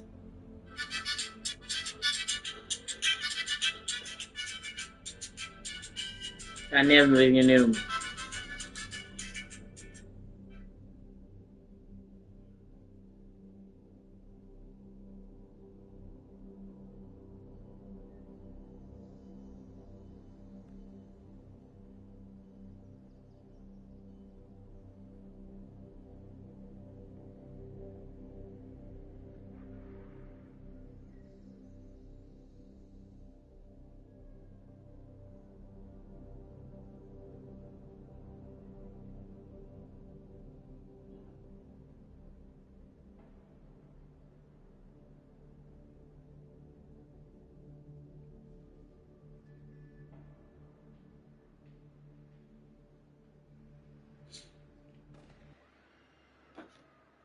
But yeah, like most people think of Tales from the Crypt, they think the 90s show, but it's heavily based off of the 30s comic books. In fact, many tales of Tales of the Crypt were directly taken from the comics from the 30s.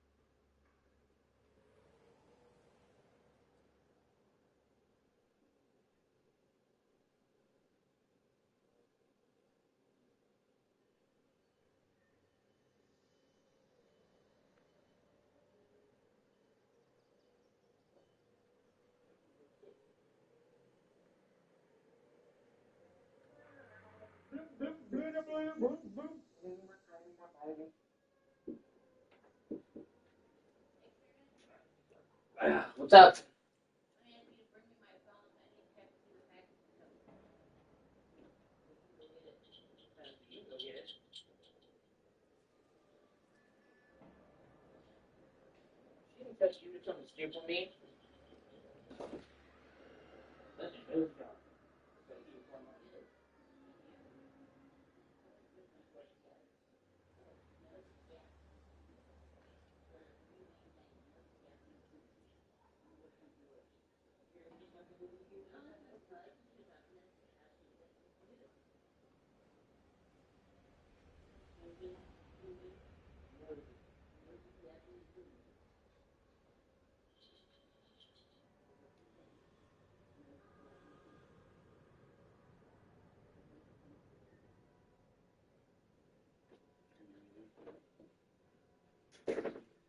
Blibbity blobbity blibbity blue.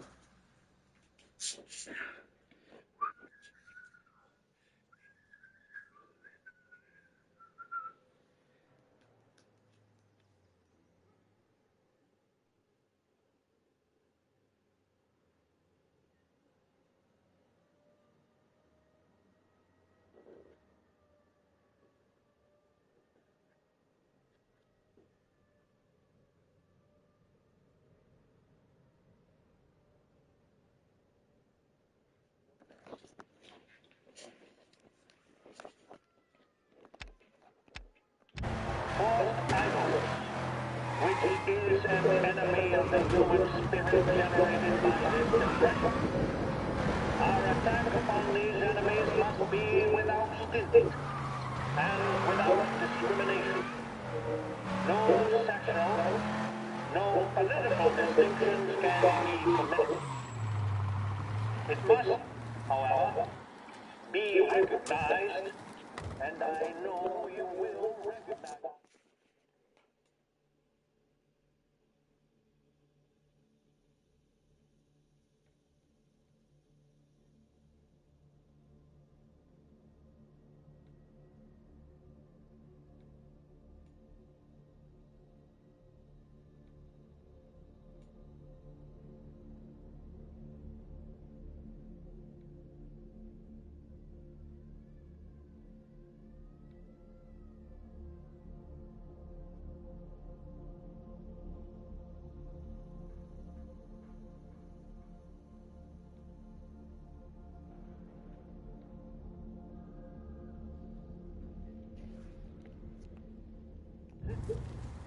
Okay, I think there's a couple collectibles around the docks here, so let me look at the thing.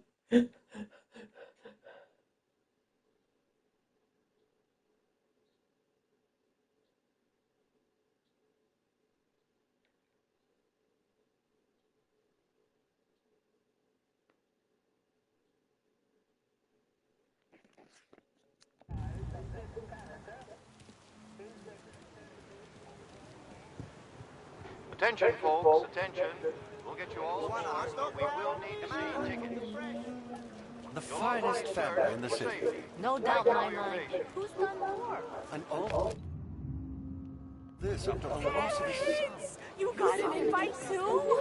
Oh, did you hear there's gonna be fireworks? Sweet.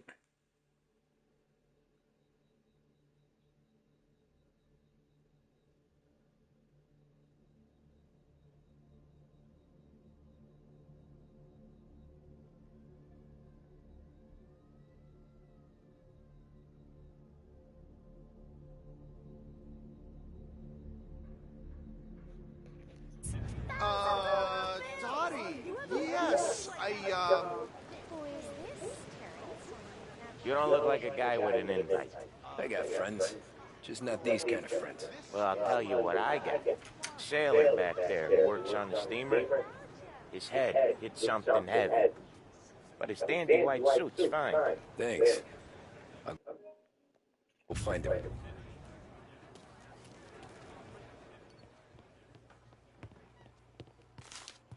Sweet.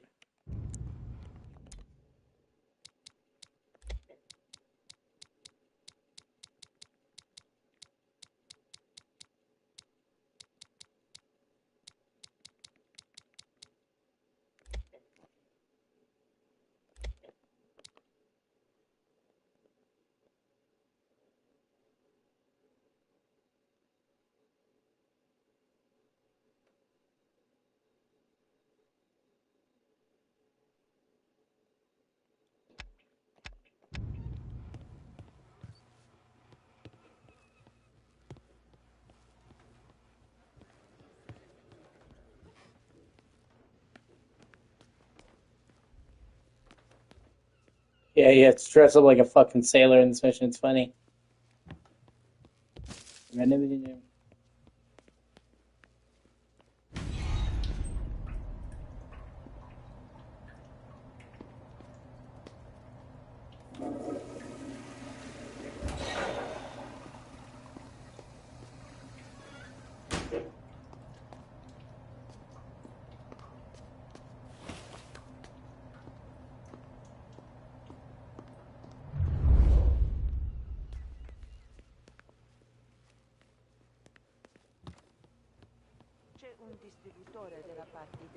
Know you'll get a real job someday. So remember, play it cool.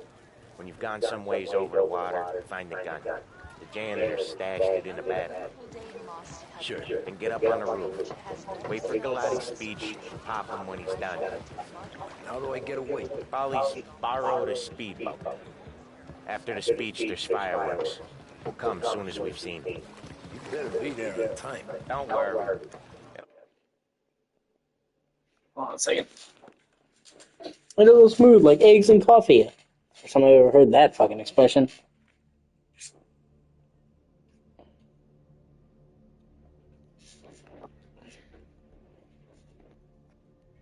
It'll go smooth. Don't worry.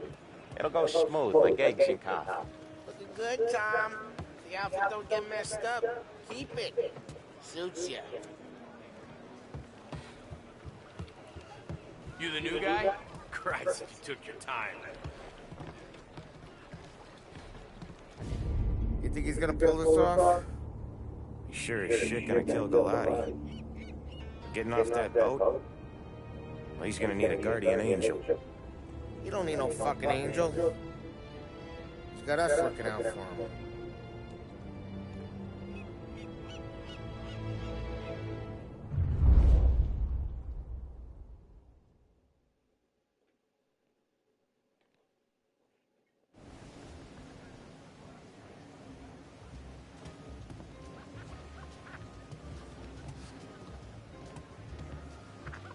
Hey, you almost done? Yeah. Was gonna go clean the bathrooms. Heard some guests complaining. You're volunteering to clean toilets? Whatever. You got a rag there. Check every deck.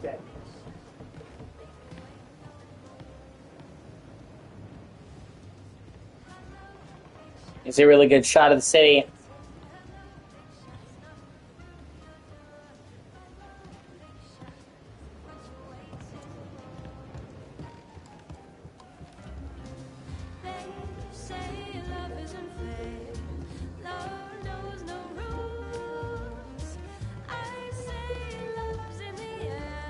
God, some about those classic dresses just looks amazing.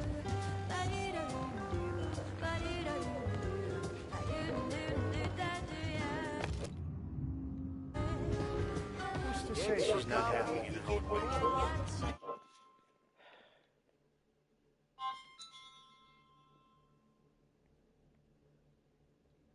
What's up? Yep, okay.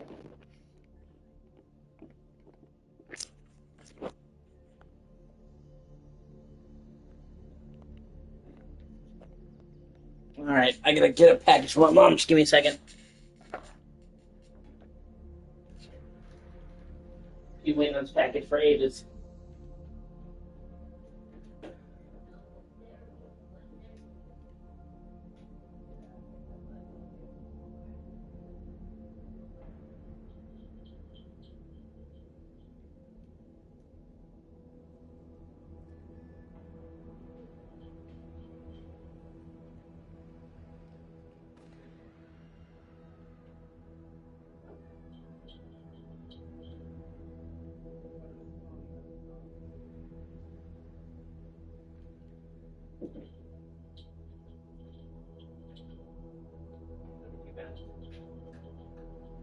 Change it with that.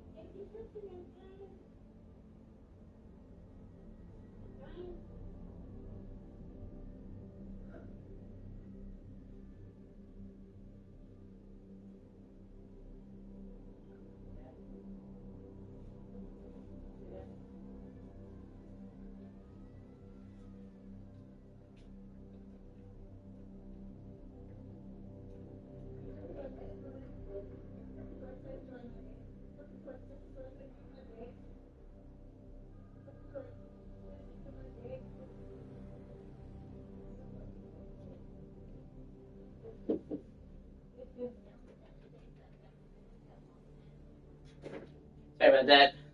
I had to go get the mail from my mom.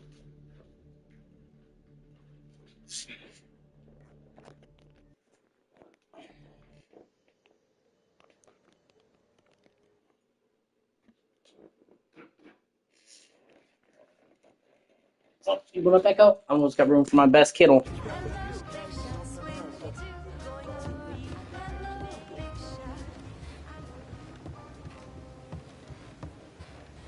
Don't I know you from someplace? Nah, don't think so. I swear I know you. Were you with the Union, maybe? Sorry, buddy, I'm from out of town. Listen, shipmate. Go someplace else.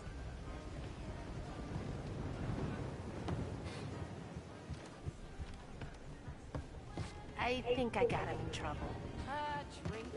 What? You think you're something you're not?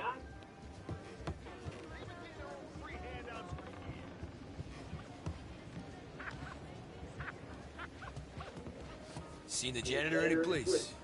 Nah, but if I had to put money on it, drunk in the engine room.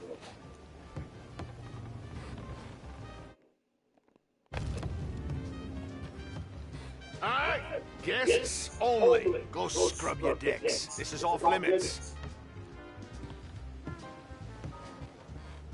Can't believe I got an invite. You don't notice the stink.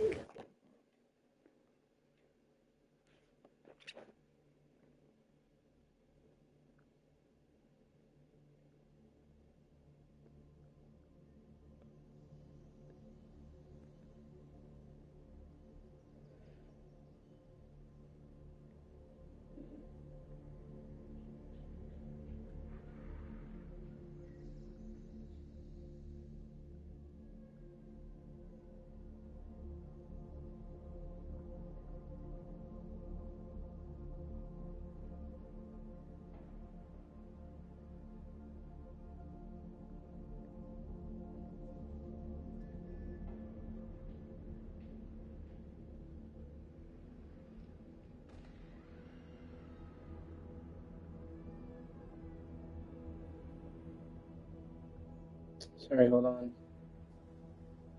I'm trying to see something. Trying to make sure I get all the collectibles.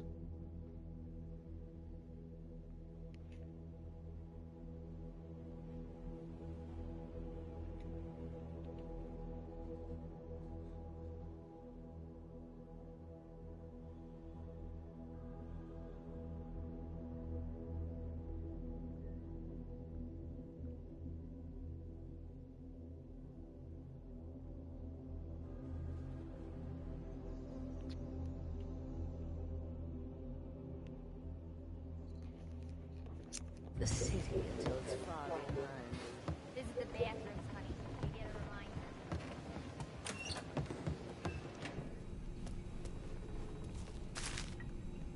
Sweet.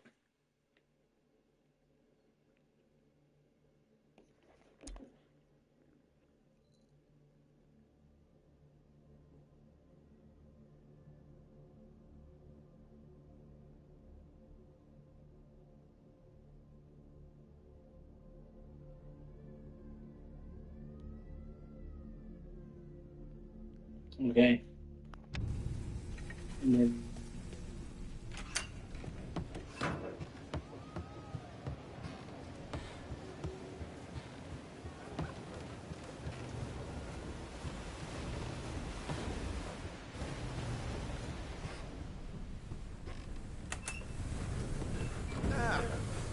You took your time. Tommy, right? I hid the gun into John in the stern. Mid-deck. Where's Stern? Next floor up. Right above us. Keys on the table there.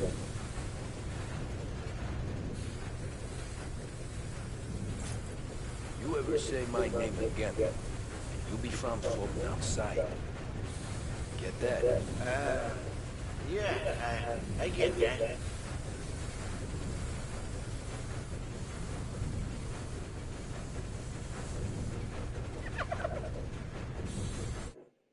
Okay, and now there's one more at the top level. Okay.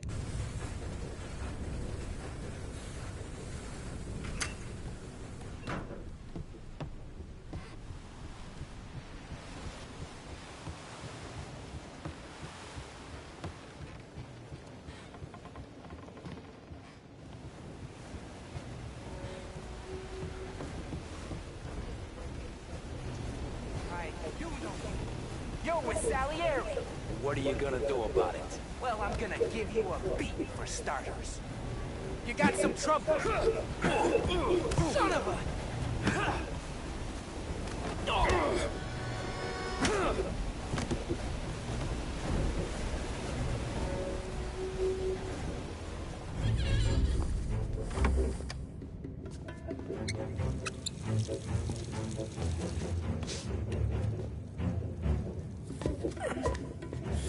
Come on. Where the fuck are you?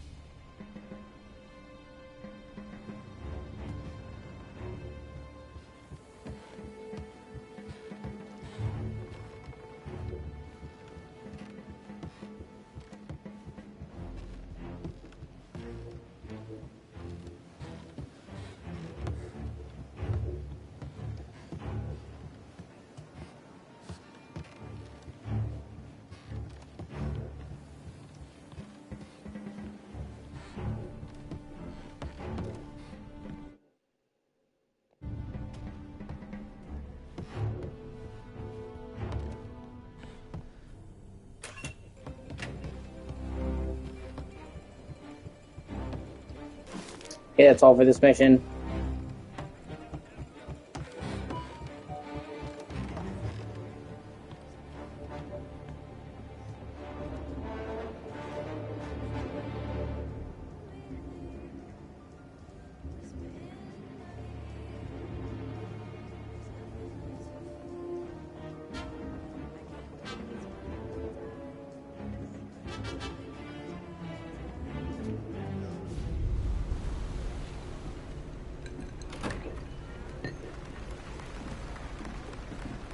Hey, John.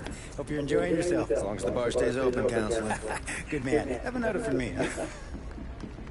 Good to see you. Thanks for coming.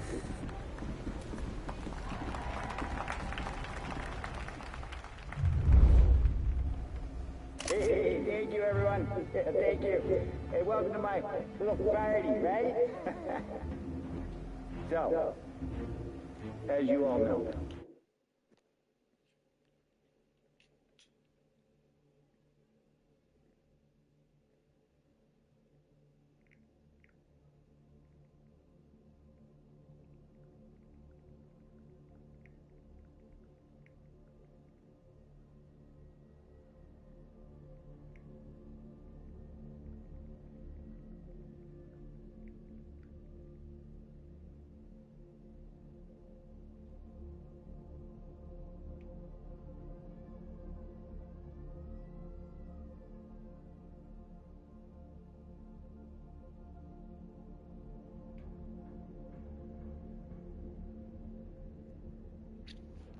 it has been a tough time.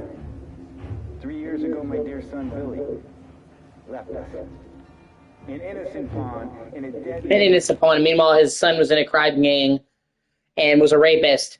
Tried to... Literally, all this started because he tried to have his way with the innocent girl. Got nobody's giving it in them. Got nobody's giving it in them. And nobody's giving it in them. And nobody's giving it in them.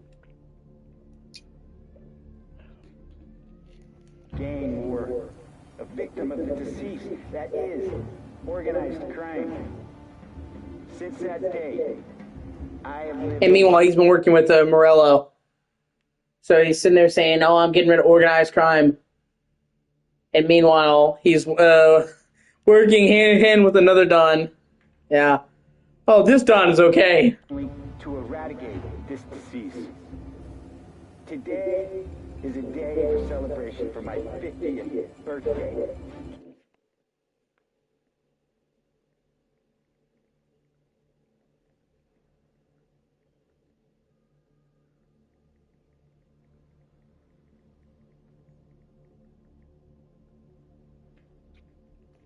And for a brighter future for lost heaven. The criminals will be driven out of town. They'll drown like rats in the water. Thank you. Thank you, everyone. And now for the fireworks, huh?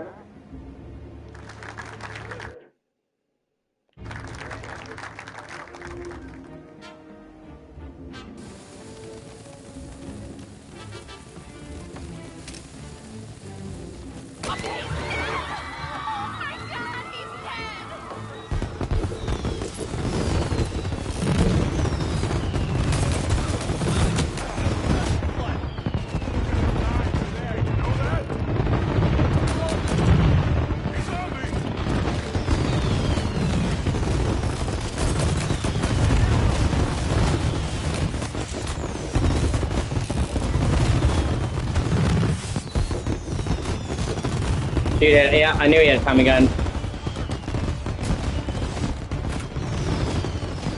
Hit a better shot. And health refill.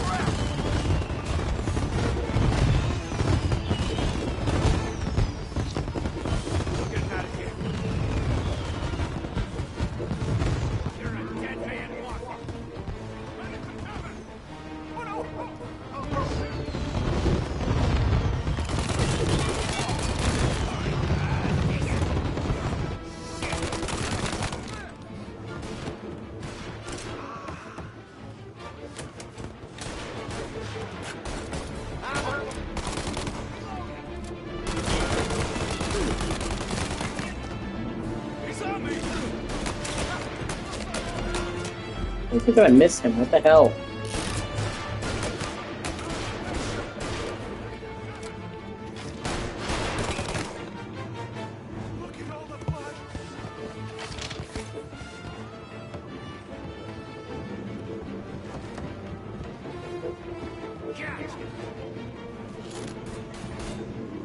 Hit a better shot. Go!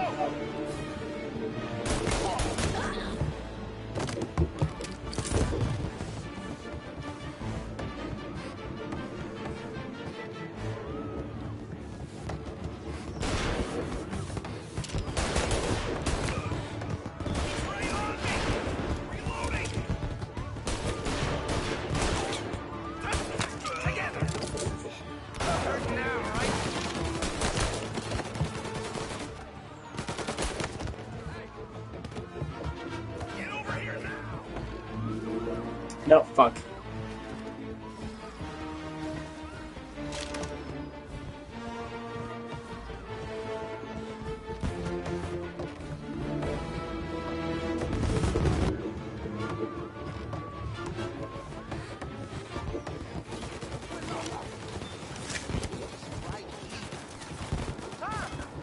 Looking over here now. Let's get out of here. We're lost.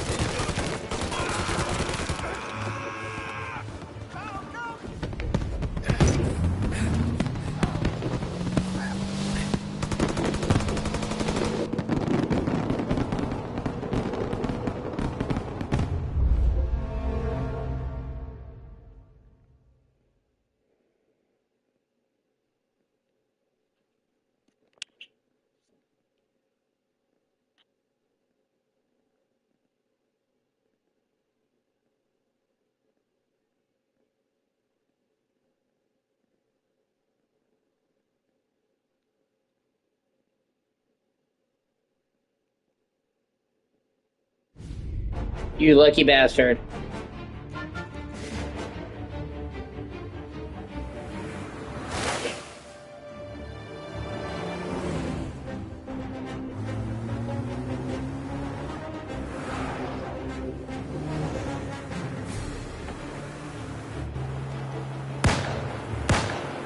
Stay on it! What do you think I'm trying to do?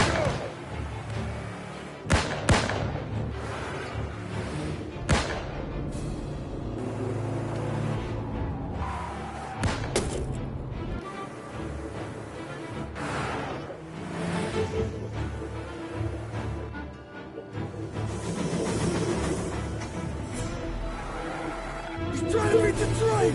We can make it!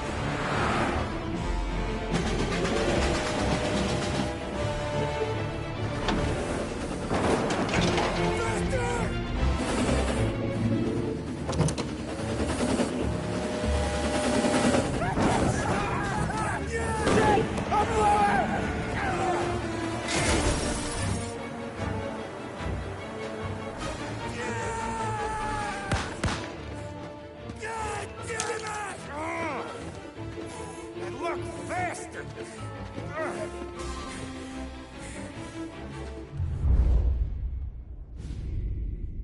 Guess it could be worse, huh? We could be peeling you off the front of the train. He just got a good break is all. Sergio Morella's always been lucky. He was born with more brains than his brother, that's for sure. We'll get him, boss. No, you two are off this job. You're broken mirrors on this one. We'll let the guy who killed Galati take a crack. Tommy here's got all the politicians scared. Maybe he can put Sergio in the ground. What do I need to know about this guy? Besides, he's got a lucky rabbit's foot up his ass. Sergio is Morello's top earner. He controls the unions, which means he controls the docks and attacks everything that's imported into the city. We kill him, and a big part of Morello's income will be wiped out. Any ideas on how to get to him? I don't want to end up in a tree like these two. You're going to scatter his ashes. It's a custom job. Attach it to the starter under his car. He'll be a human torch as soon as he turns the key. It's safe to carry. Hey, just don't drop it. Shake it. Smoke near it. Yeah, it's safe. Boom!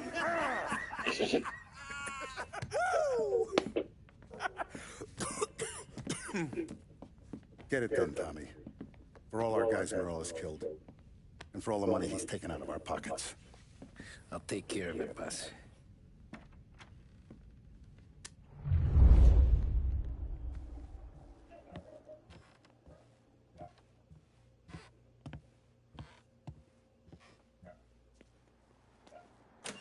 There's no way they'd come here. I used to run with his crew. If Morello wakes up one morning and wants to come heavy, he'll come heavy.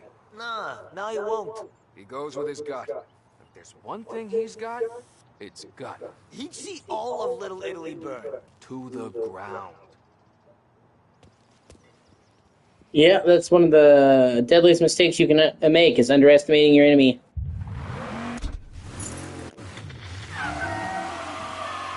From the news desk of WLH 570, a special report on crime in our city. It had been hoped by lawmakers and the general public alike that the end of Prohibition would cut off the mob's air supply. But 2 years since the repeal of the 18th Amendment, it seems to have merely added fuel to the conflagration of crime that engulfs the country. It would appear that removing the conditions that created a new type of virulent gangsterism is not going to remove the problem. The criminal empires that amassed such wealth and power in the last decade and a half are simply too powerful, too deep-rooted to simply be swept away. The more established of these organizations are consolidating their power. The competition between them continues to bring violence and bloodshed into the public square. We saw this in Empire Bay with the Vinci Moretti War that ended in the car bomb killing of mob boss Tommaso Moretti. Gangs such as the Vinci family are now, in many cases, highly sophisticated, well-organized international operations. They owe their success to their leaders and to the many lawmen and legislators in their pockets. Yes, don't allow yourself to be mistaken. The mob may be the instigator, the driving partner, But the corrupt politician or the dirty cop is the facilitator, and both roles must be played for organized crime to flourish. I've heard it mentioned in certain newspapers that the upward trajectory of the economy would quell the mob's opportunities to exploit police and lawmakers. That, sadly, doesn't appear to be the case. Those engaged in corruption are doing so to put food on the table. City officials and public servants earn more than most, and did so even at the height of the Depression. So that, frankly, does not wash. Plenty of people far worse off live without sin. As we have seen in Lost Heaven, standing up to the mob can be a dangerous game. Suspected mob hits carried out against officials in a number of American cities attest to that. What are our state and federal governments doing to ease public concerns? What can we expect from J. Edgar Hoover and the BOI, now renamed the Federal Bureau of Investigation? Are we truly powerless in the face of... Yeah, this is right around the time that the FBI was formed, because they knew Mafia was too powerful, too deeply rooted to be gotten down. All the police forces were separated across states, so they knew if they were going to take on the mob, which was all over the country, that they couldn't be bound by jurisdiction, and, oh, we have jurisdiction, no, we have jurisdiction, and nobody would, you know, a criminal could get out of danger just by going to another county. So they needed a team of people that had jurisdiction over the whole country. And, you know, it started out as the Bureau of Investigation, the BOI, and then it became the FBI, the Federal Bureau of Investigation. And this is right around during the time of the formation. Before then, they were Pinkerton. Callous disregard for human Oh, and they were some mean fuckers. You did not want to fuck with Pinkerton. This concludes our special report. Yeah, that's gotta be Sergio's car. How am I gonna get through to it? You lost?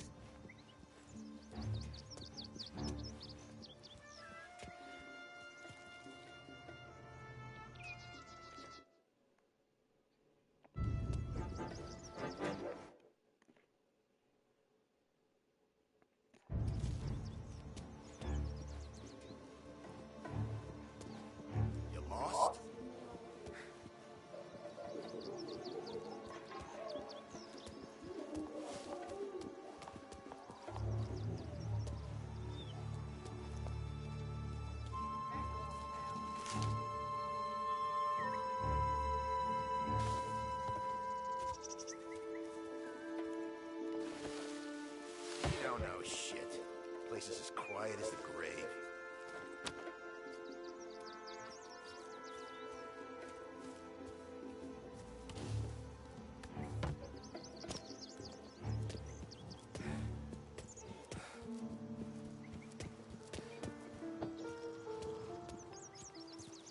Yeah, I'll be home before supper. Hey, you wanna go dancing this weekend? Maybe drop the kid off at your pop's place. Yeah, I'm still here. Oh, Christ. Hey! Stop!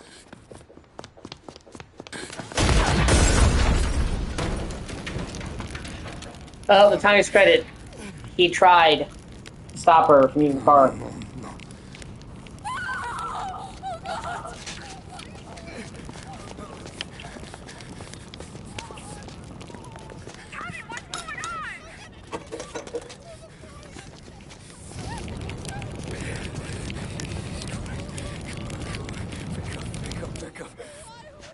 Vinny, it all went bad. Hey, pull it together, Tom. Whatever happened, happened. There's nothing you can do about it now. Sergio's luck is running out. What are you talking about? Sam and Paulie have found him. He's in Georgie's restaurant across town. You need to get over there fast. Okay. And of course, Tommy, he tried to stop her. Tried to do the right thing, but he couldn't in time, and he feels really guilty about it. You've seen he really hates fucking with women. It really deeply fucks him up that he was responsible for her death, even inadvertently. Now, report. And the biggest story of the day is that the chief of police admits his men have yet to apprehend any suspects in the brazen public assassination of City Councilor Roberto Giuliani.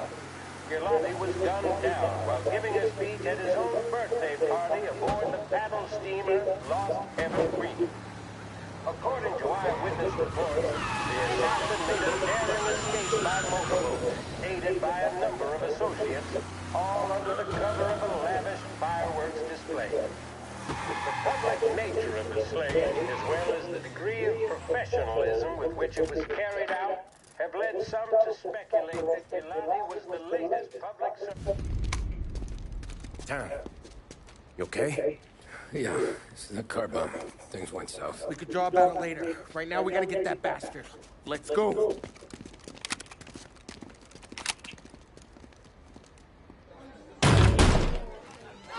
What the hell? We got a God. message from Mr. Salieri. No! Kill these clowns!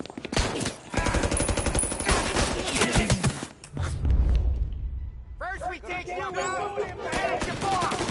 Come on, dog. Where's our pump? Reload. He went out the back. They're all down, Tom.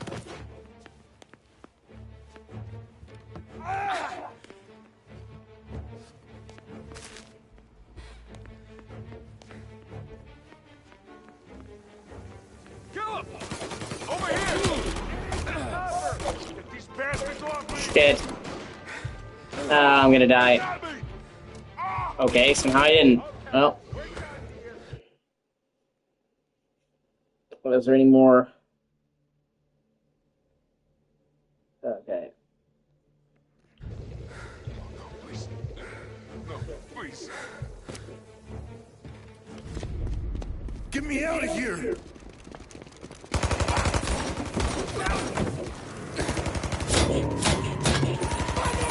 Fucker! Oh, he's gone!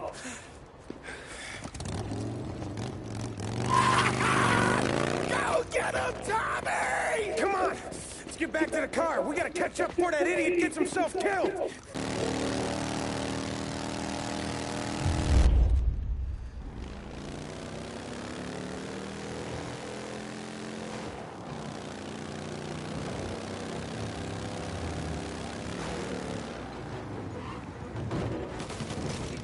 Hey, look out!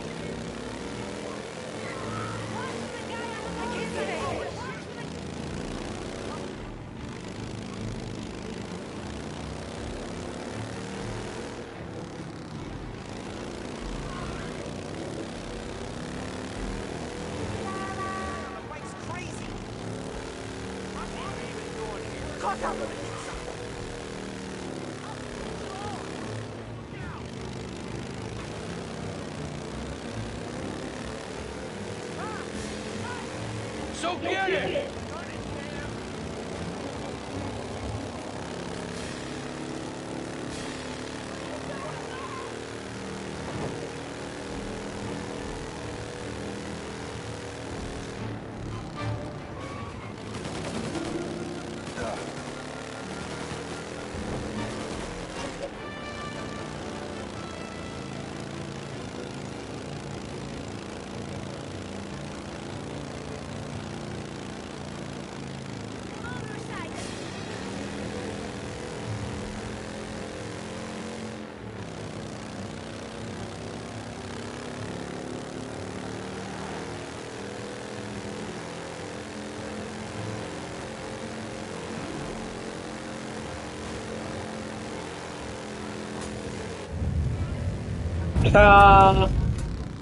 Oh shit, wow. Thought I fucked up and then I did a flip.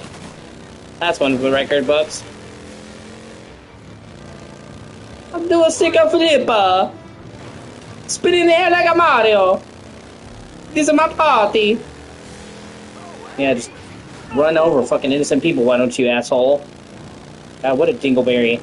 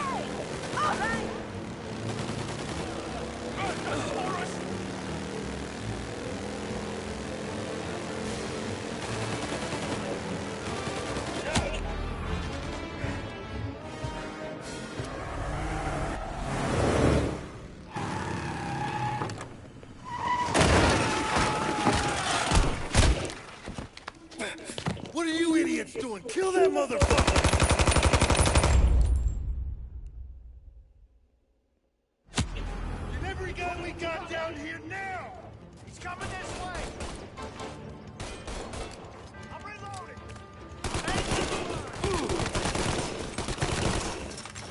You don't go home tonight.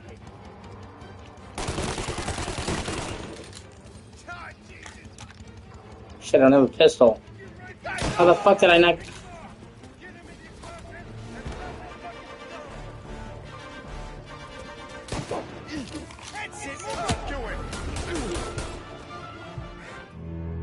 Oh, there's a sniper. Fuck, I didn't see him until it was too late. I guess that's the mark of a good sniper.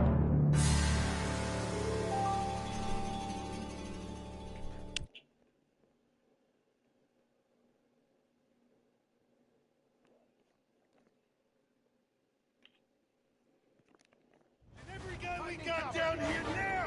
Hey, he's coming this way here.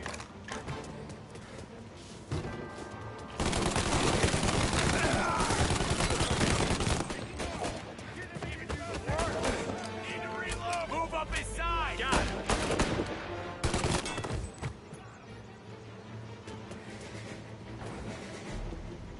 Take this.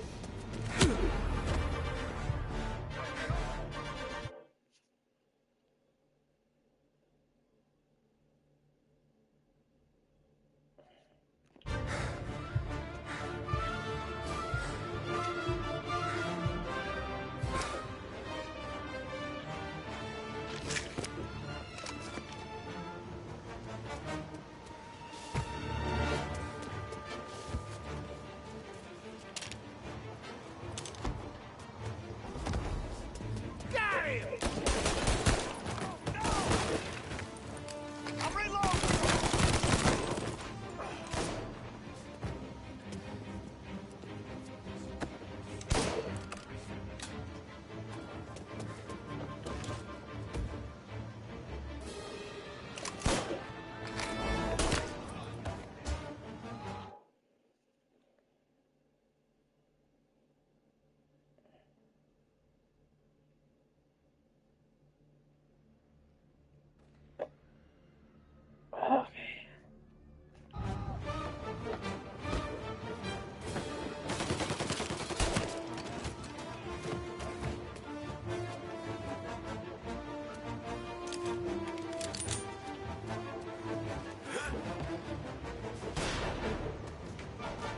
Hit him from the side!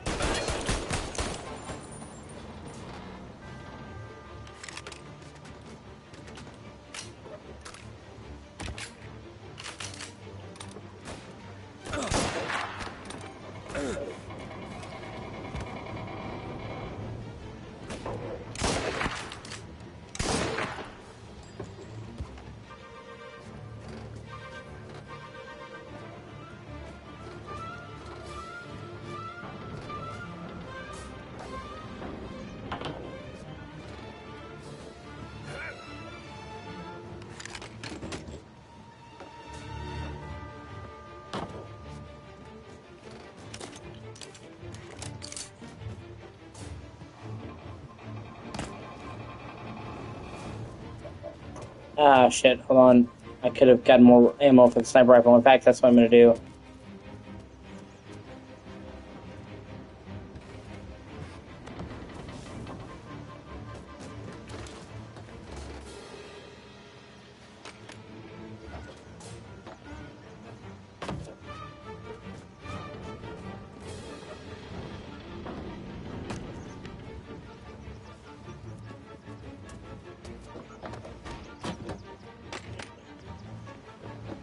Especially because there's very few instances in the game that you actually get to use a sniper rifle.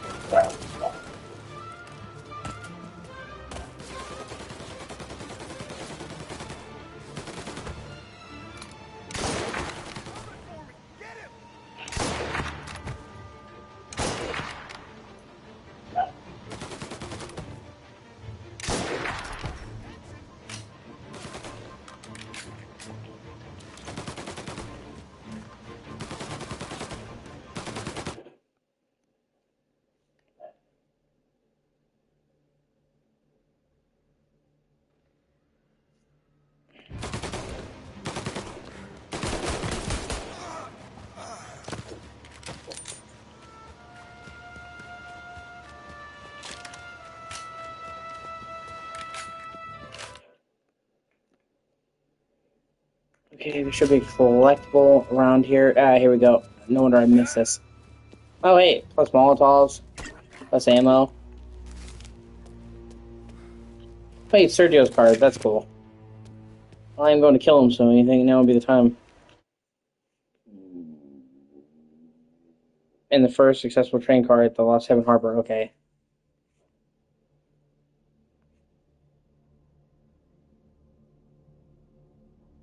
Alright.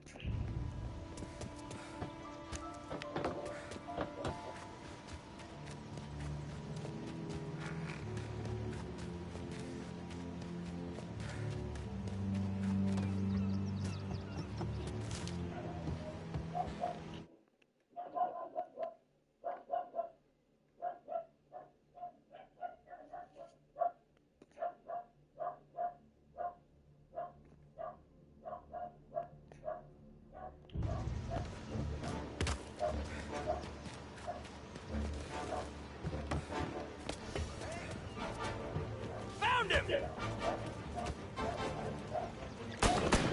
He's coming this way! I've got to He's on my back!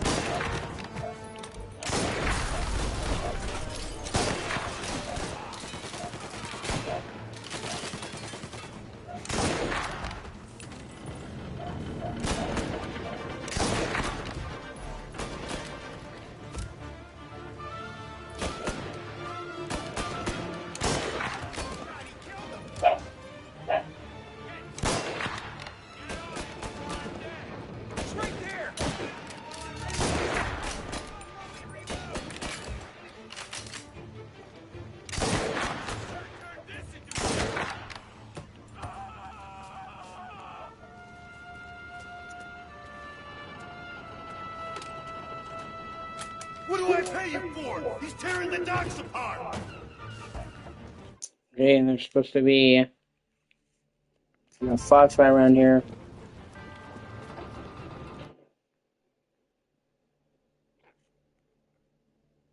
It's on the crane. Oh, okay.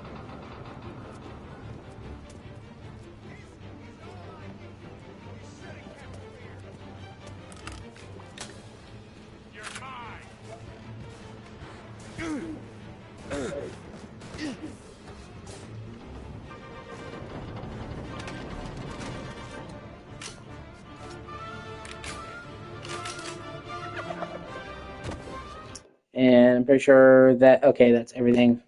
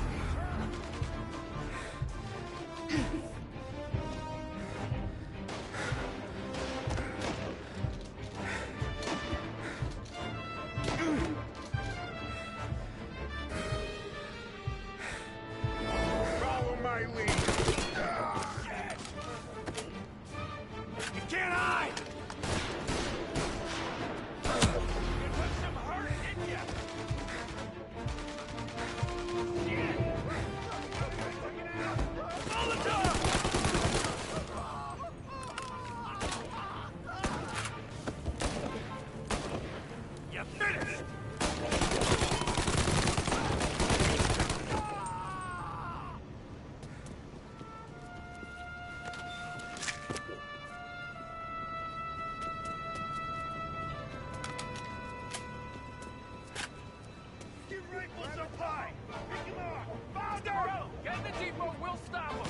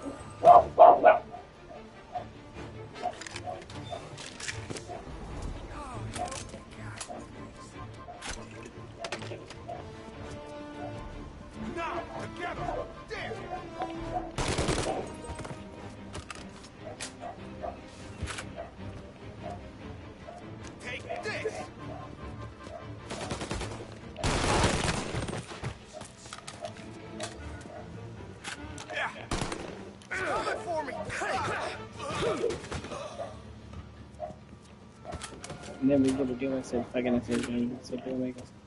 Never do it since fucking assistant. Never do it since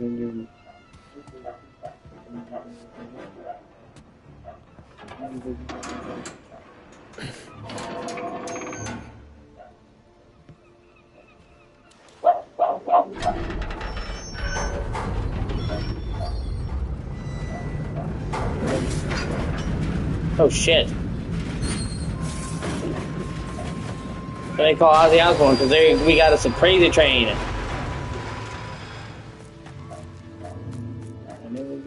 Fuck, what happened? Some kind of fucking train?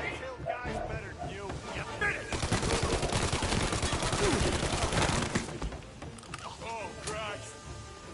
Running for cover. He's gotta reload.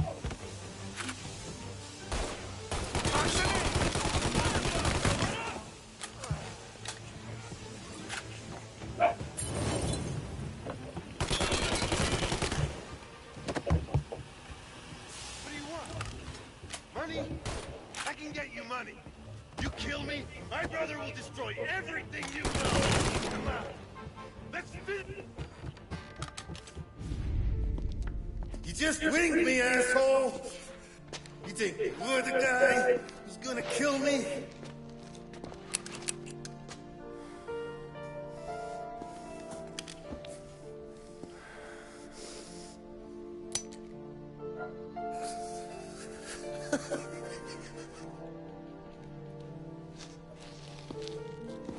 What did I tell you? No one can touch me.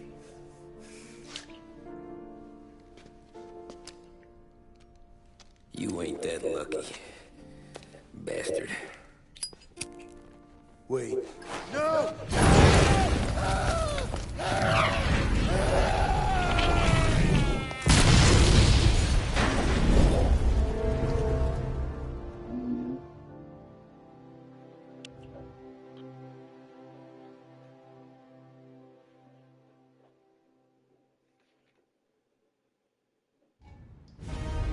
Creme de la crime. Cream de la crime. I'm sorry, cream de la cream. It was chaos for weeks. Our guys against their guys, and Morello gone to ground. But a boss can't stay hidden forever. For a Don to be feared, he's gotta be seen. Finally, word came through that he was gonna break cover. Morello wants to thumb his nose at us. Taking a show like there's not a war on. We'll meet him in the streets.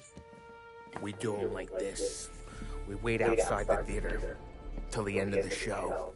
All those rich assholes will start coming out. That's when we hit Morello and his guerrillas. In a crowd. Before they see us coming. The theater's going to be packed. And not just with saps. There's a good chance the mayor, maybe even the chief, might be there too. That's the goddamn point, Tom. We kill Morello in public. In front of the city's creme de la creme. Then they'll all know who's in charge. And it doesn't matter if you have a badge or a gavel or a fat wad of cash in your pocket. If you cross Salieri and his boys, you're dead. Okay, boss. We'll get it done. Take the machine guns. Make sure you don't draw attention to yourselves hanging around outside the theater. You keep the choppers hidden until you spot Morello. And then you light them up. I want it to look like that white suit is covered in roses. You got it? Sure, boss.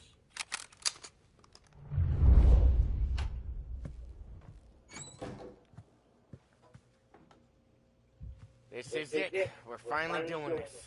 Keep your head. We gotta get to the theater before the show's over. Tom, you're driving. We got the word, boys. Morello dies tonight. Tonight? Shit. Good luck, guys.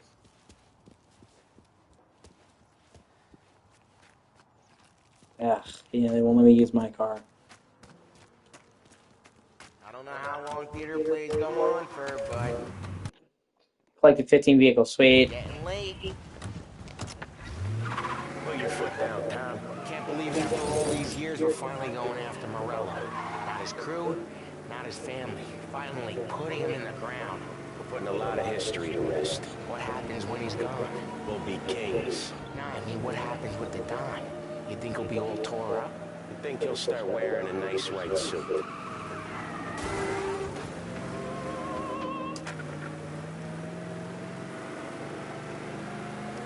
You boys doing all right? Yeah, just sweating bullets. You look how I feel.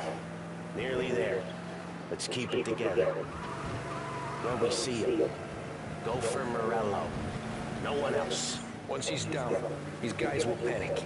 We're actually doing this. He's been up against the boss for what, 10 years? More. You think that white suit would make him an easier target?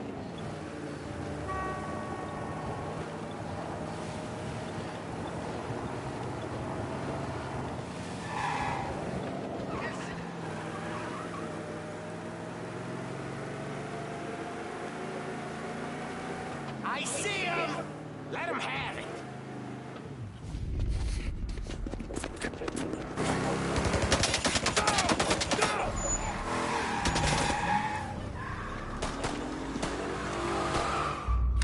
After him! Chase him down, Tom! The Don will hang us out to dry! When I get close, shoot for the cars protecting you. Let's get him out of the picture. You got it! That cat's on us! A bunch of them were staked out around the theater! Last time they get paid off by Morello. Tomorrow, they're ours.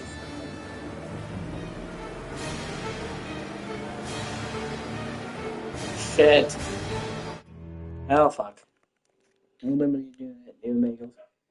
Nobody do that. Do make. Nobody do that. Chase him down, Tom! Or the Don will hang us out to dry! When I get close, shoot for the cars protecting you. Let's get him out of the picture. You got it!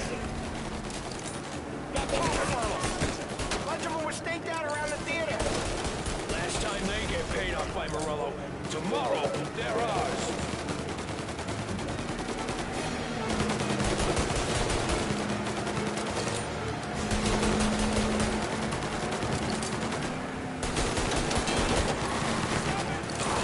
That's right, Tom! His guys are out in force! Take them out if you can, but Morello's the prize tonight!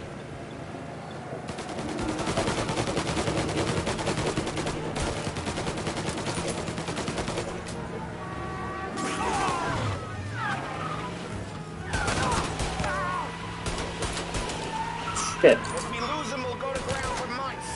More, maybe. Don't let him give us the slip! He can be headed anywhere! If we don't catch him and plug him, he might even move out of state for a while. We need to whack him tonight! Shit.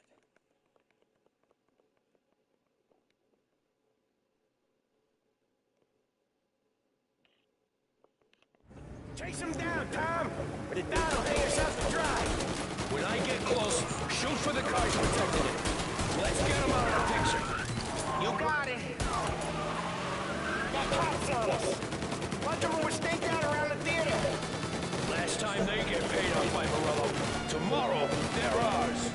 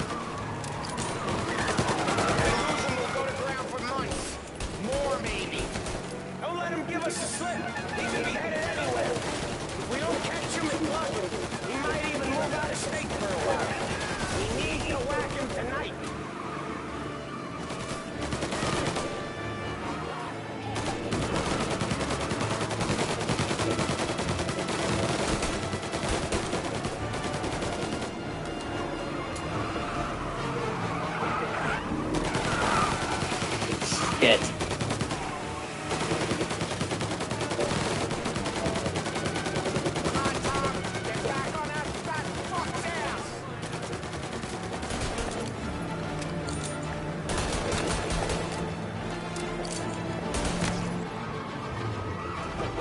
God, these cars turn so fucking wide.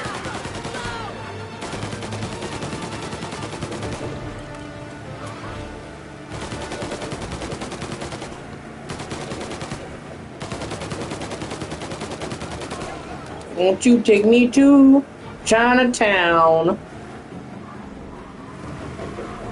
He's trying to shake us off in the back streets. I know this city better than anyone. Don't worry.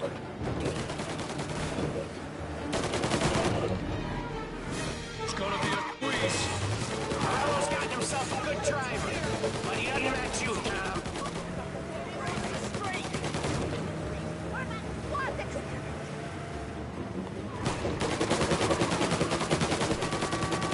Nope.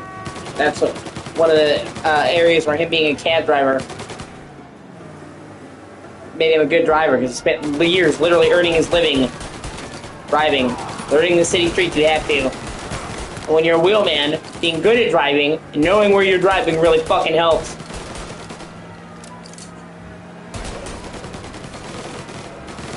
These guys don't give up. Neither do we. We're taking this all the way.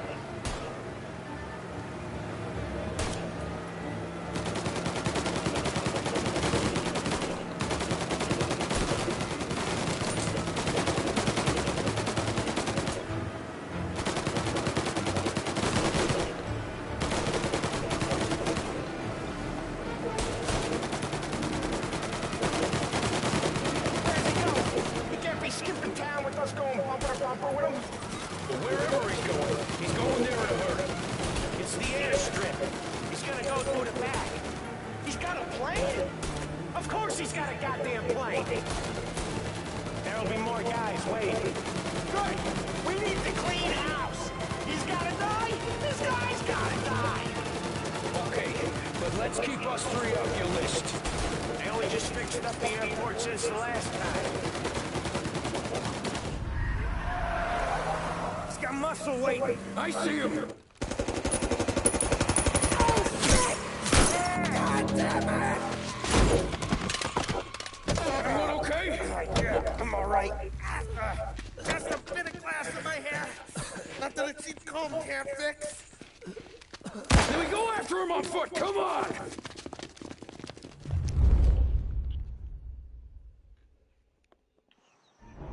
Hey, let's see you.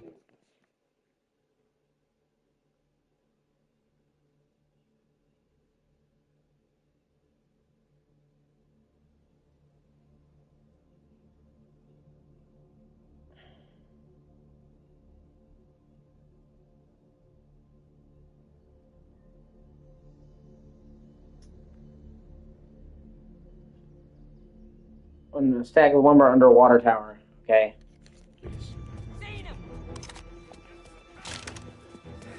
No good inbound.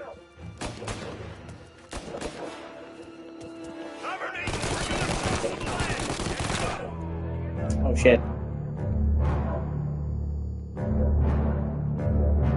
God damn it, melted my health like fucking butter.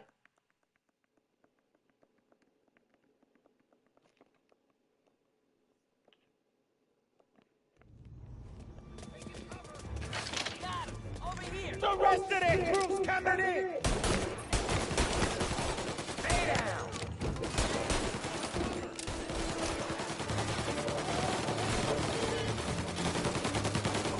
I'm out.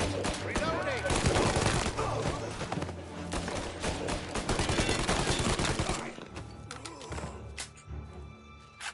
They got it out of there. Hey, your head down.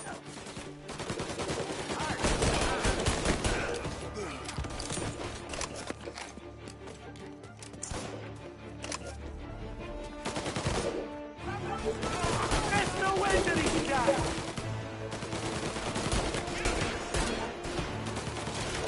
Well, at least now I see the water tower.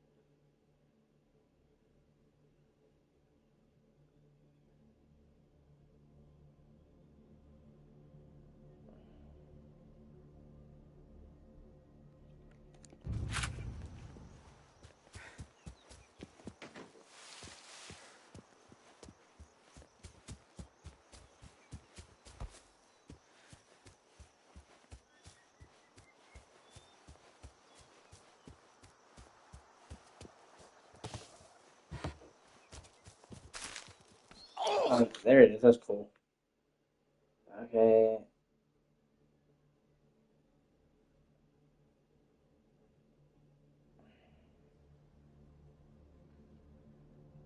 On Creighton Hangar 13, Lost 7 Airport. Okay. A grenade, sweet.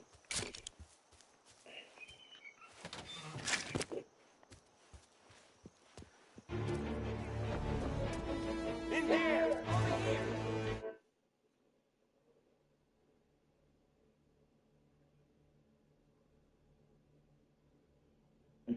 Enemy.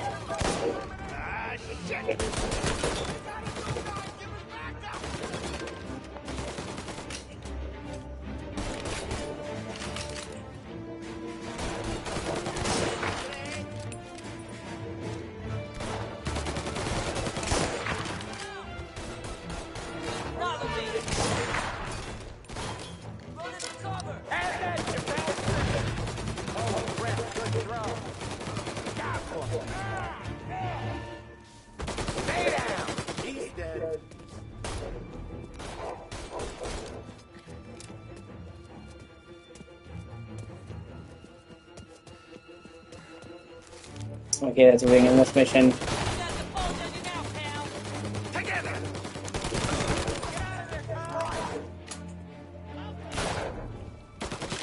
Senior. Gotta reload. Nice hear something from the back here. Come on, Tom. Morello's gotta be close.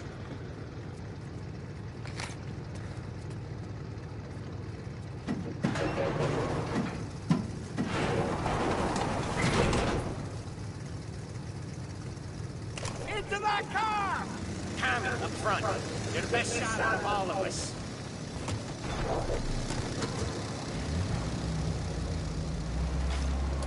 Come on! He's getting away! Get us into the air! We don't have the speed!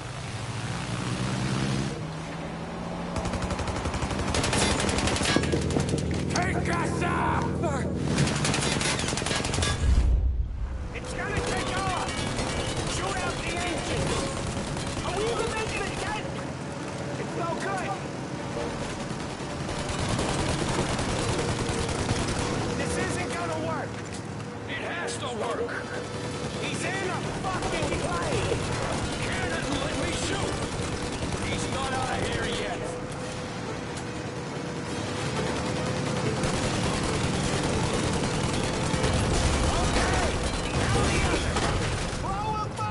I'm taking the wheel. Why? Because I'm the guy that drives. And now we got a plane to catch. Okay, here's what's happening. We follow it. We see where it lands. We rush in, all guns blazing, and we finish him off. No way that bird's staying in the sky. That thing's not gonna land. It's gonna crash. It look aeronautic to you? Thank Christ we got you in the car, Professor. Morello's not gonna walk away from a plane crash. That's a maybe, but he ain't dead till we seen him dead. Out of all of us, you two should know that by now.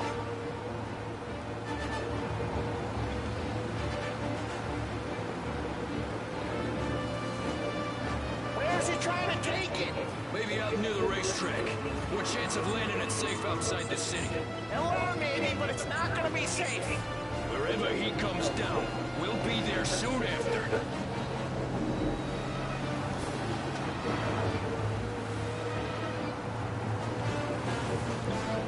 Is it gonna go? You got a death wish or something? What was I saying? Oh, yeah. Yep. Yeah. It's going.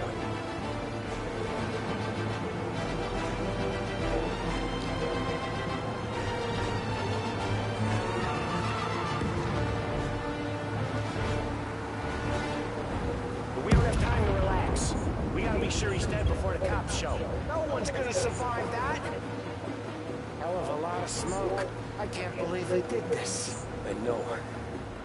Don't seem real. Stay alert with your guns close. We've come too far to get lazy at the end. Great point, too. Every cop in the city is going to be on his way. We get out, we check the wreckage, we leave. Got it? Sure we do.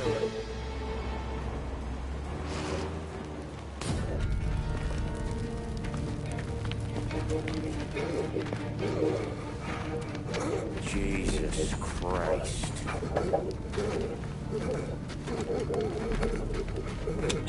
Bastard's daddy doesn't even know it yet.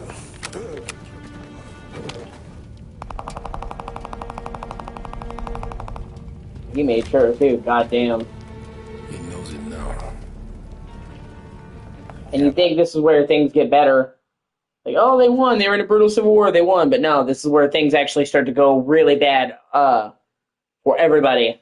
Because Salieri winning goes to his head.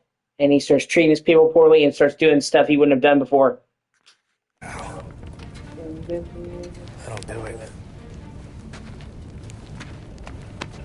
Come on. Let's make tracks.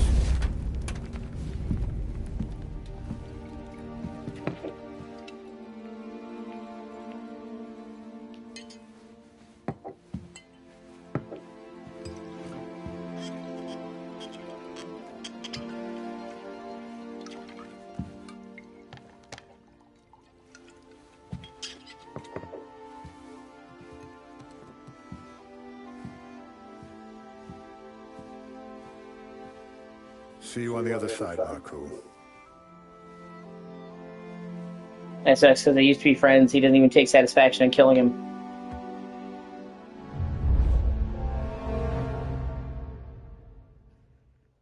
I would say this is the start of the third act.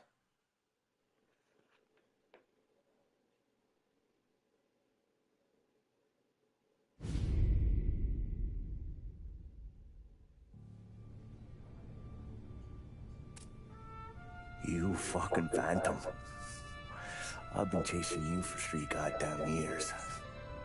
You do life for this, Tom. Maybe you in the chair. You don't want the guy who was punching tickets. You want the guy who was handing them out. So that's what this has been all about, huh? You offering up Salieri. The Don's books. The ones Frank stole. I have them. They're enough to put Salieri away forever, and they're yours. Assuming we have a deal. My family for the Don.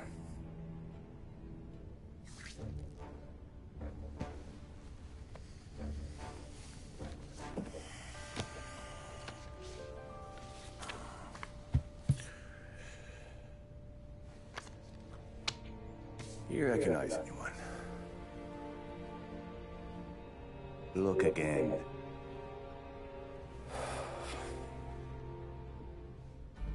Old man, that's Don Papone. 2 younger lads in Morello and Salieri. Yeah. Okay, I see it. That must be what? 1920? April. Morello's wedding. Salieri was the best man. Jesus. They're just kids. Now already soldiers in Papone's mob. So what happened? How did they go from being best mates to Morello on the slab? I don't know. I didn't even know they were friends. But you don't know could fill up the fucking Chrysler building. In 22, Papone drowns up at the lake. Okay? In order to keep things running smoothly, Salieri and Morello agreed to divvy up the city. Yeah, I heard the story, so what?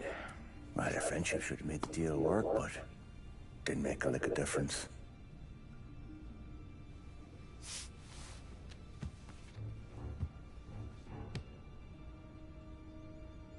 After Morello, Salieri was beaming, thinking we ran the whole damn town. Me, I was just happy the war was over. But then I got to thinking about something.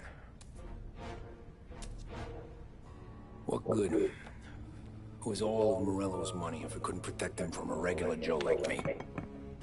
cabin, for Christ's sake. It only got him one thing. A great big bullseye in his fucking forehead. And that thought, it just kept turning round and round in my head until one day, I'm looking in a mirror. I start seeing a bullseye too. Right here. Dry your tears with water hundreds, do you? I wasn't about to give up the good life, I know that. I just told myself that I was smarter than Morello. That I wouldn't turn around one day and find Paulie or Sam pointing a gun at my head. The thing is, you don't see it.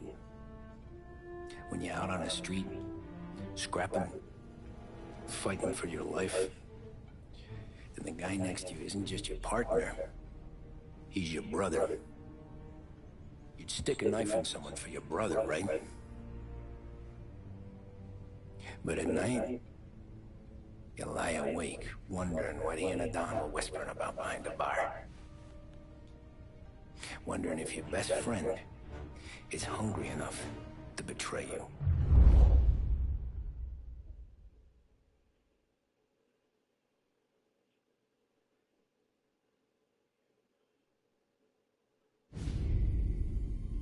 Election campaign, 1938. Any trouble? No, boss. No trouble at all.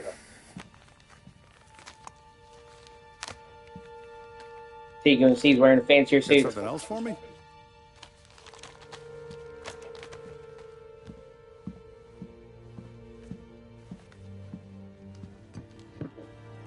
Paulie's feels a little light.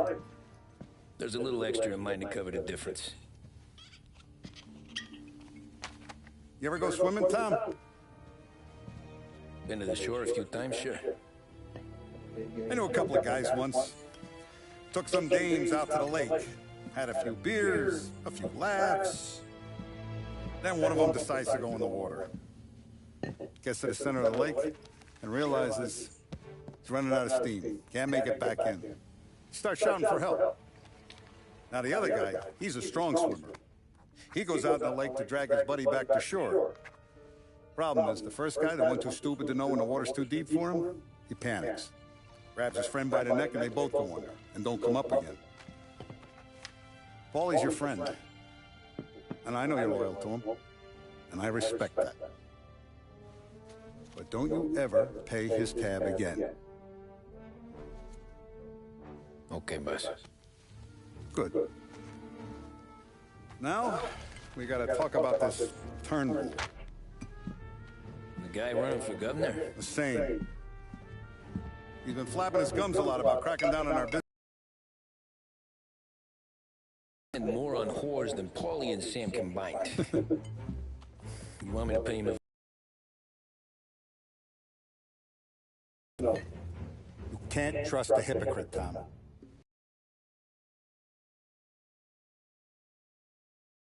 Up to the same platform. Vinny have a plan then? Of course. Turnbull's holding a rally near Central Island.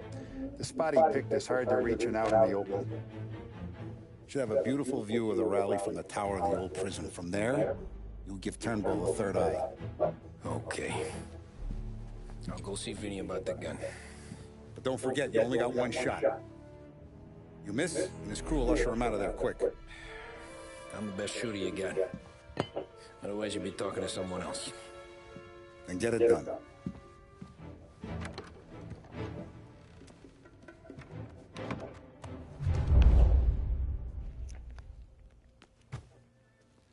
Hey, handsome. Ladies? You're wasted on that wife of yours. You know that? He'll never look our way. He's a good boy. Yep. Unlike a lot of mobsters that, If everything you say is true, we'll have a deal. Once the unlike a lot of mobsters Oh, it is. It's good stuff. that cheated on their wife, he was faithful to his. Another man to blind to how this city works, and always has. He'll know soon enough.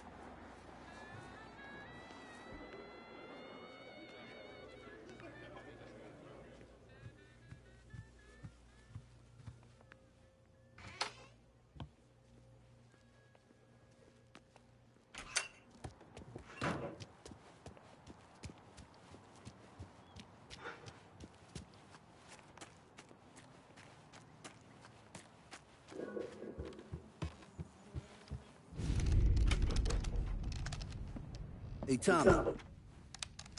Boss said you got something for me. Yeah, I got a shipment in from a guy at Fort Stanmore. Now, Salieri wants this to run like clockwork, so no heat till the guy's head bursts. I hit little Tony, stash one of these, where you need it. So, up high in the old prison? Yeah. Family's got a lot of history in that place. Hoods who live there now ain't so classy. So watch yourself. Little Tony locked the rifle up tight in a room with a view. Up on the top floor. Sick of that politician shit in the papers, Tommy. We own this town now. Right between the eyes, huh? Find a way inside and make for the guard tower. The top deck is locked. That's what the key's for.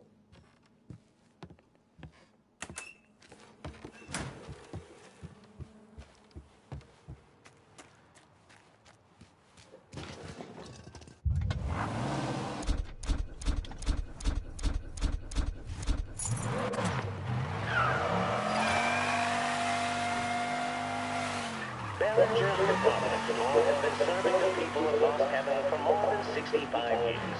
We care for this city and for each and every customer that comes through our door. We want the best for them and their families, and that's why this message is a little different. In recent years, our city has fallen prey to criminal elements. Only one man has shown that he has the strength and the moral fortitude required to once again allow the people to walk the streets without fear, with hope in their hearts. That man is Hank Turnbull. Mr. Turnbull stepped away from political life after 20 years state finds itself in has compelled him to step into the breach once more. And we could have no finer champion in the governor's mansion than Hank Turnbull. He'll bring all his experience to bear on the criminals that have made our streets their playground. Proven in the battlefield that is the 27th Congressional District, Mr. Turnbull will be tough on crime and tough on the systemic corruption that plagues our Okay, I guess the engine misfired. lucky in the extreme to have... Oh, shit.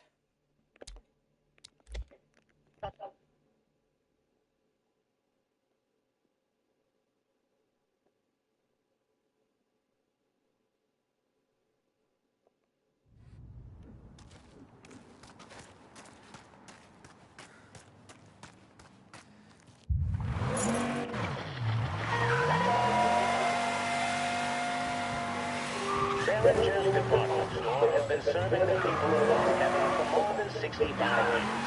We care for this city and for each and every customer that comes through our door. We want the best for them and their families, and that's why this message is a little different. In recent years, our city has fallen prey to criminal elements. Only one man has shown that he has the strength and the moral fortitude required to once again allow the people to walk the streets without fear, with hope in their hearts. That man is Hank Turnbull. Mr. Turnbull stepped away from political life after 20 years as congressman of the 27th District. The appalling situation once more.